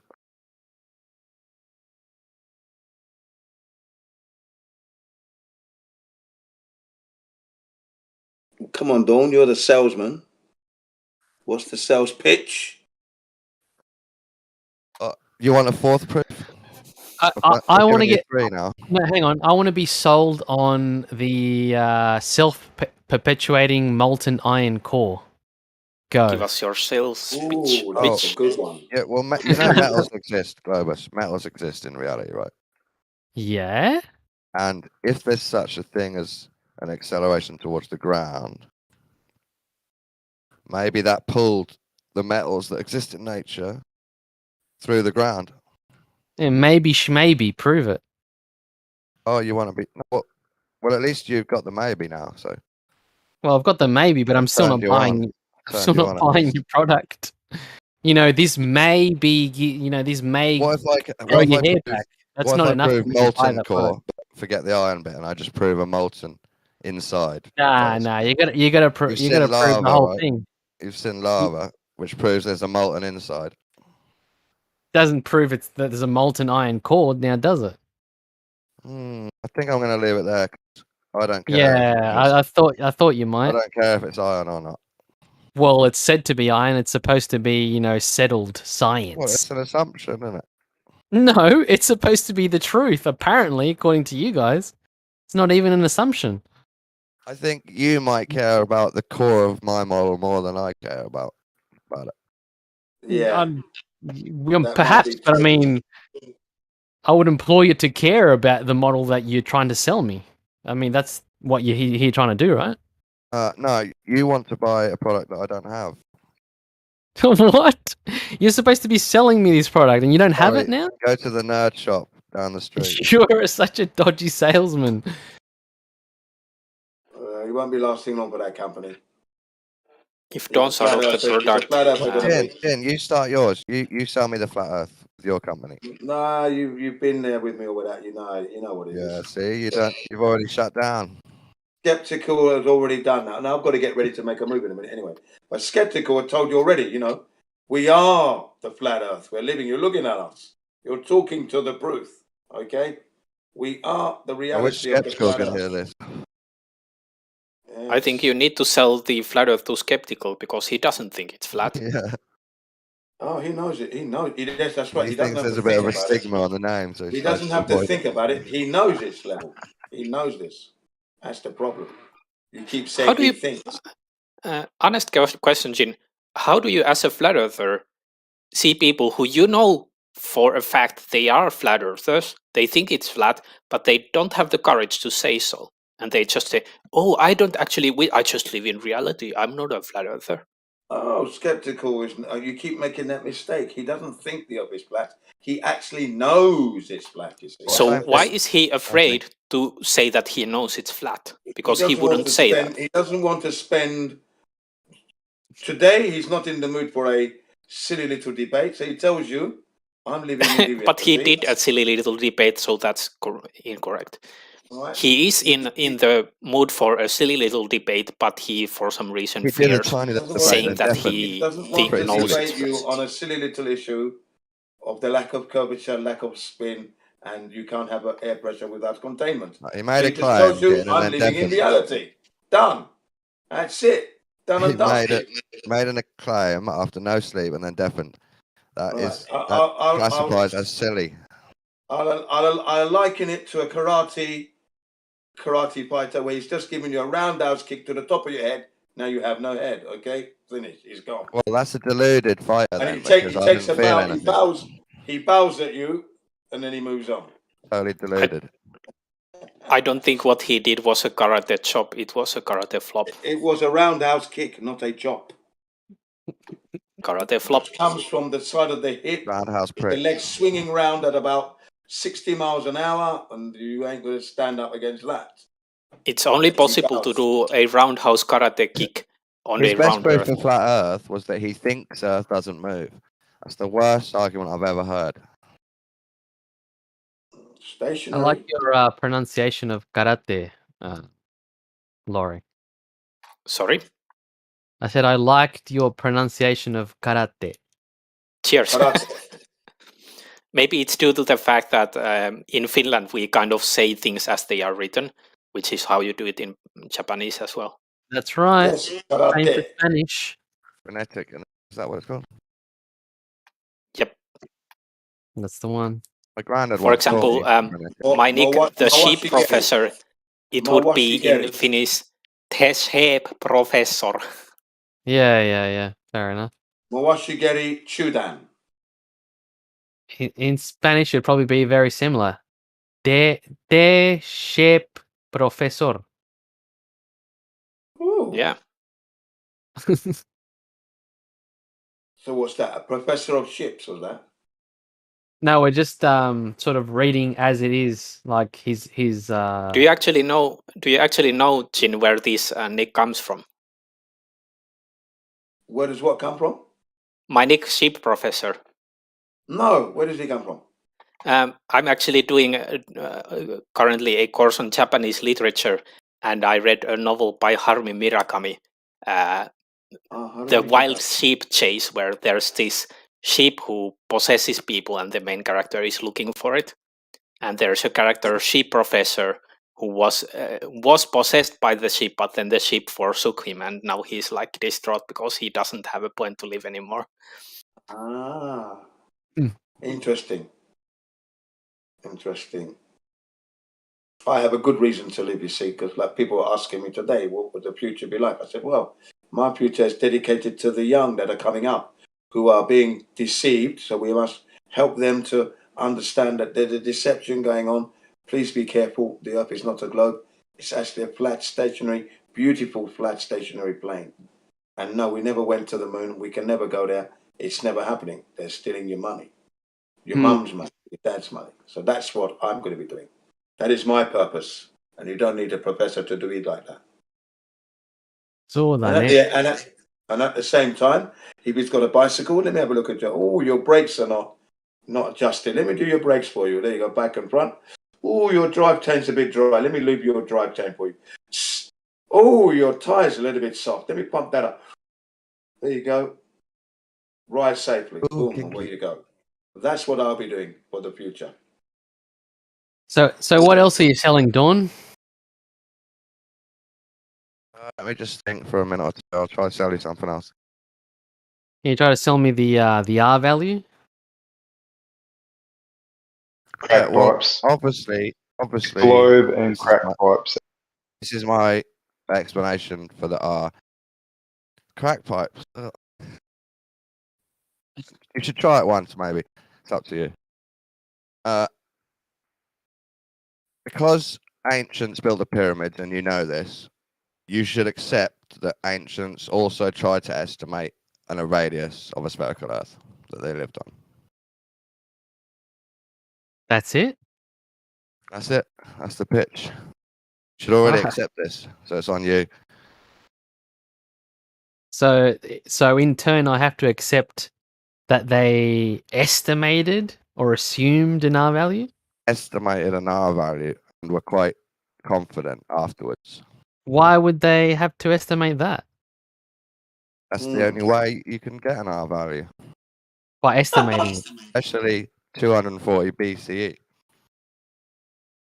Bro, you're not very good at selling things, are you? Well done, Dawn. You should Thank already you for being accept honest. this. All I'm trying to do is remind you that the product exists. Yeah, well, you're reminding me and it's making me not want to buy it every time you remind me. Well, I think you're stubborn. It's like those annoying ads that make you not want to buy the product. Yeah. This is not like an ad. You asked for the pitch. Yeah, it's not like an average ad, it's like an annoying ad. An ad that you asked Here for. in Japan, so the ads claim come it's every annoying. 5 minutes. Dawn, Can't claim it's annoying when you ask for it. In the UK, when you watch a program, are you getting the adverts every 5 minutes or every 15 minutes? Dawn? I don't watch TV, guys. I use ads. Oh, Okay, bullshit. Good. You're glued to the idiot box. We all know that. In Japan here, I haven't watched my TV for like 3 years, but when I was watching it, it was every 5 minutes you get an advert. Every 5 minutes. You can't watch anything because you're getting 5 minutes of fucking adverts every 5 minutes. Yeah, I know, but they've got better sales skills than Dawn, that's for sure. It's a no, I don't think they have actually. It's terrible. When you listen to the way they do it, it's terrible. Well, at least they use hot Japanese girls. I mean, that sells it for well, me. yeah, they use the Japanese girls. Yeah, they use That's all I need to buy a product. Yeah. You know what I mean? I do. I haven't bought anything they sell on TV. Not due to the advert. I might buy Kirin beer. That's been advertised on TV, but it wasn't the advert that got me to the beer. You know, I chose it myself. Tasted the flavour, said, this is a nice beer. Something like Europe. That's what they want you to believe, but subconsciously, you may have been susceptible to, buying that beer because you heard it on the telly. No, but the thing is, when I came to Japan, didn't have a telly at the beginning, so I had to go with my taste buds. Fair enough. I didn't like Asahi; that was too dry, and I actually had the opportunity to go to the Asahi brewery as well. Actually, my Japanese teacher took me and her students to this brewery, and I asked the question that they like to ask. They like to pride themselves that they can answer every question, but I asked the question that they couldn't answer, and that was, how often do you change the fermenting chamber? Because there was a new one, right, which looked more like a titanium stainless steel thing, and then there was this other one made of copper, bronze copper. So I asked, how often do you change them? And she said, I don't know. And she made a note. And then my Japanese teacher said, oh, you asked a question she couldn't answer. I said, yeah, because I'm interested, I said. There you go. Yeah. That was good, that one. I didn't realise that. I thought she would have known, you see, but she didn't. She didn't know. Do you know what Asahi means in Japanese? A sunrise, isn't it? It's a sunrise. Morning sun. Yeah, so the same thing, sunrise. Yeah. Morning sun, yeah. The sun of the morning, or the morning of the sun, the sun morning, yeah. Indeed. There are children who have that name as well. Japanese people. That's right. I met a girl with the same name. And a boy as well. Asahi-kun, Asahi-chan, yeah. Yep. So, and then I tried Sapporo, which is north of Japan, Hokkaido. That was nice. Yeah. And then we've got Kirin, which is another bit. And Kirin was the one I likened to the European more so than Asahi. Too dry. No, thank you. Never again. Don't buy it. Don't look. I really like the Okinawan beer called Orion. Orion, yeah, that's nice. It's a little bit watery, but I like it. Yeah. In the summer, it's nice. It's nice in summer, exactly. Yeah, there's a couple nice of Okinawan beers with the that lemonade. are quite I don't drink it straight. I have it with lemonade or some kind of fizzy drink because I don't drink beer straight. It's always a shandy when I'm talking about beer, by the way. That's the I one. drink shandies, yeah. I don't drink beer straight unless I've had some kind of like sporting ordeal and I can't wait. So and I drink it down in one. Not bad, but I usually have a shandy with my children. But yeah, Orion, that's a lovely beer. That lovely beer. Yeah, it's quite nice. What constitutes a sporting ordeal? Oh, I could have hiked Mount Fuji. That's what I mean. Something you couldn't do, Dawn. Something you don't have the vitality to go through or the endurance.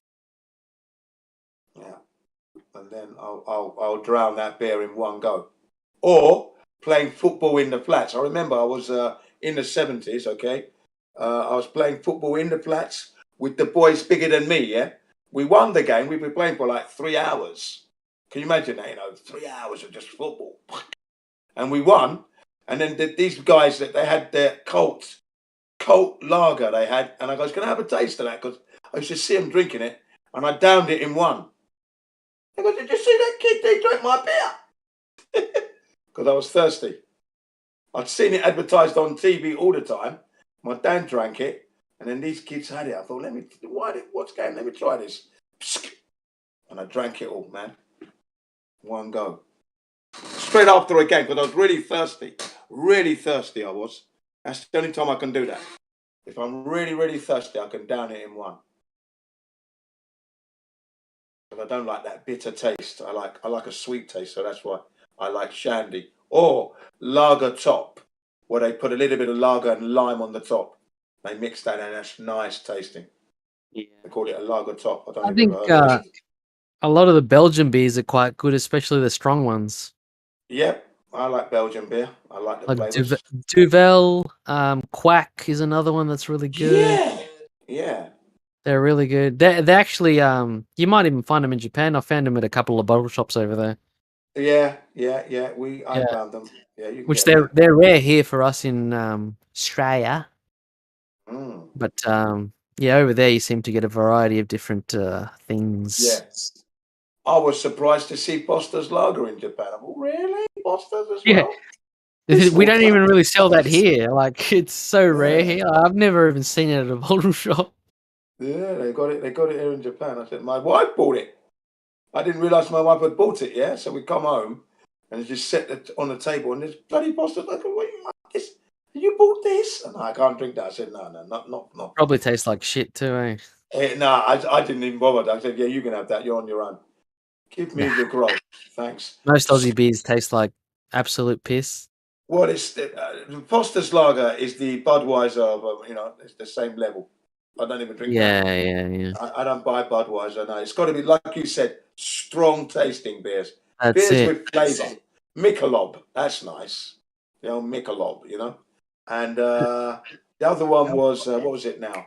Löwenbräu, that's it. Löwenbräu, yeah. Löwenbräu? Yeah, that's a Yeah, nice German. beers in there. Yeah. And the other one that I used to drink as well. Carlsberg. Love Carlsberg. Yeah, Carlsberg's all right, yeah. And Heineken, repeated the parts other beers cannot reach. Yeah. That was the advert. The advert used to be, only Heineken can do this. The guy can't play the piano to save his life. He drinks the Heineken, and suddenly he's bloody playing Tchaikovsky. Only Suddenly Heineken can do this. Yeah. Repeated the parts other beers cannot reach. I think you need Heineken for the flat Earth. Only Heineken can save it. Oof. Yeah. That's a low blow. Heineken was a popular brand in Nigeria, I remember. The first kind of sign that I saw was the Heineken, giant Heineken bottle with the cap off. But, the froth flowing out. Yeah. What about, are there any decent Finnish beers there, Laurie? Yeah. There's Lapin Kulta and there is some stuff. I don't actually drink alcohol that much, so I don't know too well. Yeah, that's all right. No, that's good then. Yeah. I don't drink alcohol that much either, really. I don't drink every day. We do have a sort of a famous vodka called Koskenkorva. Oh, okay. Oh, right. Can't say I've heard of it. It was actually, I saw... Sounds Russian. Yeah, perhaps. I actually saw an article some time ago. They gave a bottle of Koskenkorva to all the Nobel Prize winners for the celebration one year. Yeah. Is that right? Must be decent stuff then. Must be decent then if it's been given out at that level. Wow. What colour is it, this vodka? It's just clear. It's like water, okay. And what colour is the bottle then? I think it's blue, probably. Blue, yeah, that's the image I've got. Blue, yeah. Blue bottle. High class. High class, eh?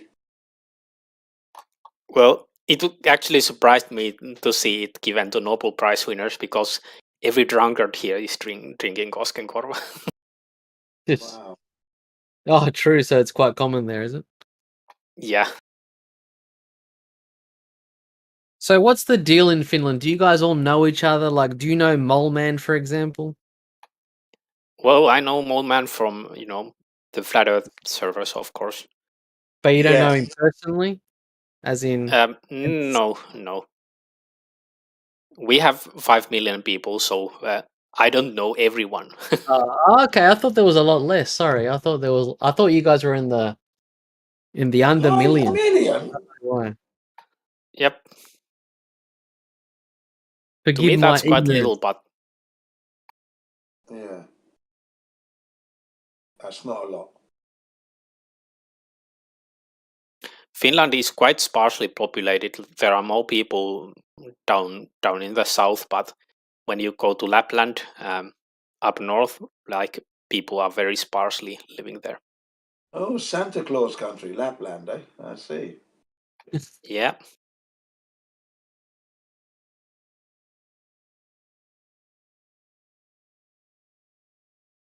Interesting, that. Boom. Just like Sheen the Destroyer. Hi, how you doing? Hey, Badshaw. How you doing, Badshaw? Yeah, nice, man. Yeah, good, mate, good. Just had the first debate since a new platform or new format was launched. Where? Livestream too. Yeah, down below. Where? Down below. Really? How did it go? How did it go? Oh, you don't really want to know, to be honest with you, Clovis. What was it the was topic? hard. I don't even know if there was a topic at the end of the Oh, day. damn. What was the Next time, topic, let me Crit? know. Let me know next Let, time. I'll let Crit sum it up. I'll let Crit, because it was his Go on, baby. Chris. What happened? Give us the blow for blow, man. Okay, so basically the topic was he wanted to have proof of flat Earth and then debate it. Right. All right. Okay, so I started with getting him back to Earth from the very beginning. Yeah. Good. His idea was he's an expert in astrophysics. So I cited the University of Sydney, said astrophysics is a scientist who studies the physics of things beyond the Earth. So I said you're in a category error if you want me to explain flat Earth astrophysically. Oh, You shit. can't even explain Earth astrophysically. And that's a good uni too. Yeah, they cite that their astrophysics program is second in Australia and number 35 in the world. These are the top. These are cream of the crop. This is like Ivy League level. You know. Yeah, well, here it would be considered. We don't really have Ivy League, classifications as such, but it's definitely be considered one of the top universities in the country. Then he said that. Then he claimed that gravity was a force. That NASA said gravity is a force. Ouch. So I cited NASA. I said no. NASA cites it as a field of influence.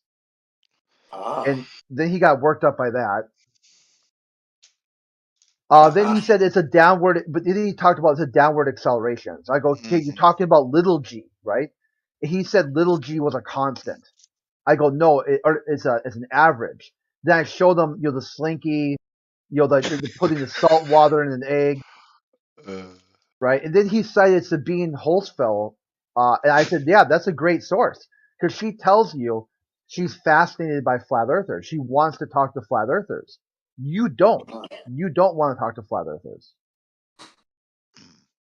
Wow. Then we finally got to the thing. I go, okay, what is Earth and what is Earth? He's like, well, it's a round rock in space, blah blah blah. I'm like, okay, sure, but what's flat then? And he says, well, flat can mean lots of different things. I go, well, how about this? Flat is an adjective describing the surface of Earth. So if I say flat Earth and you've added context to what Earth is, you broke your own logic. I can't explain to you flat Earth in a definition of words that don't match the rest of humanity. And that set him off for a while because then finally I posted that Picard guy who went up in the balloon. Yeah, Oscar. Yeah. Yeah. Then he said he didn't care. He doesn't care about that. What? He dismissed that. He didn't care about anything, Gin. Like Crit would post a definition for something, and he goes, "I don't care for that definition. I've got my own." Sort of thing. I go with my own. That's what he kept on kind of saying all the time. I just go, I don't care for that definition or this or that. I just go with my own. He dismissed that as well. Wow. The carnage. Yeah, so finally he threw down the gauntlet and said, I'm wasting his time. I haven't brought any evidence. I've brought nothing to discuss. And there's a few times it went off the rail because he tried to drop a victim status. And I kind of followed him. It's something I need to work on, when they claim like some weird stuff about like I was a coward. I'm like, okay, sure, let's follow that. Yeah. Now they're insulting the character now, yeah. So then he says his definition of astrophysics for the study of large scale structures in the universe. So then with Bandit did a Google search and he found one, and it is quite funny. He says astrophysics studies small and medium size. So he was like, then that worked him up. That got him worked up too, because then once he saw cosmology covers large structures, he didn't like the overall definition of cosmology and called it pseudoscience. He accused me, Crit, of not helping him out. I'm just sitting back here listening. Why should I be helping you out, mate? I'm just here to moderate the bloody thing, not help you out, supply your definitions for you. Or you're biased, you're on his side. Now, what I want to know is who was the opponent? Defogger was his name. Defogger. As if to say you can see clearly now because the fog has gone. Yeah, right. Well done, Crit. Well done. You did smashed him to sleep. Yeah, it was live streamed too on live stream number. Oh, the poor man. He had to pick him all his pieces up. He was dismembered. Wow. The carnage. I tried to stay relatively neutral there, Crit. I hope I did.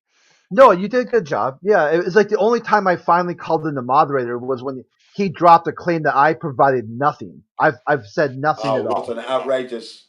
Yeah, and after that, I know I was like, come on, man. I know I've given you multiple topics to discuss here. You know, like. Well, you attacked him very, very well indeed. You know, back in the history, smashed him up. Present time, he got smashed up.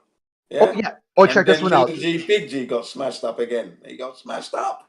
Then he started like talking about his citations come from Wikipedia. I forgot about that part for a second. So I posted an article that says Wikipedia is not a reliable source for citations, you know, and all that. He said in his school they only use Wikipedia. That's the only thing they use. Yeah, that's terrible, but that's what they do. Yeah. So then finally, after getting him to agree Wikipedia isn't bad, he decides to go with the first sentence from the space.com as his definition of astrophysics. So I'm like, perfect, right? Let's go with that because they claim they only use a Hubble telescope for that definition. So in the Hubble telescope, I said, does the Hubble telescope point towards Earth or does it point away from Earth? And then he got worked up. He like his voice started crackling. For sometimes his voice went so high I could not parse it out. Is that true? You had him on the ropes. His voice went up like 6 octaves. It sounded like a bird chirping. Well, it's good that you guys get a victory every now and then. So then, finally, every now and again, all the time. You mean? So then I don't think that's how the phrasing works. So then finally I said to him, okay, I'm citing, he says, I don't care what you had for breakfast. I said, I'm not talking about my breakfast. I'm talking about the Hubble telescope. He's like, mention the Hubble telescope one more time and I'm out of here. And I'm like, well, what word can I use for a substitute of the Hubble telescope? He's like, I'm warning you, right? I'm warning you. If you say the Hubble telescope, I'm out. I'm like, well, here's your citation that you agreed to. This sentence, they cite the Hubble telescope, and then boom, he was gone. Yeah, it was pretty rough. It was too much for him. But the Hubble telescope is not even up there. We know this because the guy that's positioned to look after it hadn't seen it in 25 years.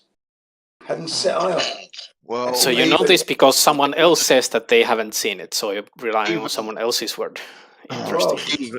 Even if it is up there, Jin, right? Even if it is up there, how is that physics? How is that physics, even if it is up there? Yeah, it's not physics. Yeah, you're right. Yeah. How is it not physics? It is just mental. How is it, Laurie? Yeah, but I'm asking, how isn't it? I just said, how is it?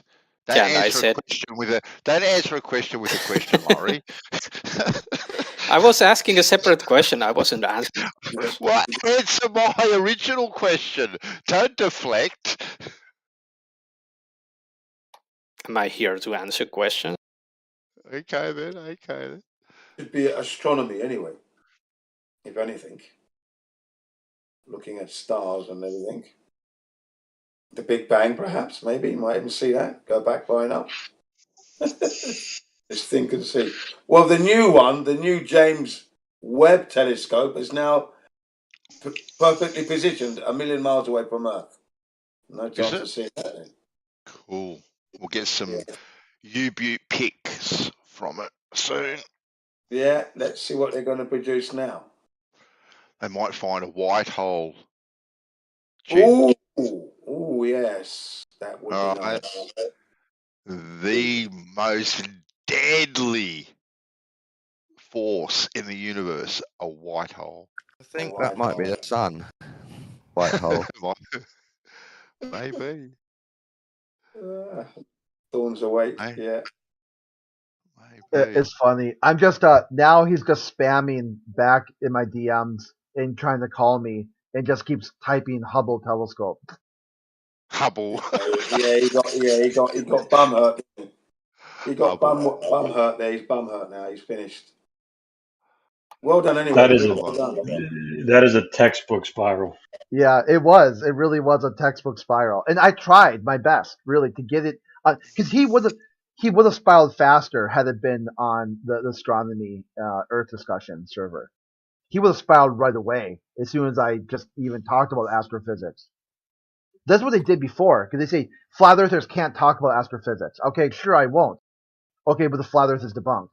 I'm like, well, how? If I can't use astrophysics to talk about flat earth, then how can I explain flat earth inside your epistemology? He's like, you can't. I'm like, okay, well then what is there? What have you debunked? Nothing. You just are saying that rules. You're just adding rules to a server and then claiming I broke the rule by talking about something I can't talk about. And then banning or deleting. And then banning or deleting the comments and then saying that it's my fault for not following the rules. Hold on. So you agree that you cannot describe flat Earth. So how is it his loss then? No, you need to go back and listen. That's not what I said at all. No, but that's what you said. No, that's not what I said. That's what you said. No, that's not what I said. Someone else can help you out. But that's what you said. No, that's not what I said. Yes. How about someone else pick it up? What did I explain? I actually wasn't listening. I was. No. I was listening he actually said that. Hang on a second. The other you were talking about this other guy. What was his name? Defogger. Yeah, Defunk. Right. Talking about astrophysics and astronomy. That was it. And you couldn't prove it. He couldn't prove it. Basically. I think what Grit says was, roughly speaking, that he asked if he can even describe flat Earth based on astrophysics, and and you can't. They both agreed no, he can't. Yeah. So somehow Grit not being able to describe flat Earth is a debunk. A Grit win somehow. Well, yeah. Yeah. Okay. Well, I'll just say I can't describe the globe, therefore globe. According to your logic, that's valid. Come on. You can't describe the globe, Laurie? Come on. What about all those pretty little pictures that you have? You can't describe Yeah, but that? I just won the argument. How about that? Because if I can't describe it, no, what you did here then is you I tried to win say the argument. Astrophysics is a scientist who studies the physics of everything beyond the Earth.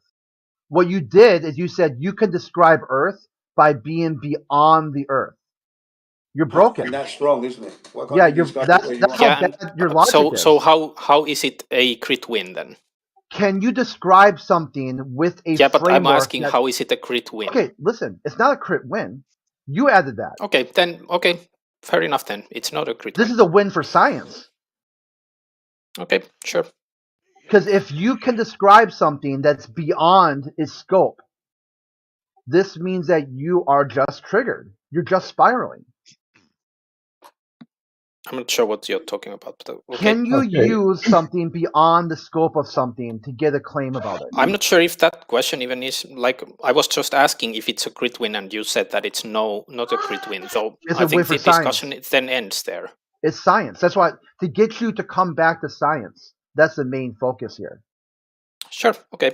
Yeah, so you need to be inside the observation, not beyond the observation. But what if beyond lies the whoop? Maybe I want to see the whoop, and maybe I want to be beyond. You do you. Thank you. Yeah, the premise was the kid was going to use astrophysics to prove the shape of the Earth, but astrophysics deals with things beyond Earth. That's the whole point. Mm.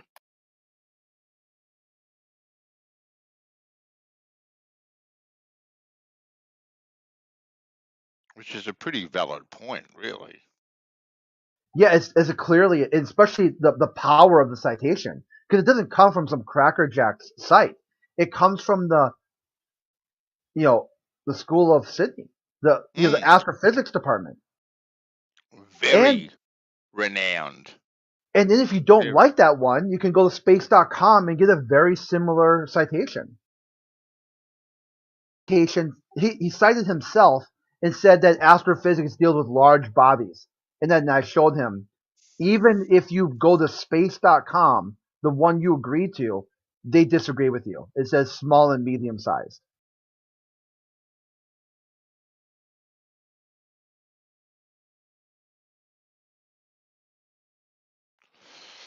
Another one bites dust. And another one gone. And another one gone. Another one bites the dust. See? He's going to get you too. Another one bites dust. One at a time, Jen. That's all we've got to do. One at a time. Exactly. Love it. God, he's still DMing me. It's hilarious. Oh, really? Yeah. That is pretty funny, actually. I used to type that in the chat rooms, when they had these debates and I was in there. I've actually type them in. Go on. No, I was just waiting because I was sort of cutting you off. I apologize. No, go ahead. Yeah, go ahead. I'm actually looking at some definitions here, so actually I already have 3 that kind of would include the Earth in astrophysics. Whack him in chat, Laurie. Let's have a look. Sure. That's a 4th one. Let's explore. Let's explore this together. Okay, sure. Hold on,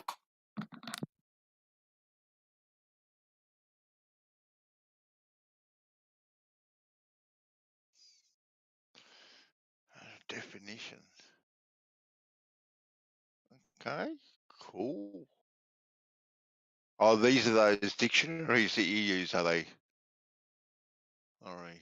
Typically, I'm studying translation, so I use a dictionary of dictionaries basically whenever I've come up with a word that I want to look, and I use multiple ones. I typically just pick the first 5 ones and look them up. Yeah. That normally does it. The branch of astronomy concerned with the physical and chemical properties of celestial bodies. There we go. Boom. Yeah. Miles away. That's astronomy. Is that astrophysics or astronomy? No, astrophysics. Astrophysics. That was the word that if you want me to look at astronomy, then I can do that as well. And here's another one from the Merriam I'm not gonna do more because that would be already spamming. A branch of astronomy dealing especially with the behavior, physical properties, and dynamic processes of celestial objects and phenomena. Oh, right. And then you click on astronomy, the study of objects outside of Earth's atmosphere. See, this is where he doesn't think. You're not a linguist. Where did you? Which one was that? Yeah, the bottom one, the Webster's Dictionary. It says a branch of astronomy. Right there, a branch of astronomy. Okay, so what's astronomy? Oh, just click that. Oh, the study of objects and matter outside of Earth's atmosphere. Can Earth be outside of Earth's atmosphere and inside Earth's atmosphere at the same time? Hey, crits all over it. Yeah, dude, your logic, your understanding of just colloquial use of words is so bad. It's so bad, not colloquial use of words, so let's do astronomy then. Right here, I just did the study of objects and matter outside you really didn't. Of Earth's atmosphere. You took one definition, and that's not how you ever do these things. Yeah, this is Webster's Right if you there, want to, Merriam-Webster's dictionary. jump into conclusions, that's fine. Right here, I don't mind. Merriam-Webster's dictionary. It's astronomy. It's the same link. You could. So how many can you actually check? How many can you check? You click right there on astrophysics. There's a link to astronomy inside the definition of astrophysics. Yeah, he's right. Actually, Laurie. Well, He is sir, right. I can counter that with lexico.com, the branch of science which deals with celestial objects, space, and the physical universe as a whole. Is the Earth part of the physical universe as a whole? Yes. So according to lexico, Earth is part of astronomy, therefore part of astrophysics. I didn't, by the way, cherry pick that. That's the first one that I looked. That's not cherry picking. You're all broken. Your logic is all broken. You debunked you with you. I just gave you a definition. Yep, and you posted that's other broken. definitions that So destroy because if giving definitions is being broken, then you are broken by giving me the Merriam-Webster definition. So I now understand that you admit yourself to having been broken by then. No, right there it Therefore, says I just the broke branch you. of astronomy that. Yes, I gave you a definition. Yep. And read What's it. your problem with that definition? Everything outside the Earth's atmosphere. You're now just going back on your own definition, but I gave you a different one. Can you somehow show in what way my definition is wrong? Yeah, I just did. You really didn't. You just went back on your own definition. I can just do that with you. See, if you want to just decline my definition and go with yours, I can decline your definition and go with mine and say, well, Merriam-Webster is because here you go. There you go. And now we can both play that game. Space.com, and then to me, that game is silly. Yeah, and then now Instead, I got it would be more reasonable to talk about it than in fair honesty and just look at more sources. Yep, and then I got space.com and the University of Sydney. You're done, dude. Your battleship is sunk. You are destroyed. Here's Collins' dictionary. Astronomy is the scientific study of stars, planets, and other natural objects in space. Is the Earth in space? Yes. Here, this right here. Here, if you click on your link, it tells you have to use a telescope. That lexico? Right there, lexico. Astronomy was greatly furthered by the invention of the optical telescope. So you're thinking you're using a telescope to observe the Earth by looking up. It doesn't actually. Does it say that? Does it say that in every case when you're doing astronomy, you have to use a telescope? No, it doesn't. Therefore, your conclusion is wrong. Yeah, you're done. Do you have any other thing to say for yourself? Yep, you're done. Right there. You're looking in the wrong direction. I'm done because you say I'm done, but I'm not actually done. What planet are you from? What planet are you from to observe Earth? Am I actually done? Or are you just saying that I'm done because you're triggered? Use any answer you need. Well, I will use the answer that you're just triggered. Thank you. Okay, and that's why. So I just directed you. Yeah, everyone else here in the room can clearly help you out. Well, I don't need help, really. See, here's the problem. I'm basically fine with the definitions that you gave. But the way you actually find out the meaning of words, you always look at several definitions. And you try to find out, okay, this says one thing and this says something a bit conflicting. And there will be conflictions. But you don't just go with one because it's what you want to think. That's what you're doing. And that's basically what you're doing. You're going with your definition because that's what you religiously want to think, instead of actually looking at it a bit further. You're not using any kind of logic or other than, well, I want to say this, therefore it's this definition that I'm going with. Yeah, that's not how you do this. Multiple sources. That's not how you play the game. I've got multiple sources. You've got one. And you're cherry picking your sources. I'm just giving you all the sources. Yeah, and I can use your sources too and debunk you. How can you debunk? Okay, then try. I'm giving you the room. Try to debunk me. Yeah, I just did. Your one source is. But you actually didn't. So yeah, I just did. When you try to debunk me, you actually don't. Yeah, your one source is very small and a very poor read compared to all the other sources in context. You get the full picture. That's basically no criterion whatsoever to throw it out. This is why you wouldn't last 1 day as a translator. Of course I would last. And I'm lasting already. So, yeah, suck it. Let's not go there, guys, please. It's very simple that he thinks he can use a telescope to observe Earth, even with his own definition. I didn't even say that, so you're now inserting words into my mouth because cherry picking sources and building strawmen is the only way that you can try to attack. And you want to attack the person, call them dumb, call them names. Sure, that's the next step. Right there, the branch of science that deals with celestial objects, space, and the physical universe as a whole. Then you added, is Earth in the physical universe? I'm like, well, sure, let's explore that. In ancient times, I'm not done. In ancient times, observations of the sun, moon, and stars and planets were formed by timekeeping and navigation. Okay, sure. Astronomy has greatly furthered with the invention of optical telescopes. In modern observations are made through spectrometry, X-ray, and radio frequencies. All these point away from Earth. None of these things are used to observe Earth. So can you not use X-rays on the Earth? For example, if you go to a doctor, don't they use X-ray machines? Or are you just saying that they only can use X-ray relating to planets? Yeah, the wrong X-ray. The wrong X-ray. There's just X-ray. So, according to you, nope. The physical bodies of human beings are stars. No, that's according to you. Because they use X-ray to look at stars. Yeah, that's according to you. So, no, I'm just showing you what your logic is. No, your logic. That's your logic. Your logic is we use X-rays for astronomy.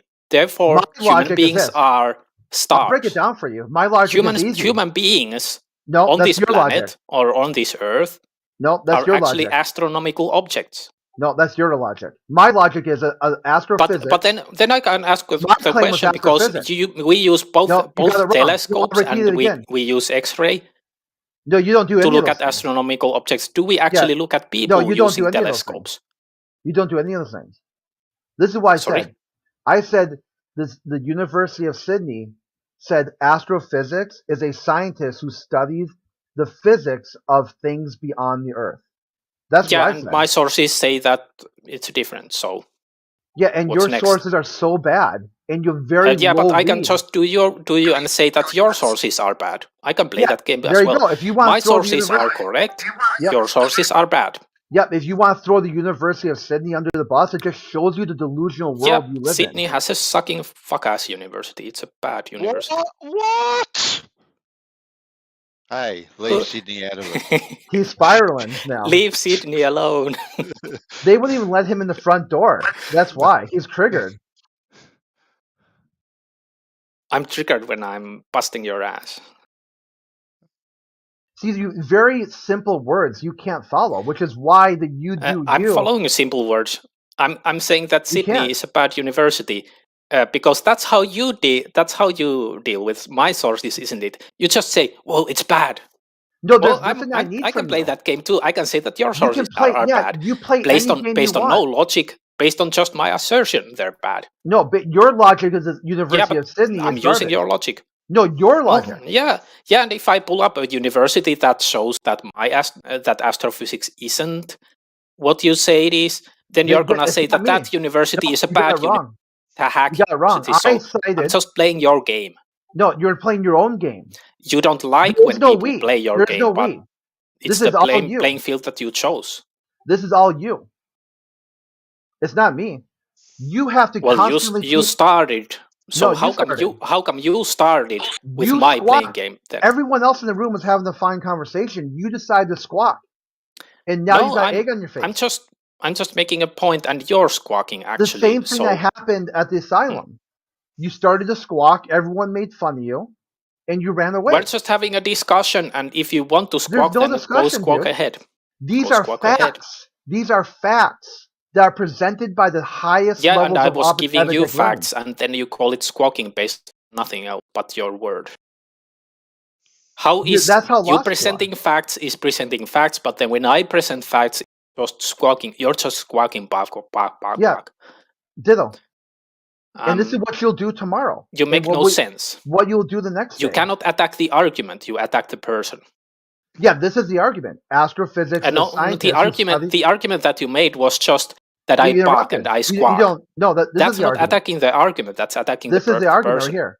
The astrophysics is a scientist who studies the physics beyond the Earth. Yeah, and I gave you different definitions. How will you Yeah, and deal who with cares that? what your definitions are? Because you can't Okay, even read so or understand them. your way to defend against that is who cares? Well, that's not a strong You argument, don't. really. You don't even care. Well, That's the I issue. actually do care, I but asked you- you don't. I Well, asked you who when you cares. say that who cares, Yeah, who you mean cares? that you don't care. No, I didn't You say don't that. care You don't care. because you don't care about the truth. No, 'cause you don't only care about them. want to cherry pick sources. So of course you don't care about my Yeah, of course you sources. don't. If you ask me Right who cares, here- I actually care. I care about every single source and what they say. Okay, right here, You don't. University of Sydney. Do you care about this one? Sure. Oh, now you care. Of Just a course, I couple care seconds about ago, every you single didn't. source. I'm You didn't all care. for looking at every single source. Okay, there you You're go. for Read cherry the picking the words. sources. There you go. Read the words and figure it out, and come I've back already with me heard the smarter. words. I don't need to read them. That's the key factor right here. The word beyond. That's the word. Instead of looking up what astrophysics word So, astrophysics mean, you can keep interrupting me. I'm just gonna keep talking. You can look up what the astrophysics or astronomy mean, but the word you really need I to actually learn. tried to do that. The word you really need to learn is beyond. That was the word that you were hooked up on. Yeah, but I actually looked at. We were talking about the words astrophysics and. No, beyond. So why are you trying to move to the word beyond? Are you scared of what we would find if we were to look at the words astronomy and astrophysics? Why are you changing that word that we should be looking into beyond? Because this is the word you're hung up on. Beyond in the definition, that would be my question. Is it in the Sure. definition beyond? Okay, then. I didn't finish my sentence, Laurie. Come on. So wouldn't Sure. that word also too be an important word in the definition? Yeah. By the way, when I was interrupting, I realized, and which is why I stopped. I was just trying to correct myself. It's in one of the definitions, and of course it's important. But he's asking the question: is a tactic to pin us down on the one single definition that actually backs him up. He won't be there when we go through the other definitions that actually back me up when we try to do a semantic analysis of them. Of course, no one is for that. Everyone is for his definition and looking up what that means. It's a game that he's playing. It's a nice game, but I see through that. Of course, it has to do with what does the beyond mean. And for example, if the word astronomy comes up, we look up astrophysics, and it says, well, it has to do with astronomy. Of course, then you would have to look at, okay, what's astronomy? So it's kind of course. But he's trying to pin us down on his one single source instead of looking at all the sources. Okay, well, when we're talking about astrophysics and the definition of what astrophysics is, right, aren't we talking about things that are above our head? Not necessarily. What do you mean Depends not on the necessarily? depends on the definition. For example, I have given you two definitions that would say no. The Earth counts as well. If I'm an astrophysicist, am I looking at Earth or am I looking at stars and suns and planets? What am I doing? Planets would, in that field, include the Earth. No, Furthermore, no. What am I doing, Laurie? Like, don't try and lump, right? Earth is a planet, so it is included too. If I'm an astrophysicist, what am I generally doing? Am I generally looking through things at things that are above my head? Is that the general definition of what my job is, to look at things that are in the sky rather than things that are here on Earth? I could answer you yes, but there's a question that I need to answer after that. If I'm looking at if I'm doing astrophysics, am I primarily looking at Mars, or typically would I be looking at other planets instead of Mars? Well, you'll be looking at Mars and Venus and black holes. Yes, and but stars and all these other. You're looking at it all the things that are above your head. So if you pick me up on a given day, is the probability that I'm looking at Venus higher, or is it more likely that I'm looking at some other stuff? Sorry, can you repeat that? I didn't quite get that. Is it more likely that on any single given day I would be looking at Venus specifically, or is it more likely that I would be looking at something else? Well, it depends, I suppose, what you're doing on that particular day. If your job that particular day is to be looking at Venus, you'll be looking at Venus. If your job is to look at Mars, you'll be looking at Mars. It depends what your job description is in general or for that particular day. Sure. And if it was my job description to look at Earth, I would be looking at Earth. There you go. Yeah. No, but do astrophysicists look at the Earth, or are they looking at things right over their head? Like now we're getting into a semantical game, because we all know, Laurie, that astrophysicists are looking over their head. They're not looking at Earth. There are other people here on Earth, geologists, this, that, the other thing. These are the people that are looking at Earth. Astrophysicists look at things above their head. That's actually what's under discussion. So that's a question. You perfectly nailed the question. But you can't answer the question by just repeating what you think is the case. We should instead be questioning and asking the question instead of just trying to give the answer that we want to go with. Now, I've given you two definitions that say that that's actually not exactly correct, because astrophysics would actually look at planets, and it would look at Earth as well, being a planet. It would look at the Earth from a different perspective than, let's say, geologists would. But it would look at Earth as well. And you're just only saying, yes, but you're wrong because I think you're wrong. That doesn't fly as an argument. Well, I don't know any astrophysicist that looks through a telescope and looks at a mountain. That's geology. Looking at mountains is geology. But you're so Bandit. Is the mountain the Earth? For example, let's take Everest. Would you say the Everest is the Earth as a whole? Does that comprise the whole Earth? Come on. That's Come on, exactly. So you understand. So you understand my point. So you understand my point then. The mountain is not the Earth. So if you try to say that looking at the Earth is geology, your comparison to a mountain doesn't really cut it, does it? No. We all know that astrophysicists look above their head, and I don't really see what what the drama is with that. I don't really see what the big issue is. Because we're trying to encompass Earth in that as well, and that's not the case, Laurie. It really yes, ain't but the you're case. again you're just asserting what you want to think is true as the truth. You're not making any argument for it. You're just asserting it. Now they may look at something in the sky, right? For an example, they'll see an object, right, and it may have maybe a particular direction, and they'll go, oh my God, that is a meteor, right? And in 322 million years, it may hit the Earth, right? It may impact our Earth, perhaps, right? That's one way it could be relevant to the Earth. I'll give you that, but they're not really studying the Earth. They're studying the objects that apparently are orbiting our Earth and moving through this place that we call space, right? And things that may affect the Earth, right? But they're not studying the Earth per se. How do you know that? Because they don't do that. But how do you know? Because it is a logical conclusion. It's a very logical statement.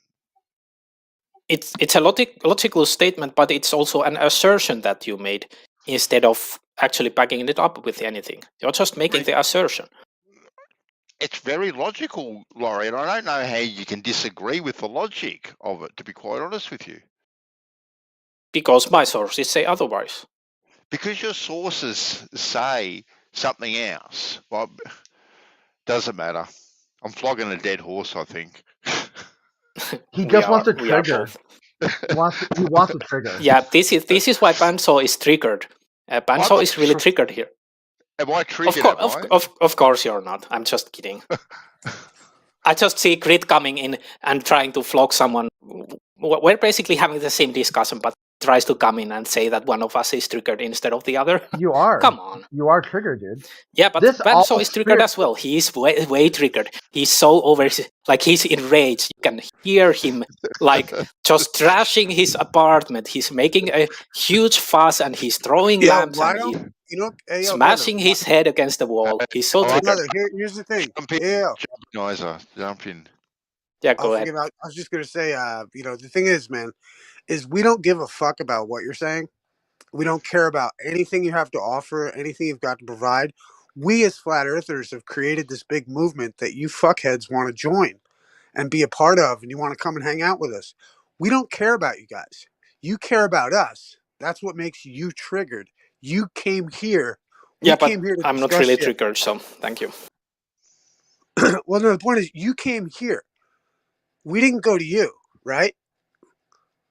But you came here as well, didn't you? Right, because I'm here to So you came here, therefore you're triggered. Right, this is a flat earth channel where I'm welcome. Yes, but if you had you don't have any friends, so you're coming here to our area to but that's attacking the person instead of the argument again. Well, no. This is about you. Which mind you, might show that you're actually triggered. Check it out. Regardless of the argument, right? I am so uninterested in anything you have to say, or any baller for that matter. Sure. You're a bunch of boring, predictable people.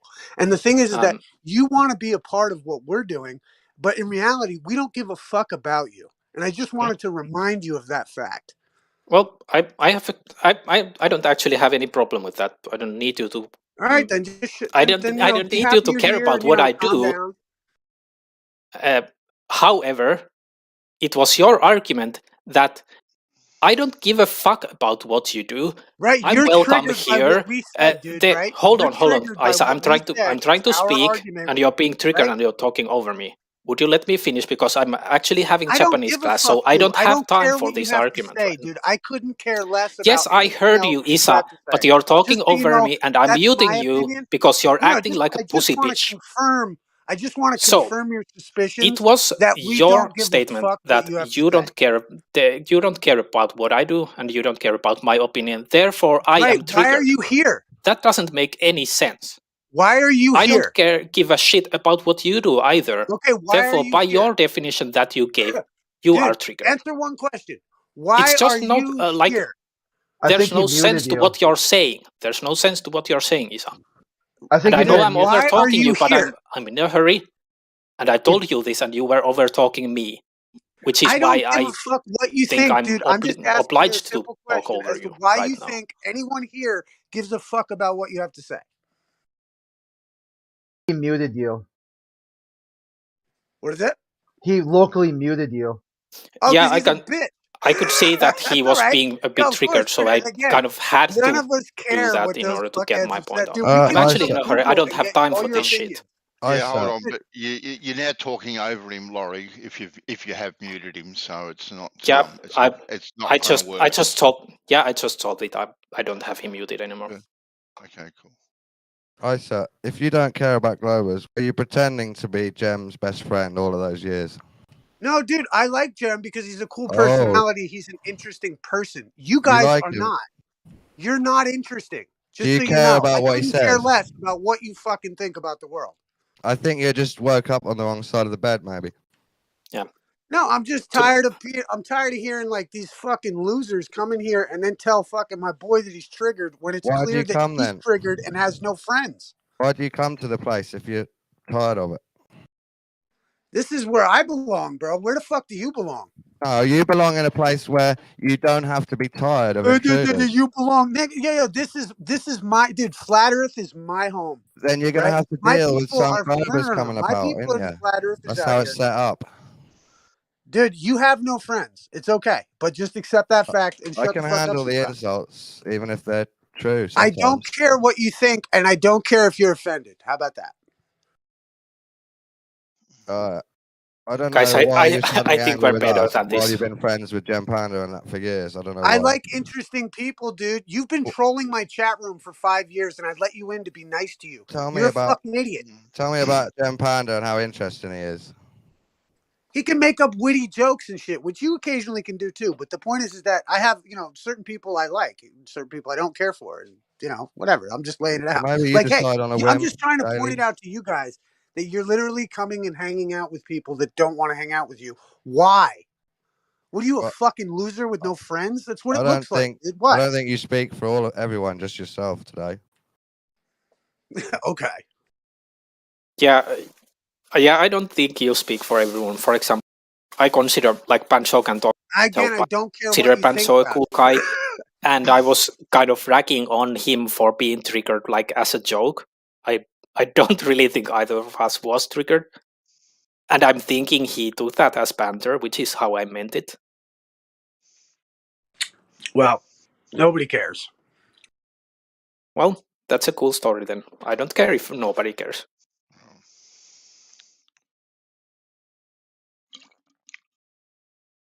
I'm just This saying, is you're all dealing with just definitions, a lot and of fuss Santa's about pointing nothing. out something blatantly obvious, and you're just refusing it because, again, I don't know why. No. But like astrophysics or whatever, it deals with stuff outside of the. Like, it was a great point you were making, Santa. Astrophysics includes Earth.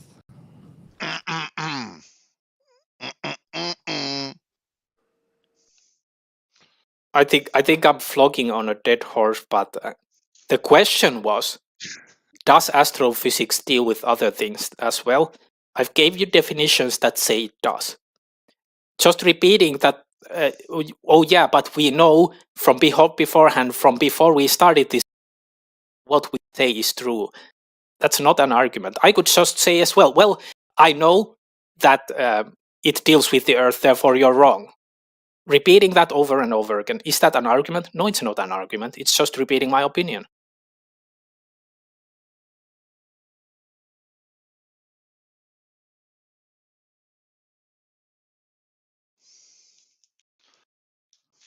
It talks about the motions of the sky and orbital mechanics and physics in the sky and around Earth. So that includes Earth, and it can tell you a lot about Earth. What's it telling us about Earth? Lots. Okay, well then, list off lots. Mention it all. I would like this to be an example for ISA that you do care about what we think, Globers think. Huh? Else you wouldn't be asking, would you? What do you mean? I'm not ISA. See what I'm saying? I'm not. Yeah, you're asking for more information. You and Isaac can have your own conversation, right? So if you want this is an example. if you want to red herring me, Dawn, after I've asked you a question, so be it, right? But I asked you a very direct question, and now you've gone off in the weeds, and now you brought Isa into it. I'm just saying, this is an example that Flat Earth does want Globers' opinions. Okay, it can tell you about the shape of Earth, it can tell you about the atmosphere, it can tell you about the tilt of Earth, it can tell you about the rotation of Earth, it can tell you about the orbit of Earth, it can tell you about observations from Earth that tell you more about where Earth is. Tell you about the size of Earth.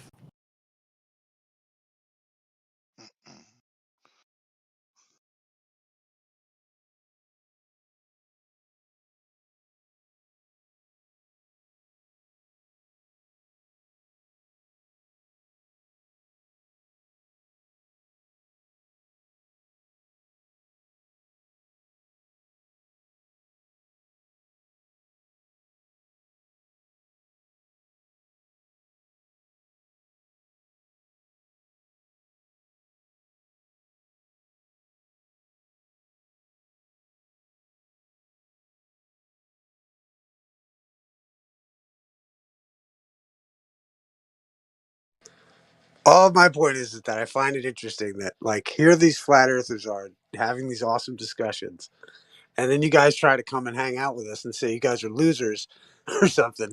And it's like we've got this really cool thing happening with a bunch of awesome people, and then like you guys are like, just like a bunch of nerds in the corner trying to like be like, you guys are not having a good time. You're not allowed to. Like we're over here trying to have awesome conversations and different stuff. And like the brother's point about the astrophysics involving shit outside of Earth. That's a great point. You know what I mean? And then to just poo-poo that and say, oh, no, it doesn't mean that, and make up your own definition, I just think is silly, man. And you guys do that every time, and it gets boring, and nobody cares either. But forgive me, Ben. So, I mean, and hey, Dawn, like, hey, man, my inner Kundalini spirit says I love you guys, but I just don't have the time. I just don't have the time to, like, tolerate the bullshit half the time. I You just want don't care about civilian. that part. That's what happened. Hey, all good in the hood, Isa. All good in the hood. I know, Ben. So.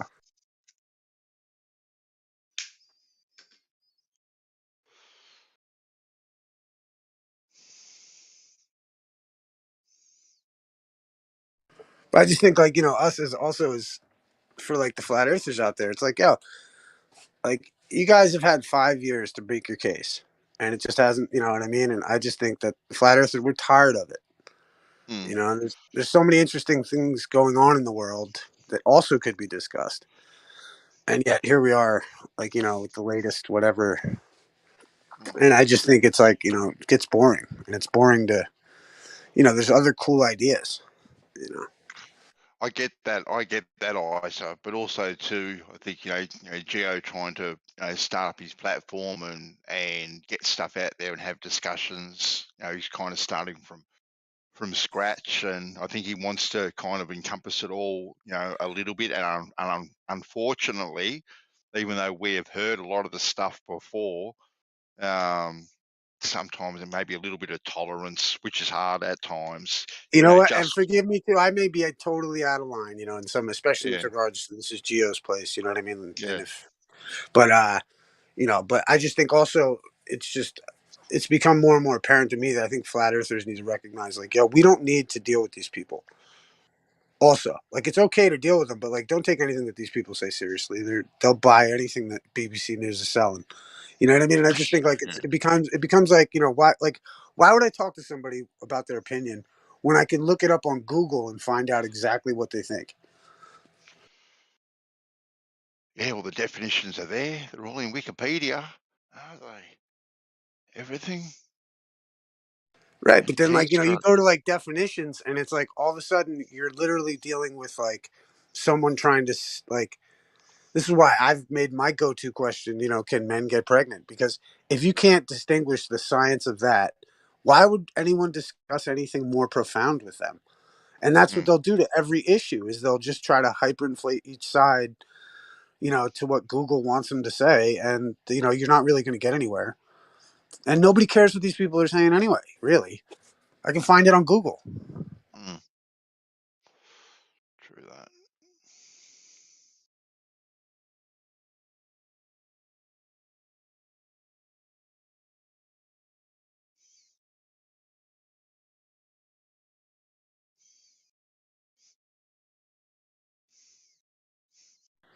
Celestial navigation treats the Earth as flat. It looks flat. I don't think I'm spinning. Ballers have a tough hill to climb. And I respect it. I've respected it for years, but at the same time, it gets to a point where you're like, dude, like we've all heard this shit, and it's like, yuck. And then they're like, toxic people on top of it. So it's like, what are you doing?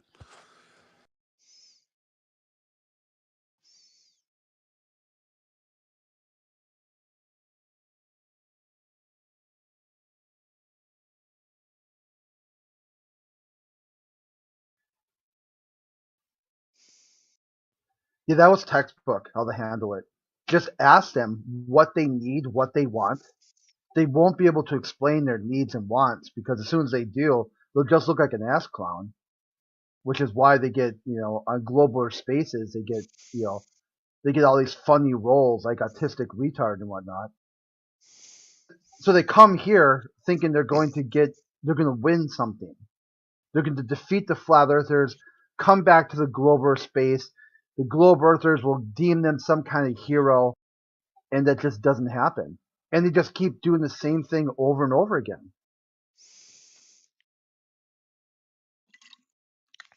Well, right. Check this out. It's like if insanity is doing the same thing and expecting different results and getting the same result, then then what is listening to someone who's going through the insanity doing for somebody?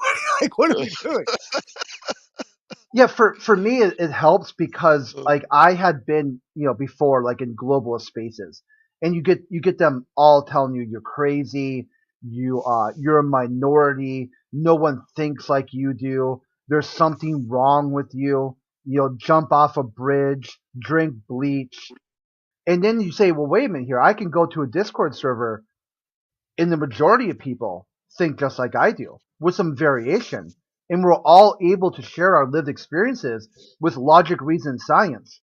The only people who can't are the globalists, the atheist globalists. So that Oh, dude, tells me. it's like look at the last night. It's like the epitome of like MK Ultra is like somebody like was making the point about gas pressure, and it's like about our atmosphere, and then they try to use the atmosphere as an example and the microcosm for their Yes. argument. Like, dude, you're literally retarded when it comes to these subject matters, science, or the rest of it. Like, which is fine. You're free to be retarded, but like the point is that you don't have to come to our area where we hang out and like I don't lay out these ideas in my daily life for people. I come here to assess these ideas. And then when it's like these losers who have no friends are trying to cling on to what we're doing, and it's like just for the record, we don't give a fuck about you people.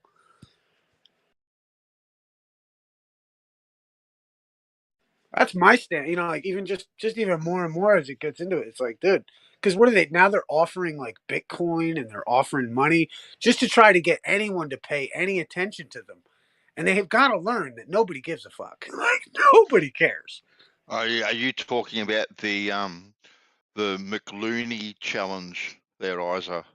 Well, right, and that's it. Every fucking month they come up with a new challenge, and or like how long has Rumpus been saying he's 99% done with the paper that's going to solve it all? Like these people are full of shit, and I just don't have time for it sometimes. And like, remember, it's like, dude, we have such a good thing going with such a great group of people. We don't need them. Any one of us can offer the arguments for the globe, sufficient enough. You know what I mean? Like, where these people without the insults. You know what I mean? Imagine.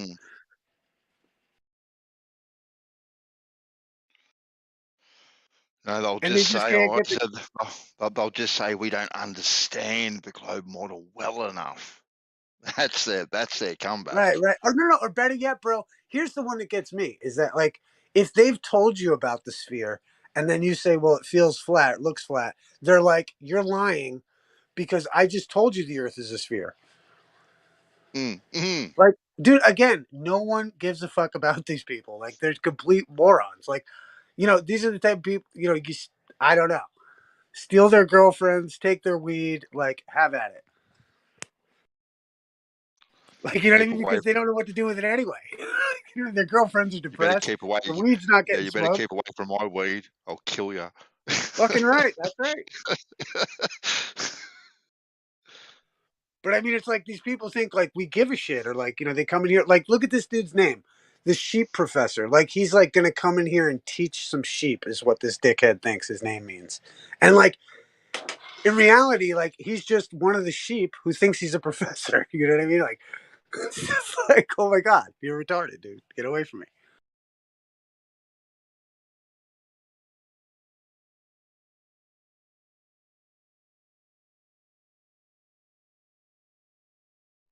But hey, who am I to interrupt a good debate? Forgive me, guys. There you go. As you do.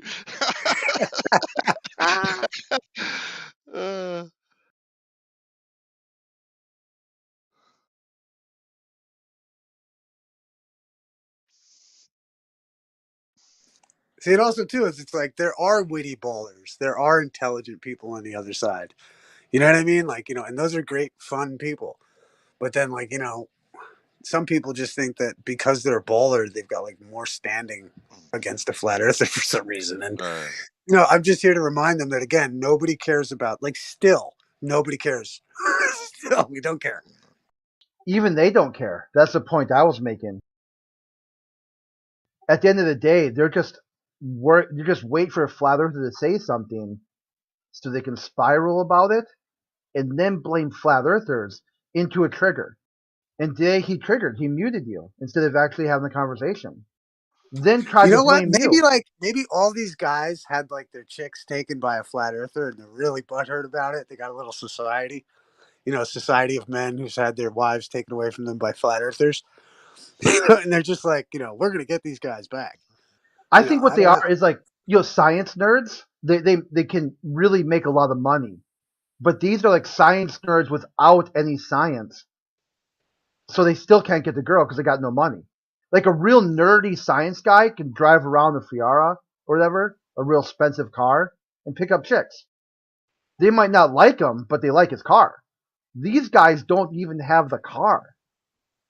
They're just a... Well, I mean, you know, and hey, that's I guess like, you know, bringing up chicks and stuff like that. I do that as to be a bit of a dick, but you know, God knows, you know, because I really think like some folks are really upset about these topics. Like they're really offended by the fact that we think the spinning ball model is gay. And I think, you know, that's fine. You know what I mean? But you got to like, you know, go a little further and see what's up. It's like, we're at the party. We've created this party. You're a guest and we don't need you here.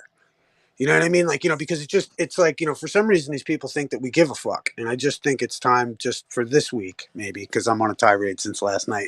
Fucking, it's like, you know, just to remind them of, hey, like, look who doesn't give a shit? Me. I don't give a fuck about what you're saying. I really don't understand how you could get offended with someone thinking something. It's funny, too, because they want to don't control know what you think. Yeah, they don't know what you think either. They can't even repeat like with that Bob the science guy or whatever his name is now. I go, flat Earth is a description of the surface of the Earth. What is flat Earth?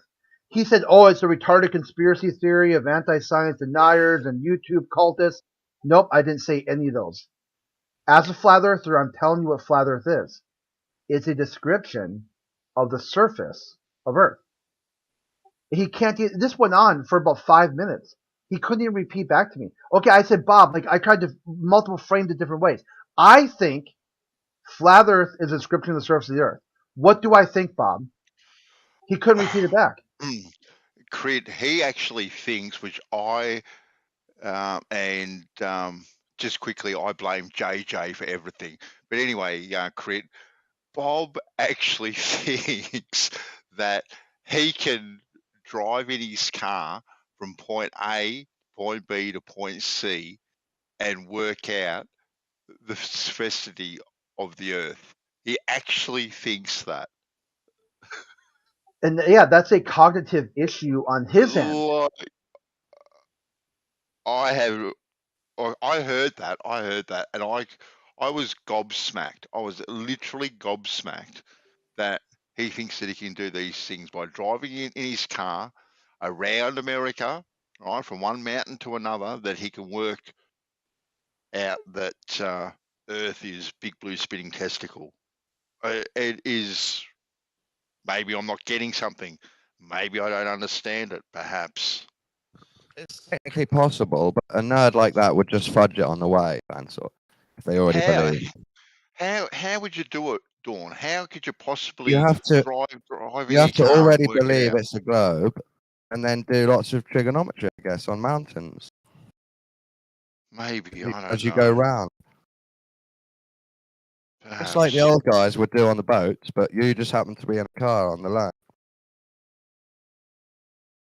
Yeah, but he worked it out. He wasn't even using sextants or anything like that. He was using his odometer.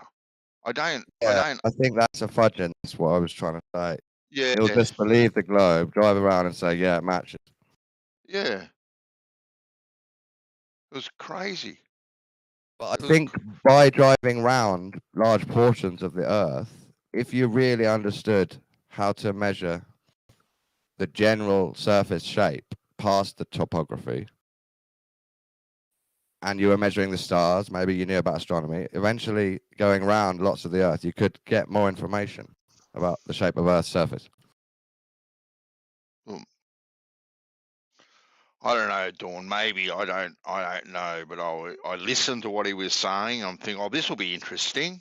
Hey, oh damn!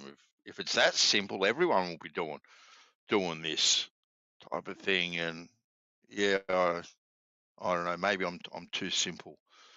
That's what I've.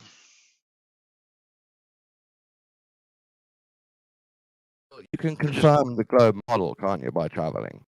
And yeah, that matches what they've told me.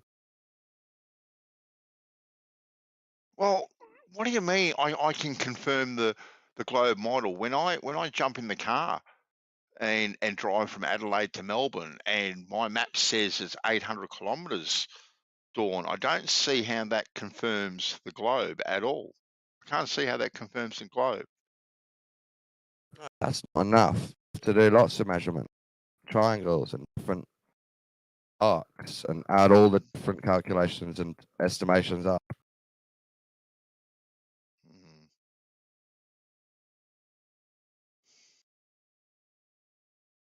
I don't know. You know, like they do with flight pass, say this can't work on a plane. These distances that they've told me have to be going around a curve. So you could potentially do that in your own car, couldn't you? By checking against the globe models. Okay, then, but who has said that the flat Earth model of the distance between Melbourne and Adelaide is any different to the globe Earth model? Who has made that Mainly claim? globes and a few flat earthers like Antonio who argued about the maps, the edge of the flat Earth, the outside of the flat Earth. But most flat earthers, yeah, I agree, they don't seem to care about exact distances and measurements. They just think it works. We haven't figured out the model yet. The map yet.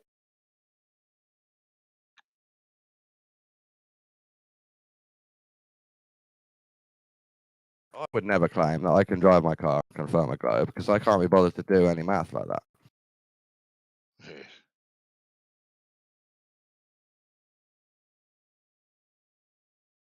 Yeah, you and me both, Dawn. To be honest with you and me both.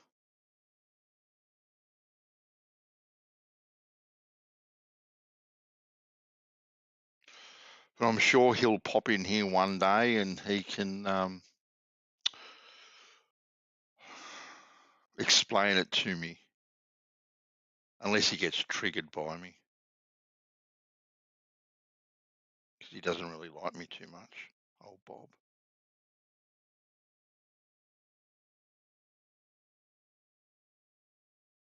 We disagree about the speed of light, so.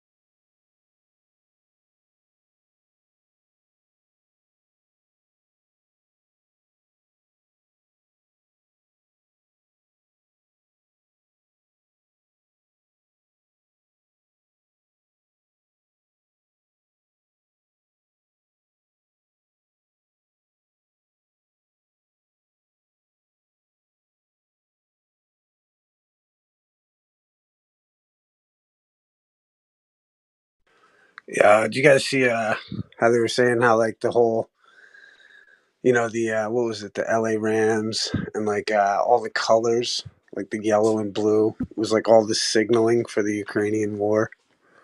Really? Like the LA Rams, their colors are yellow and blue. Fucking, it's like all these advertisements with a week before the Ukraine invasion. Like Louis Vuitton, BMW, all these big corporations were all using yellow and blue. Damn. People are saying it was like some kind of signal. Of course it is. Of course it is. Well, how long has that been in the pipeline for? So, because I presume the Rams colours have been the Rams colours forever, ever and a day, Isa. Yeah, yep. But like I mean, it's just an out there idea, like the idea that they were like signaling that this was coming to their people. Hey, have you seen that Jimmy Dory video I've posted a couple times? I don't know. I do watch his show. I watched one of his episodes a couple of weeks ago when he was breaking down what was happening at the moment over there. Yeah, he gets into how like Ukraine is like funding these far right Nazis and stuff, and like he shows like shows it, breaks it down. Mm-hmm. It's like kind of almost undeniable. Yeah. Yeah, well, some of the stuff seems to be pretty in your face, and it is interesting. What is reported by our Western media, but not saying that our media is right and and Russia's media is wrong. I think it's all full of propaganda, to be quite honest with you. But there are definitely two entirely different narratives going around at the moment with what's going on. Well, the other thing is like all of a sudden we're just forgetting COVID, and like we're just gonna like all the CDC data just dropped with all the side effects and stuff. Yeah. It's pretty scary that. Oh, so we're gonna go to war, you know? Yeah. Well, you won't have to worry about dying from the big C. It's going to be the war that's going to kill you now. Right. Sign up, step right up. I saw this weird reversal meme that said, "This is how we get them back. As they all stop wearing masks, we wear masks, so that they say, 'Why are you wearing a mask?' And then we just say, 'Religious, my body, my choice.'" Actually, though, they're protesting in New York for the mask mandates. I mean, it's the like what is it? I love Einstein's line. He said like if you ever have the hard time conceptualizing infinity, just imagine human stupidity.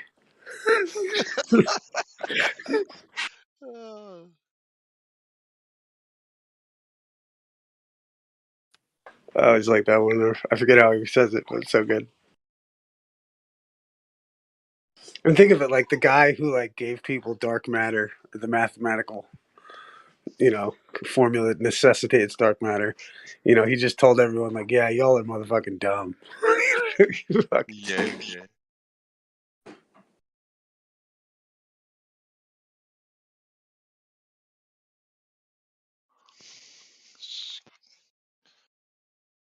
Yeah, I got to do a couple things. I'll be back later.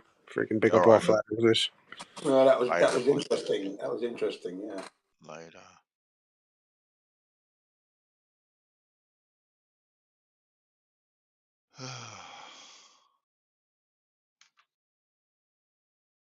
Einstein was slagging us all off, but we end up slagging him off when he's dead. Amazing.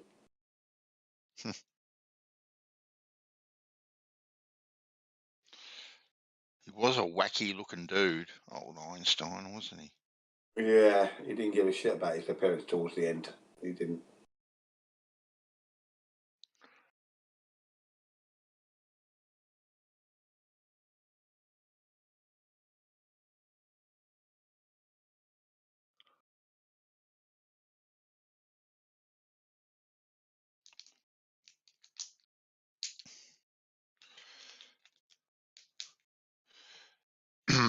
Did you watch that video I sent you, Jin? Not yet. I haven't watched it yet. No. I will get round to it. Don't worry. It's there, locked away. No. I'm sure you will.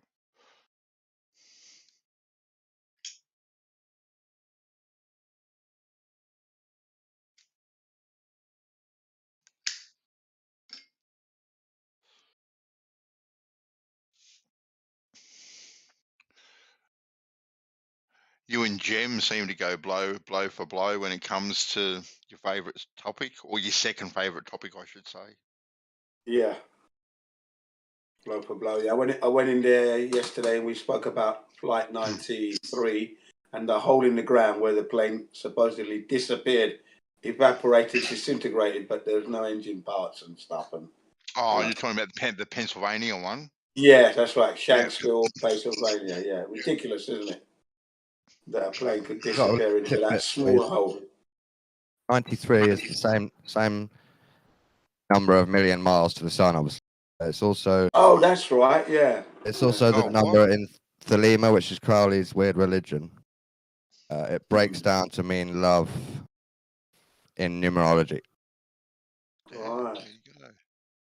And it was the plane that didn't make it to its destination, the ones where the passengers decided to take on the hijackers and overwhelmed them. Let me check. Might break down to will. So I always thought of it as the story is that the captives in the plane fought back, so they represent will to fight back. All right.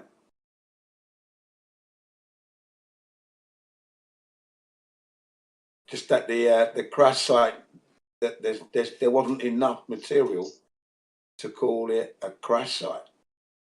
The debris was just not there. What do they call it? No, that's what I'm saying. No, they called it. It was a crash site, but I couldn't call it that because I didn't see the plane, did I? You know, that was it. That was the thing. Where's the plane? No bodies, no seats, no luggage, nothing. All evaporated. There was a lot of evaporation going on that day. New phenomena, man. The evidence just evaporated away. Yeah.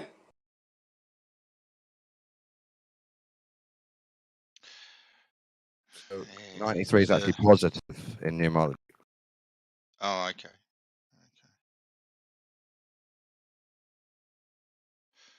It does seem very strange, doesn't it? That planes were, apparently the cause of all these things, but when it comes to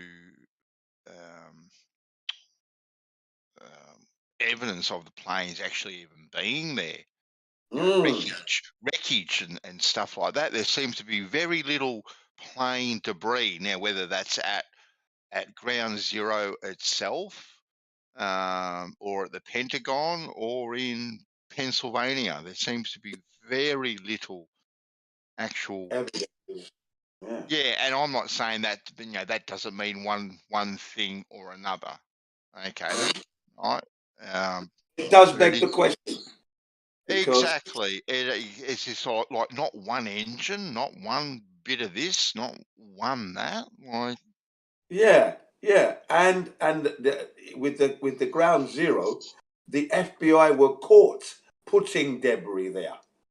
You see, and the debris that the parts that they were leaving behind were not the parts of the planes that they said crashed into it.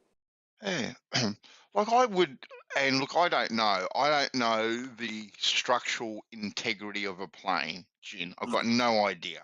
Okay, then, but when you have two planes crashing into skyscrapers that are made out of concrete and steel, okay, and it's all braced and all that sort of stuff. Right. The planes happened just to go straight through all this concrete and steel, and nothing kind of fell to the ground. No bit of wing, no engine, no nothing.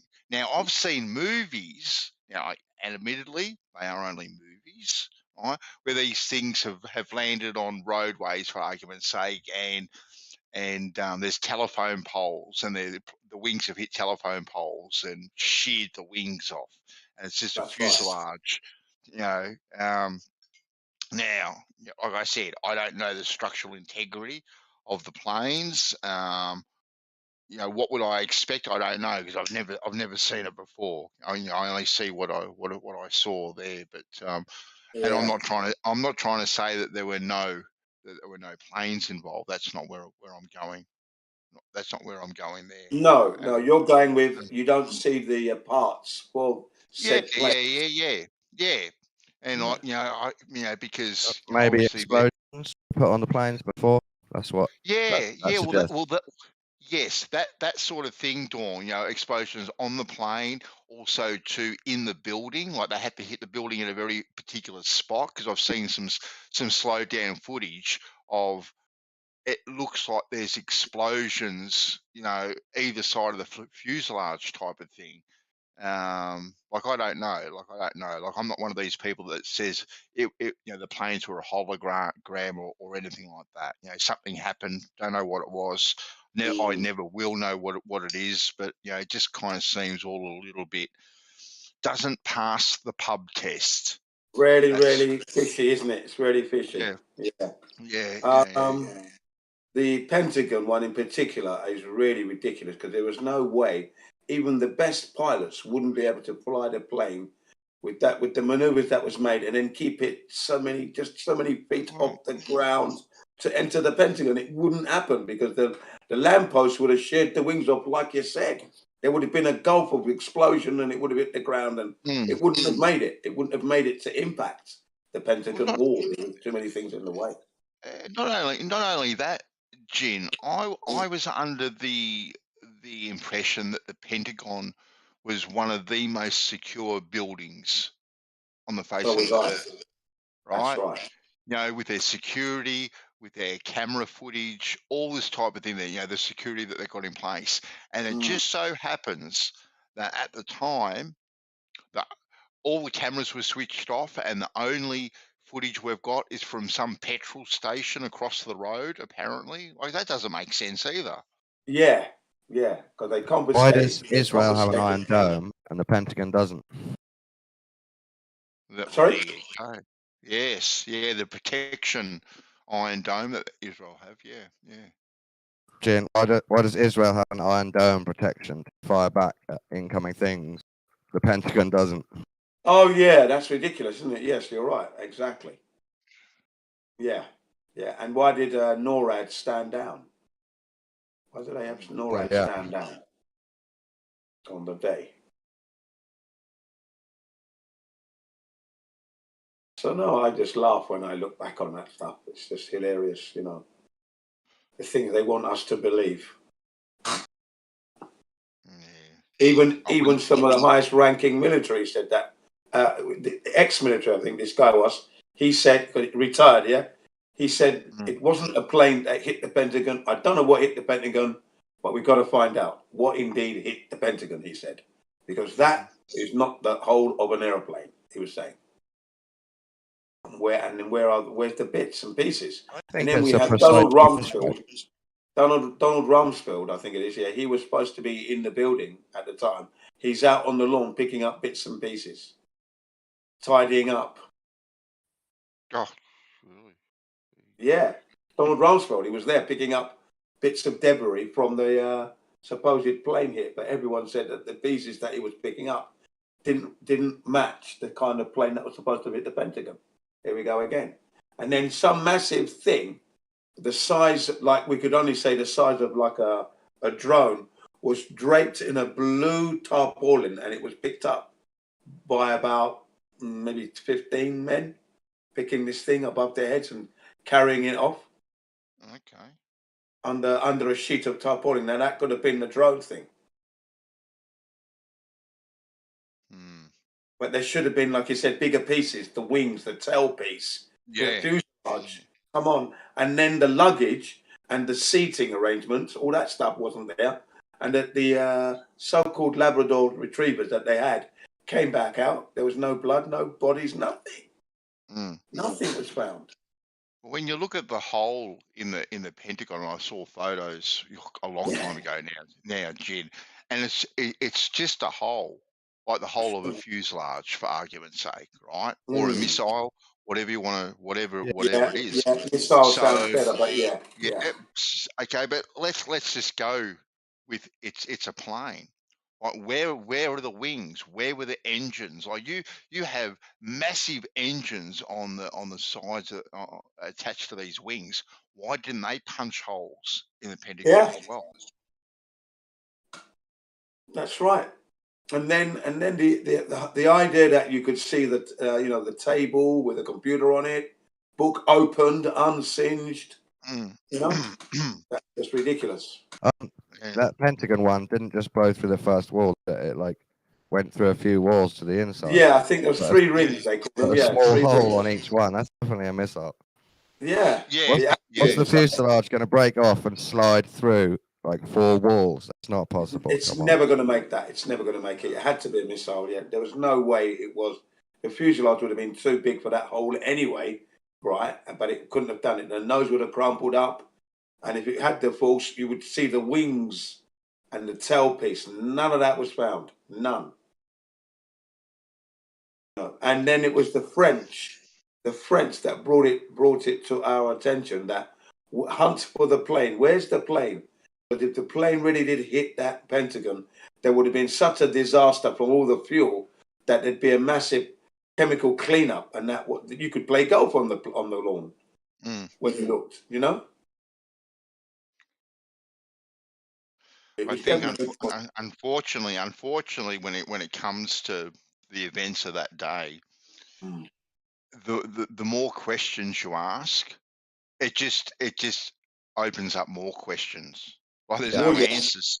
There's no answers. It's a master trick by master wizards. Yeah, but you can use the Sherlock Holmes method by removing all the impossibilities, and what's left, no matter how odd it may seem, how improbable it may seem, has to be the truth, you see, and that works perfectly, I have to say. So using the Sherlock Holmes method, no wing parts, no tailpiece, no wing marks on the building itself. There wasn't enough fire going on. The fuel wasn't on the grass. It was too clean. Clearly, only a missile could be that neat. Right? Yeah. To punch through 3 rings. I wonder if the plane that hit the tower with those big wing scar marks, maybe it had a little missile attached to each wing, and the impact with the tower glass is enough to set the missile off, but it sort of exploded in 2 bits as it went through. Missiles went off, and that's why you see a couple of bits make it through the building out the other side. It is amazing what they want us to believe, anyway.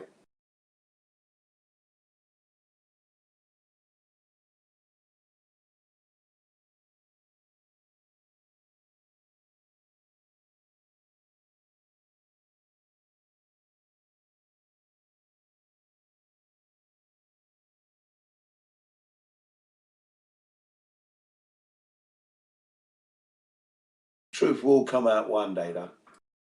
You think so, Jim? You actually think it will? Yeah, I mean, they're pursuing it. It's 20 years now. They're not going to give up at the moment. So, court cases are pending. Let's see what happens. This might sound weird, but I think the code number 911, the same when you ring an emergency, the same when you think about twin pillars blowing up and the Western world being under attack, or however you think about it. 9 and 11 ignores 10, so straight away your mind is separated to either side and you haven't got the completion of 10. You've jumped over the completion bit. Yeah. I think that's a little trick, like a mind trick for people. Okay. 10 is the 10 spheres of Kabbalah, the tree of life. All I know is that there were definitely lunatics who did that.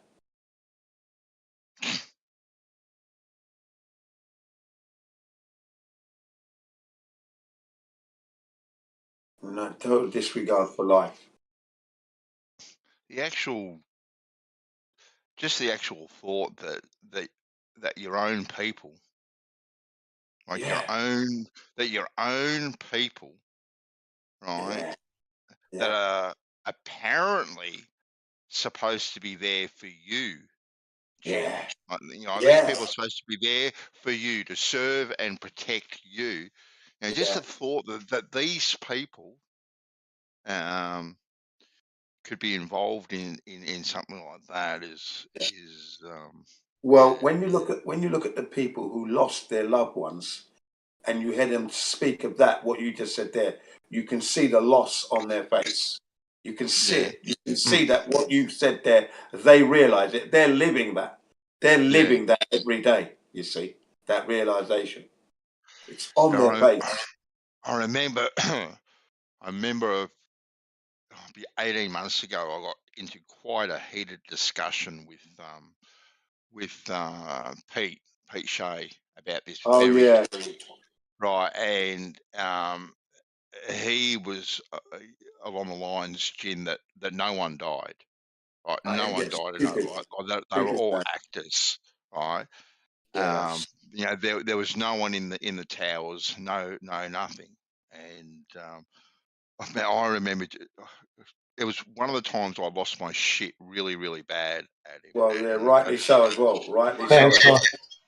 And you know, regardless, okay, let's just go with the fact, right? And I mean no disrespect, that maybe there was no one in the buildings, right? We do know that there were first responders, if nothing else, that lost their lives. Yeah, they died. Yeah. All right, they died. these people died. Ever since. Yeah. So why are you disrespecting people so much in saying these? I just think they're horrendous. That's what I mean. That callous, blasé, stupid attitude for life. That they didn't. No one died. What about the people waving for help? What were they just superimposed into the fucking flames? Yeah. Silly ass. That sort of stuff is just. I mean, that's when you give him. That's when you got to chin him, kick his prostrate leg off him, and then say, "Right now, fucking wake up, you cunt!" All right. Otherwise, I'll say you haven't got any legs. Then. Yeah. You know. Yeah, that's what he deserves. That was a little bit of a dig there, just to remind him. Yeah. Oh, it's just lunacy. It's just lunacy. He should know better. He should know better because his country had the troubles for fucking many years. IRA blowing up everywhere. Fuck's sake. Have some respect. You know? Mm-hmm. You know the IRA bombing campaign on England? Fuck. That British government, they were bastards. I said, they're risking our lives. Why is Britain fucking occupying its own land? Ireland. Why would you want to occupy Ireland? What's the point of that? Who benefits? Do you know what I mean? Just let Ireland be a republic by itself. No problem. You know where Pete gets that from? He gets it from IPS radio. Infinite Plane Radio. Yeah, that's right. The idea is that if you deny the death, you're denying the brainwashing and the trick. So even though some people die, you just say, no, I'm not feeling any of your guilt because you're a lying bastard. So just saying no one died, it's like a protection to deny the whole trick. Yeah, Tim Osmond. Then you're not acknowledging the sacrifice part or the fear part. Yeah, you're right, because he was speaking about that. And that fucking, what's it? Armus Darkus thing he talks about all the time. He was talking about it yesterday. The Dodo thing and the Armus Darkus or whatever. It's like the Holocaust in Germany. You know, people try and revise how many people died because the bigger the number is, the more guilt for humans. That's the idea, right? So if you say, no, I've been lied to, it's not 13 million, it's only 4 million. You've reduced the amount of guilt, kind of, as a symbol. But really, there wasn't even 6 million. It was 278,000 odd. That's what the I'm number saying. was. And that wasn't revise the numbers on that. Would you be happy to revise the numbers on the Twin Towers? Like fully revise all the people. What difference does it make at the end of the day if it was 6 million or 275,000? Yeah. I mean, that's what I'm saying. Symbolically, it makes a bit of a difference when they try and exaggerate the numbers. Yeah, I see what you're saying, Dawn, and maybe that is part of the psychological. So I'll give Pete some of the death is theatre. That's what I'd give Pete. It most definitely is. People who have survived have been caught lying over the years. Their stories have changed. They say one thing this year, and a couple of years later, 5 years, 6 years later down the line, they're talking about the same event, but they've lied. Something else come up now. The families just make stories up. Yeah. And then this is the final piece to the jigsaw puzzle, is that at the end of the war, the Jewish population had increased, not decreased. Yeah. All written down there. I'll give you the Holocaust is vastly, vastly exaggerated. Fine. Can you say that again? You think the what? I'll give anyone that the Holocaust is vastly exaggerated in numbers. Oh yeah, it is well exaggerated, ridiculous. Even the holding rooms before they were going to be shot and then taken up to the incinerator, right? That room could only hold like just short of 2,000. And the thing is, they said, why would they sit there when 2,000 of them could easily overpower the guards, and the door could have been opened from the inside, so it was impossible for that to happen, because you wouldn't be able to pack that many people in there. The door would burst. The door was flimsy as well. You'd burst through the door, kick the door down, and get them. You would. You wouldn't wait to be killed. You see, and if you do get killed, some of you would get there and take over the guard and shoot the guards down and break free. It was just just wrong. The whole thing was wrong. And the incinerator that they were talking about came online in 1943. So they really only had 2 years to kill that many people. And when you did the timeline, it was impossible to do that. Incinerator could only hold 3 people at a time. Yeah. And there's a way bigger tragedy in history that's never reported on. What's that? The Holodomor. You ever heard of that? No. Holodomor. It actually happened in Ukraine it was the famine in Ukraine in 1932-33, and they estimate, and this is all by human hand, this famine that happened, right? It was human inflicted. Okay. And at the low end, right, they say 3 million people perished, and at the high end, they say up to 10 million people. Yeah. Now you mention the numbers, it rings a bell. Yeah. Now, this is never reported. It's never taught in history as an atrocity like the Holocaust at all. But it is one of the worst things in our recent history. Right? Yeah. You hear about the Holocaust all the time, but you don't hear about the Holodomor. You never hear about the Holodomor at all. That's right. And that's what I was saying to my students as well. Back when Schindler's List was coming out as a movie being released, right? They were asking me, are you going to go and see the Schindler's List? I said, you know what? I can't be bothered to go and see that film because I learned about the Jews at school, and then I watched it on TV so many times. I am fed up of hearing the Jews. I want to see a film about how the Africans were slaved, or how the Chinese, or the other Asian races that suffered, the Indians, the Red Indians. True story. That's what I wanted. I don't want to see about the Jews. I know the Jews inside out, so I'm not going to be going to see that film. I'm fed up with the Jews, I said to her. And she was like surprised I said that. I said, yeah, and the royal families as well. I'm not a lover of the royal families either yet. So if you think it's going to be that kind of conversation where we're talking about the royal and devaluing ourselves, I'm not in that. Putting up silly people before me, no. I'm royal as well, thank you. That's the case. You know what I mean? I just said to her, no more. And then she went off to watch the film, and then later on, I showed her the Holocaust Lie in 2017. Oh, okay. And then she thought, what? I gave her the timeline. I said, that's why it's impossible. Can you see now? Because I didn't have that material to hand. Many years later, I was lucky to get it. I wasn't a flat earther at the time either, when I was talking about the Schindler's List. No. But I knew the moon landings were a hoax. And I knew it wasn't Lee Harvey Oswald. Took out Kennedy. So I knew a little bit. And I knew fluoride was dangerous.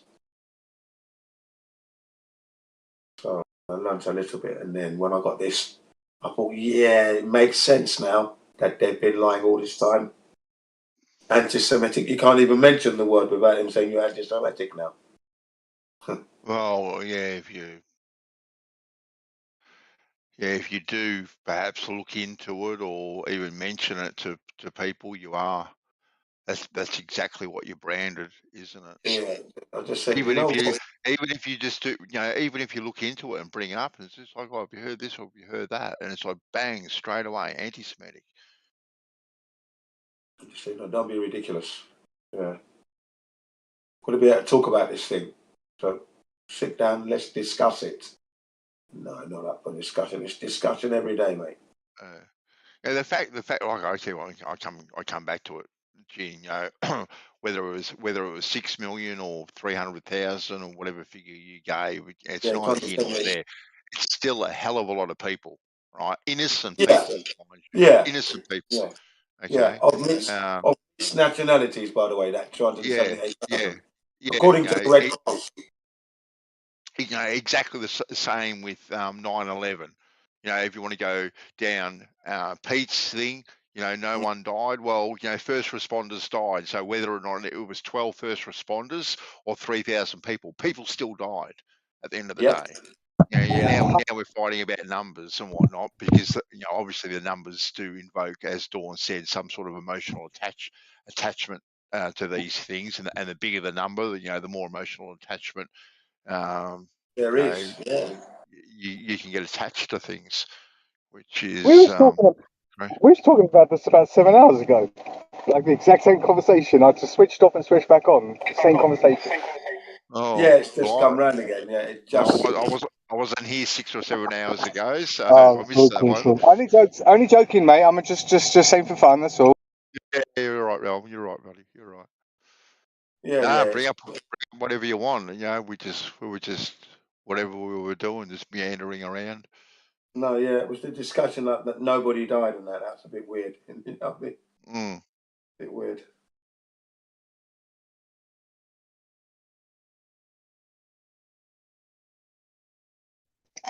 Well, if you made sure that the top half of the buildings were vacated and you gave enough time for anyone that was in the building to escape, and we know that the building was pretty much low occupancy, then you can only speculate. The numbers. A bit like in the UK, we had a tower.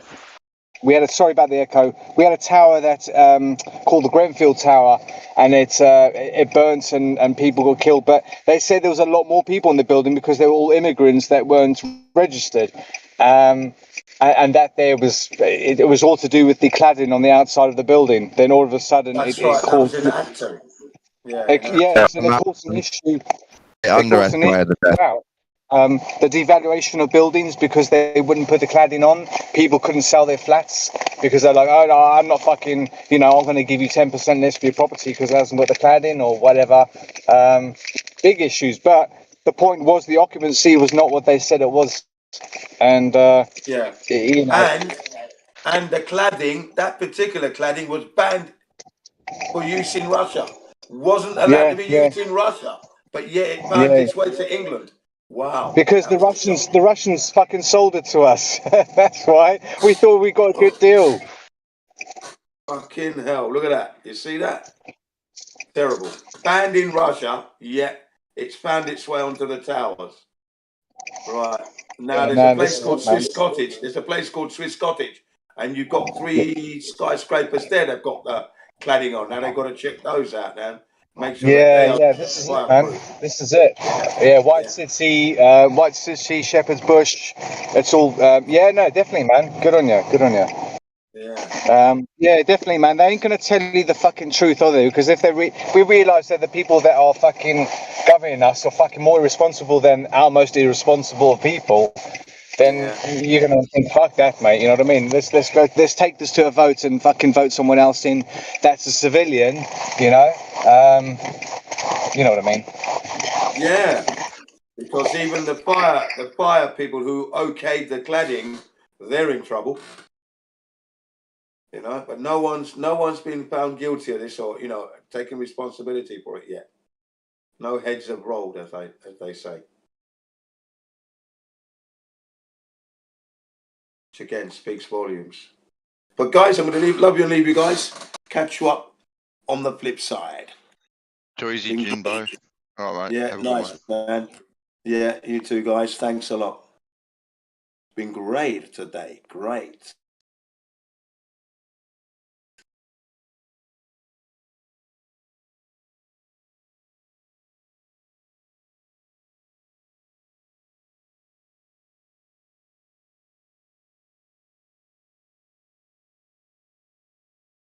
Do you think, like Nirvana said, we could? No, they didn't say, but the words heart-shaped box. Do you think we could live in a heart-shaped box? But it has to be heart-shaped in every single angle. You know what I mean? How would you make a heart-shaped cube, like a dice? Oh, fucking hell!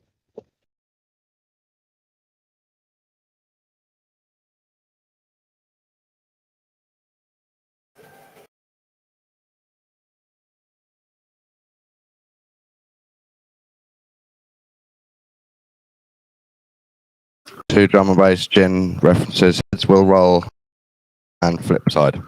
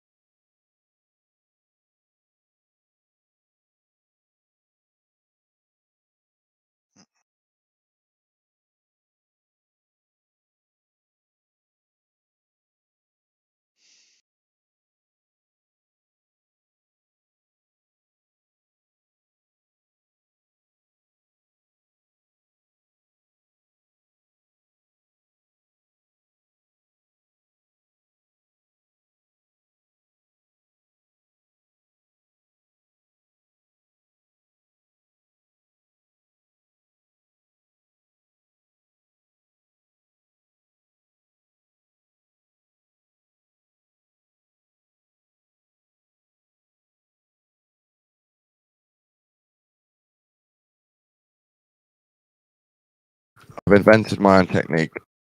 It's called stoner yoga. Sorry, stone a yoga. Stoner. So Stoner yoga. as, Okay. as you're an old man and you get like a bad back and indigestion and stuff, Yeah. you smoke a joint and then you lie on the floor and roll on the floor a little bit from back to front and on your sides, and it slowly pushes indigestion gas out of your body and massages your own back. And you end up winding yourself like a baby. There you go. It's good for stretching your back and indigestion. Might be something in that. You stretch your legs far out on the floor and on your back, and then you go onto your side and do it, and on your front and do it.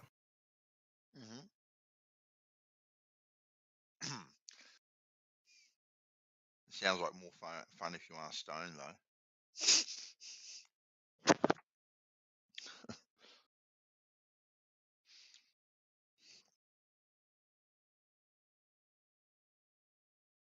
It's another way is getting your girlfriend to obviously rub your back.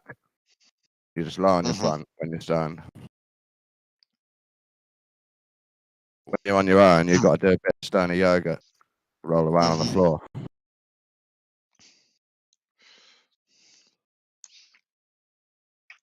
So, Realm, have you been nailed down to a particular shape yet?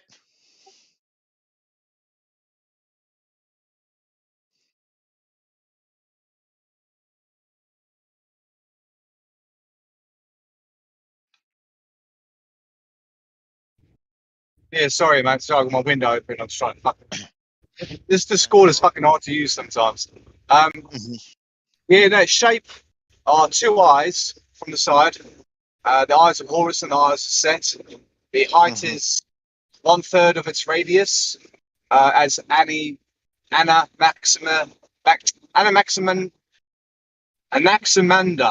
was a Greek fella years ago. You should look him up because he fits in. He never said it was infinite, but he pretty much had everything else that flat Earth had to offer. He believed that what we were looking at was a cylinder. The sky was a cylinder. That's what he believed. But he said that he believed the dimensions were the height was 1/3 of its radius. So its diameter would be 6 times its height. And the only way you can get that is by two Christian symbols, with its tails touching. The eye of Horus and the eye of Set. Those two pictures put together make two eyes. The pupils in the middle will be the sun and the moon. Yeah, I mean that's the model I came up with a year ago, and then I tried everything else. But everything else saying that Robbie Ball is because the lengths from the equator to the poles are actually longer, or the equator is shorter, one or the other. But the Robbie Ball is the same as making it elongated. You're still going to have the same distances. Does that make sense? Yeah. So because I was under the impression, Realm, that when you've been showing these toroidal fields, and it may be my misunderstanding, right? So this is my fault to be here.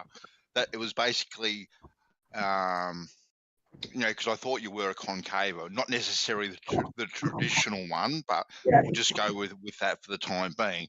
And then you were showing these toroidal fields, right? And one of them had this very distinct kind of green line through it, which is what I thought, which is what I was thinking, right? Was kind of like a planar surface that this toroidal field was encapsulated, right?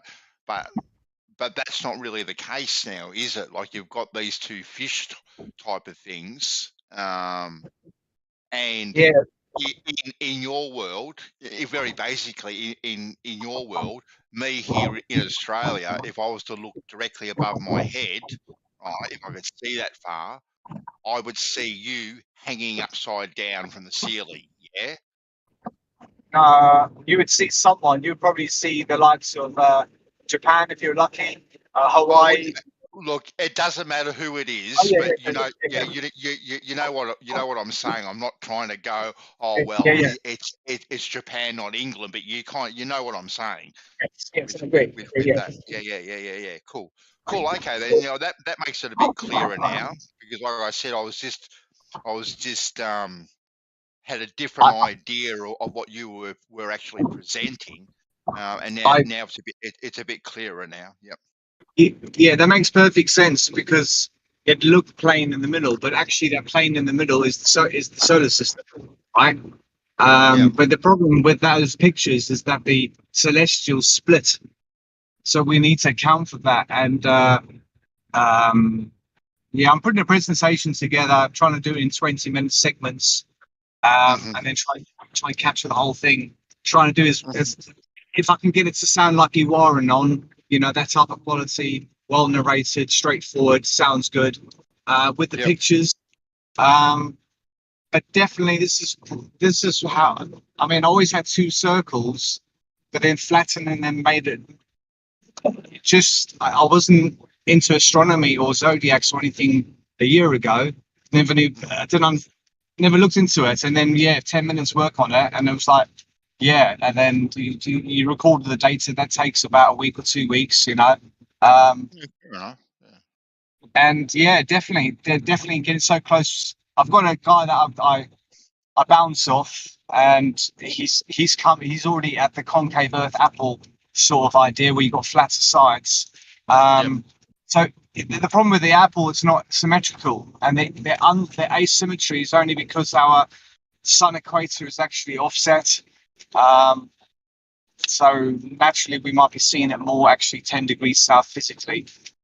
Like saying that the sun equator is 10 degrees lower than the real equator of the Earth, something like that. And that's where the pear shaped and all that comes in, because you can see it's offset, just like the Christian cross is offset. But the original cross was not offset. That the bar in the middle is actually in the center. With and that's Malayan cross, and the Orion's belt. I call it the Orion's cross, because you see the top, and there's 2 points either side of it as well, which make it look like a cross. But all this, it's just everything's upright where it should be. We're just more two planar hemispheres facing each other, and the surface area is actually smaller because the measurements of this. Sorry, I'm going off on one. We're sticking on shape. Sorry. You're right. You're right, man. You're right. The thing is, if the equator curls up and then the poles curl up, that distance that you're measuring, yes, you're going to measure the distance going through these things, aren't you? But you don't know what the level is between one side of the mountain and the other.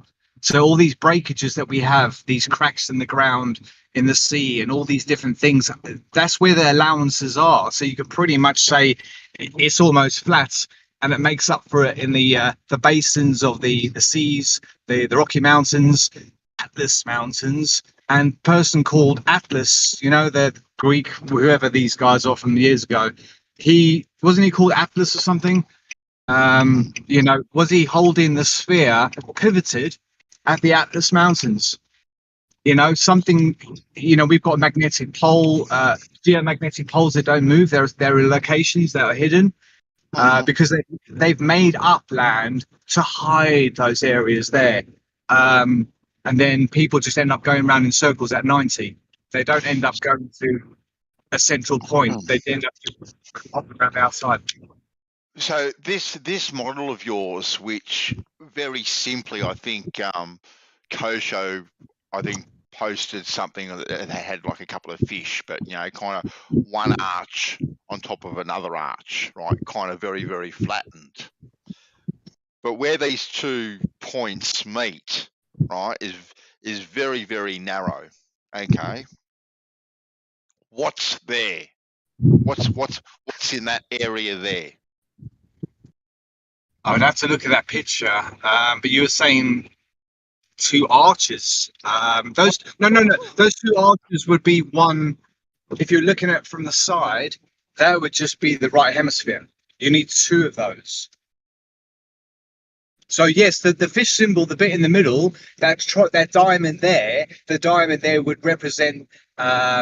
It would have to be a bit more, bit like concaved in, curled inwards a little bit.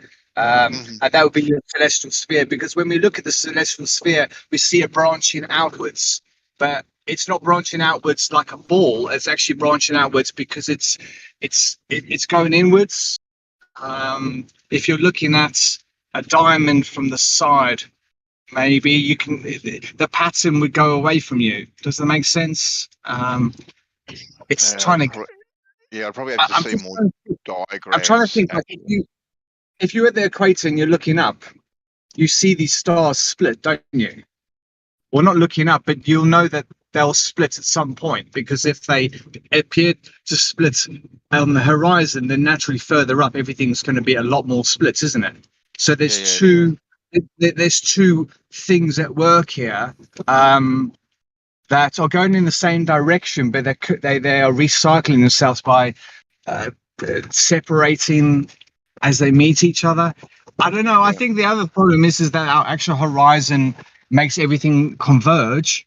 And there's been pictures where you see oil rigs out on the horizon, and you can see the big wind turbines turning, and you can see their actual propellers warping And this is just on it looks like it's a cloudy day. It's definitely not a sunny day.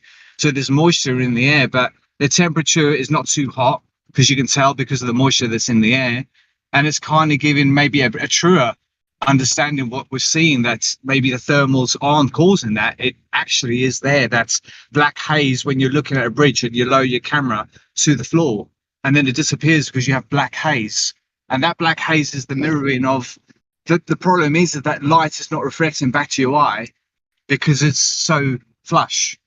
The light can't get past. If you're so level with the ground, the light from the furthest part away can't get to your eyes, and you end up seeing black haze. Or what would you do? You know what I'm talking about, where the road becomes a mirage? Yeah, I know exactly. Yeah, I know that. You get that haze, and then you get the mirroring and the mirage effect. I know that. Yeah. Yeah, it's because there's nothing reflecting back in your eyes. Yeah.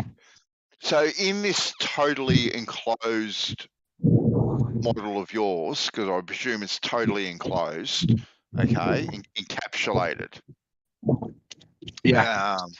And we are on the crust, like that hard barrier, that outer hard barrier, okay? Inner.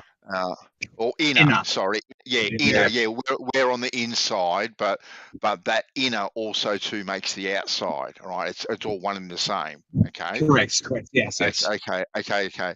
So now we have this. I'm going to say bubble, but I know it's not a round perfect sphere. I know I get that. So now we have this perfectly enclosed area. So now, with this perfectly enclosed area, do the gases and all that sort of stuff that are produced, right? It just recirculates and recycles all the time. Nothing gets more, nothing gets less. So because nothing can escape. Because you know how in the globe model we have the gravity, which is the barrier around Earth, and they say that the atmosphere escapes through the gravity, or bits and pieces of it escape through the gravity, right? In your model, nothing is escaping at all. It's all encapsulated. It's all there. So it has to go. It has to get recycled, reused. It's sort of like this total cycle all the time of being produced and used for other things, soaked into the ground, breathed in, used for different purposes. So what is there is there. Nothing is created. Nothing is destroyed, so to speak. Would that be right?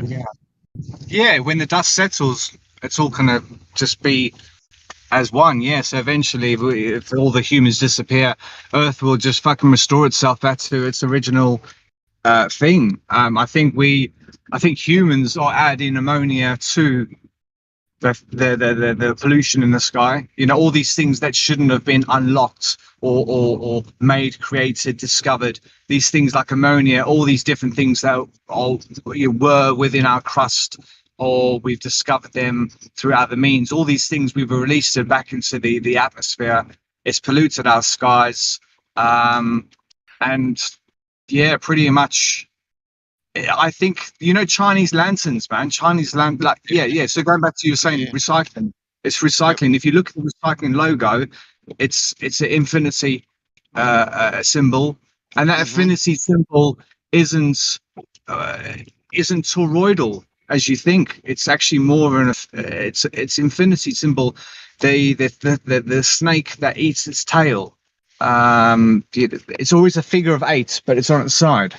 That makes more sense, and then you've got something just closer in the middle. So the highest part of the geomagnetic pole and the both of them, and the highest part of the magnetic equators. I mean, back then, if there was no pollution, probably everybody in the world could actually see the mechanisms of the solar system. And nowadays we have contrails that are putting shit in our air, aluminium oxide. You know, they've probably been putting this in the fucking air, because if you have something that's lighter, then it's going to be buoyant above at all times, and naturally it's going to get less, but you just top it up. But in other ways, I think our pollution has done the job for us, and the only reason why the contrails will happen only if there's an event that needs to be covered up, and it would most likely be the eclipses that happen every month. They won't happen all the time, well, visually, because things are going to slightly go out of sync, but then they'll come back in sync slowly, because I think someone was saying, yeah, doesn't the sun cross the celestials twice? Yeah, and everything's pretty much close to each other. Yeah. I think things like, you know, this tilt at 23.5 degrees, I think it's closer to about like 0.235 degrees. But it's just so much. I think as I'm working through my videos and stuff like that, I'll be able to improve it by putting 0.1. This is going to be, 10 parts, chapter 1, chapter 2, covering the basics. Hold on, back up a bit. You said this tilt of 23.5 degrees, like the Earth is on a tilt of 23.5 degrees or 23.4 or whatever it is, and you're saying it's 0.234. Yeah, because when the sun rises, it rises in the east at 0, and it sets in the west at 0.25. It could be 0.26, but those are little differences there. And that, you're going to get your best measurements at the horizontal line. As soon as you leave the baseline of 0, anywhere above that is the difference between geometry and metrics. You know what I'm saying? Because geometry is like on a protractor is only so big. It depends on your location. It depends on how you're drawing this. Are you talking about the tilt of the Earth realm or the angle at which the sun is in the sky? Sorry, I'm getting confused here. Yeah, the angle that the sun is in the sky. Okay, I thought same thing, isn't it? I thought you were talking about the tilt of the Earth. Sorry, that's what I thought you were talking about. I wouldn't say that. Isn't that the same thing, Bansel? But the Earth's not tilting, so there's not. The only thing would possibly tilt is. You know what? I thought of this one thing. There's this. Yeah, so that's what I'm talking about. It's in relation to the equator. In relation to the equator, the Earth's, the sun's equator is tilted half of 0.25 clockwise, just off the equator. So. But see an now, angle of 23 degrees, right? When you start talking about tilt realm, I can't equate that to your model because I don't know how you would even work out a tilt in your model if you can't get outside it to work out the tilt for number one. So the only thing, right, I think tilt is the wrong word. I think the angle of the sun. I think you should get rid of the whole word tilt from your vocabulary. Yeah. I agree. You helped me so much, mate. Seriously, I'm straightening up my vocality. You know what I mean? I'm making this shit up, but I'm straightening it up by getting the feedback from you guys, so that there's certain things I don't have to cover. You know what I'm saying? Once we've got in the picture. So you've got the equator; it's a straight line, and then you've got to draw another line, okay, matching the equator, and then you tilt it. You adjust the angle of that by 0.25 for simplicity, and then naturally what will happen, because the difference is going to the tropic is going to be 0.25 wide, but the angle will only be half of that. So you're getting an equator, and then you're tilting a second equator line to clockwise 0.125 degrees. But even if you go with the 23.5 degrees, that would be the angle of the sun against the equator. The equator would be the magnetic equator, so it's going to be flush. And the declination of the planets, which is how high we see them in the sky and how low we see in the sky from the equator, those are called, you could call them the tropics of the planets. The declination would probably be that angle that we could probably agree on. That declination is it's not the tilt, it's the, these motherfuckers. You're stuck on a fucking roundabout, and then they drive in front of you, and you fuck off. Yes, so the sun is offset, and you can measure that using stellarium. You can see that and anybody would agree, well, how does it go north? It's going to have to slightly tilt north, isn't it, on one end for it to go in upward motion. And then it gets to the top, it pauses for 1, 2, 3 days and then comes down again. But it'll come down a different path in a way. Does everything go up and then everything comes down like, you know, a drinking straw with the loops in it, you know? You said you was a plumber, you know, like the thermal expansion tank where the water it's got a coil inside it, hasn't it? A tube. Yeah, that type of idea where the thermals go to the top, you know, it's something like that. We are the expansion tank. We're not vented. We're an unvented, no, not expansion tank, the hot water tank. You know what I mean? The old school one of the 80s. I'm sure you understand what I mean. I hope so. Anyway, yeah, so it's path going up to the angle, and then you've got the angles. You can measure the heights of Neptune, how high it goes in the sky, how low it goes in the sky, and you can work out where its equator is.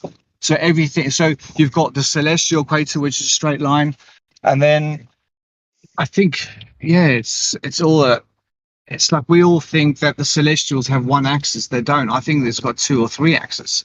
Definitely 2, because in ways like maybe I could describe, you get a dice and you throw a dice. The dice is either one going to move in a X axis, it's going to move in a Y axis, or it could be moving in that third axis, because as you're rolling the dice, it's created an axis of its own if you get fast enough, you know? Yeah. So I think we think there's X and a Y of everything, but I think there's also a Z as well. And all this is that whole, you know, the movie Contact, that sort of, that description there of that machine that's moving with multiple, what would you call them? Well, multiple spheres, multiple rings. Okay, I want to get down to some practicality realm, because Nate knows I'm a real practical kind of guy, right? Can you show me, right, any concavity in the surface of water? I can't show you that, no. I do know that we can't measure better than 1 in 1,000th of anything. You can say an arc second, you can say an arc fucking micro billionth of a second. It's all going to add up. And so we can't measure to any better than 1 in 1,000th. The imperial is 1 in 3,600. Metric is 1 in 10,000. Depends who's doing the measuring. So this degree of concavity, it's, you know, with hills and fucking dips and shit like that all over the place. You know, if you're measuring the dips, you're going to get concavity. If you measure the bumps, you're going to get convex. And if you measure the flat areas, you're going to get flat. So there's 3 parties involved here. And the mean, the average over all of this is going to be flat, isn't it? So then you model everything on flat. Yeah, because apart from the rectilineator experiment or measurement, whatever you want to call it, which I think personally is flawed in itself, because of, you know, because of human error, because of tooling error, all these sorts of things which happen to show the concavity, right, of coincidentally at 8 inches per mile squared, right? Complete. Really? Complete. Yeah. Have you never looked into the rectilineator? 5 centimeters. 5 centimeters curve up per kilometer. 100%. Yeah. So it works out to be about 8 inches per mile. Well, that's what they came up with. Yes, but it won't be squared. It won't be squared. It'll pretty much be close to adding them up. And a bit more, but I agree with you. I agree with you, because my coast that I go to, my local resort that I go to all the time, the whole beach itself is actually tilted to the left, because you know, how do you do an experiment on a slope? And they can say, oh, we can measure this, but if it's I don't think you can fucking make a beach perfect enough to measure it, because you're measuring it naturally. But naturally, what happens is that the erosion of the water pushes that soil all along the fucking coast. Yeah. So it's just moving around and moving around. So any experiments on a beach, no good. Man-made, no good.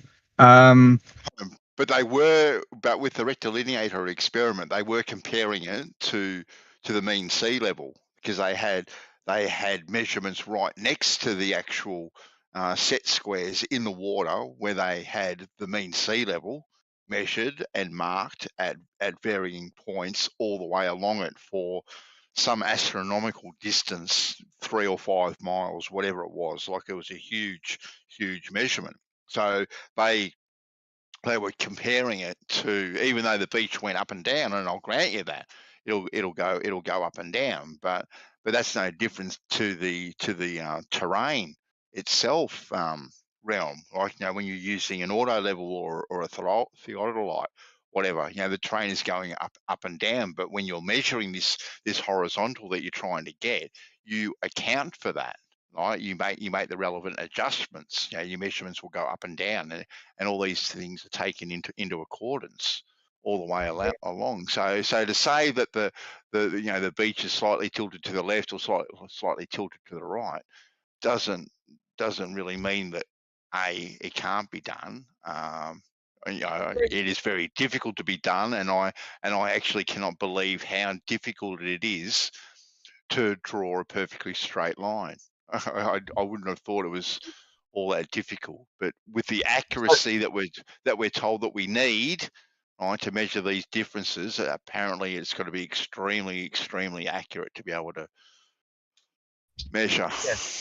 Yes, but obviously we can't do better than 1 in 1,000. So even that experiment there is already 1,000th of an error, which is not good enough. Now, interestingly enough, London was built up by 200 meters. The lowest, the continental shelves on average are 100 to 200 meters below sea level, and if London was built up between the 1600s and today, for example, we can set a time period, and it's raised 200 meters. So let's tie that in and work out that's going to be half a meter a year. Thereabouts, yeah, I'll give that to you. Yeah. So we'll give it a 400. It could be 100. We don't fucking know, but obviously it's not going to be 100 because our grandparents didn't tell us. So we have to set a time scale that the grandparents wouldn't have told our grandparents, etc., etc. Anyway, so let's just even out at 200 years. So that's 1 meter a year. Now the continental shelves in the Pacific are 100 to 200 meters under the sea level. Now back in the day, there was more ice at the poles, and that water there was locked at the poles. So naturally, our sea levels were 100 to 200 meters lower. So when they measured the mean sea level, then they would have had more concavity. But I think they still couldn't get the precision, and the concavity difference, you would have been looking at something close to a 10,000th difference, And people had to come up with a measure that was accurate. And we today we can get class 1 classification at 1 in 10,000th of class 1 metric. Most people use class 2, class 3. Most people use tape measures supplied by a company that doesn't even use calibration. The Taylor's tape measure is 4 mils short of 1,500 calibrated. Yes, they have to allow for curvature, things like that. Who was the first person to have a tape measure? It would have been the Chinese. So, when Western people come along and they take the technology, they don't ask them how to use it. They just use it as is. But naturally, back in the days when they measured the seas, the lands were much wider because they extended out to the continental shelves. To only 100 and 200 meters, you can work out how far inward, how far more land there would be in America and other places. So Japan would have been, anyway, if we know that there's cities and stuff under the sea, then under sea level, then we know that at one time the level was much lower. With so much water at the poles, we were probably stuck to the likes of 20 or 30 degrees either side of the equator, because the rest of that just would have been frozen, if that makes sense. So Well, I don't know how there'd be more concavity in the water because concavity or convexity has never been measured in water. No, but the water. Never been measured, right? Yeah, So but that's an outlandish claim right there because it's never been measured concave or Yeah. convex, But right? if It's always ever, right, been considered flat and level and horizontal. That's all it's ever been considered. It's never been considered concave and it's never been considered convex ever. Yes, I understand exactly what you're saying, and and two planar hemispheres is pretty much flat, and then you have to make up for the concavity closer to the magnetic equator, which they can't measure anything there because the magnetics that are flowing upwards to the sky at the magnetic equator, they can't take any measurements. They get a difference of 2 degrees, right? Maybe that it's combined or that's either side of the equator. So they have to use an equator, an arbitrary equator back in the day that it doesn't have these anomalies. Measurements with what realm? What measurements are you using that have to take into consideration the magnetic field? I'm talking basic tools like theodolites, tape measures, these sort of things. These things aren't affected by the magnetic field. No, I totally understand with you. I totally understand. We're physically measuring with something. We're not using magic fields of magnetics. But if we are ascending at the poles and ascending at the magnetic equator, because the average elevation of the magnetic equator would be something like 400 meters or something, but at the points it's 3 kilometers, then there we could have chipped away that 3 kilometers over time, so that we don't realize there's a wall between the north and the south hemisphere. But our observations of the stars and stuff is what they've all based it on. But they never based it on this. When you talk about measure, if the seas were measured more narrow back in the day because they hadn't measured the lands yet, then when they did measure the lands would have been smaller, and they didn't worry about remeasuring the seas, did they? Well, see, measuring by stars is only an approximation anyway. It's nowhere near accurate, right? It's just a best guess. It's like when they measure a plumb bob that's off plumb, right, at the Schahalian mountain or whatever it is, right? And the way they measure it, it's off plumb by comparing it to the stars, which to me is absolutely completely retarded. Right, because you can't tell a plumb bob is off plumb by comparing it to a star that you don't even know where it is, and that line has either been refracted or diffracted or whatever it's doing. Absolutely silly. So to measure anything with the stars is really not concrete at all. Now, stars, yes, can be used as far as navigation is concerned, approximately. Right, it can send you in the general direction, right? So you can navigate your way around things, right? And you can get yourself from England to Australia, right, using nothing but the stars, and you were gonna land, somewhere on the shores of Australia. But if I told you, Realm, that I need you to land at this exact point, and you can use nothing but the stars, right? You ain't going to get close to it by using the stars. You ain't going to get close to it. I've got to go. Sorry, mate. I'll pick up the kids. Listen. We'll pick it up later. We'll pick it up later, man. Too easy.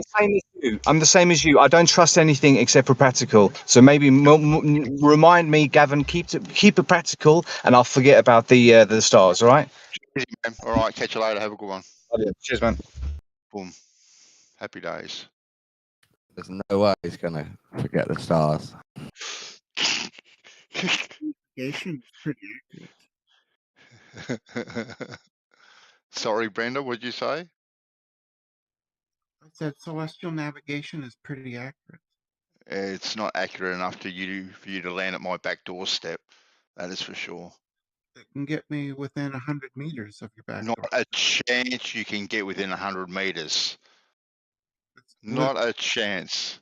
It can. No, you can't. No, name someone that has got within 100 meters of my back doorstep. Firstly, I'll call them a stalker, right, for even doing it in the first place. But they can't do it. They can't get within 100 meters of my doorstep. You're just denying.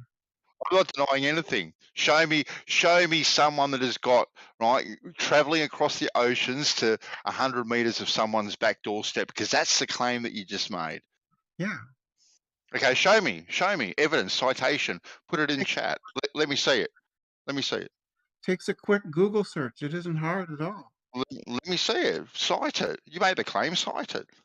Because otherwise, you're just speaking words now.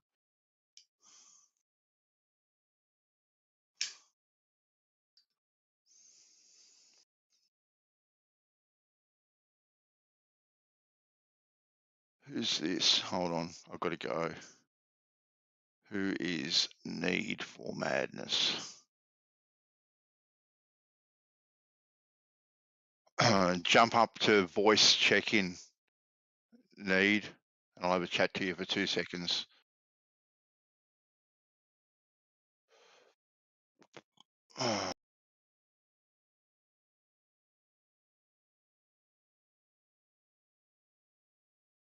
I googled it. 0.1 miles is the accuracy of celestial navigation by this website, casualnavigation.com. See, if you're out by 0.1 miles, I'd say it's quite accurate, but I don't know.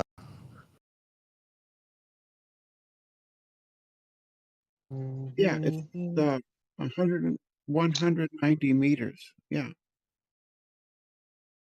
Oh yeah, you got the same thing. I think Banzo was just making reference to the like exact point location. But Of, how? Yeah. Like, How do you guys know that's true though? That this is how accurate sextants are. Oh, we don't. I'm just googling. Well, no, they just measure the angle. I'm a slave to authority. They just measure the It's angle.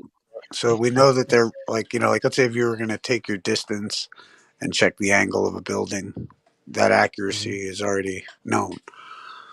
GPS is even more accurate. Fair enough, but like Yeah, but the sextant the claim is about just on that principle. It's what we extrapolate from it. but the claim is about stellar navigation, right? Using the stars. And that you Right, can be because you're using within. lights in the sky. But what's cool about it is it will get you to the general location, like we just said, 0.1 nautical miles, like within 190 meters of the general area you're trying to get to, which is awesome. How do you know that's true though, Isa? You know what? Have you done it before? I look at it like I do. I guess I have faith in our in our mariners and what we've done and throughout history and what we can continue to do. You know what I mean? Like that's what's so interesting to me about it when you bring in the idea that there's a horizontal plane you're operating from. But the accuracy of the sextant, we know that it measures angles. It's just a matter of knowing how we extrapolate it into our understanding of the movement of stars, etc. You have more faith in and when mariners than astronomers, Isa. Definitely, because the mariners They're understand kind how of to use they're it. kind of one and the same though, right? Practically. I mean, yeah, mariners. Well, at least back in the day, maybe 300 years and back would use the stars. Like they had to be great techniques, right? Great astrologers, right? Like if you wanted to travel from the northern hemisphere to the south, you had to be a great astrologer, right? Or at least have someone that's good at reading the stars. Yeah, on the ship. You bring one astronomer with you. If you had a great astrologer, that might solve your psychic issues, but Yeah, you're going to need an astronomer for that. Oh yeah. If you got some suppressed hidden emotions that you've got to deal with in your horoscope. I bring an astronomer and an astrologer on my boat. I met an astrologer. Right, but that's what's cool with navigation is that it works. Astronomers. Like it's just fascinating that they like I always find it interesting that in order to actually celestially navigate properly, you have to, even if you don't think the Earth is flat, you have to treat it as flat in order for it to work. You don't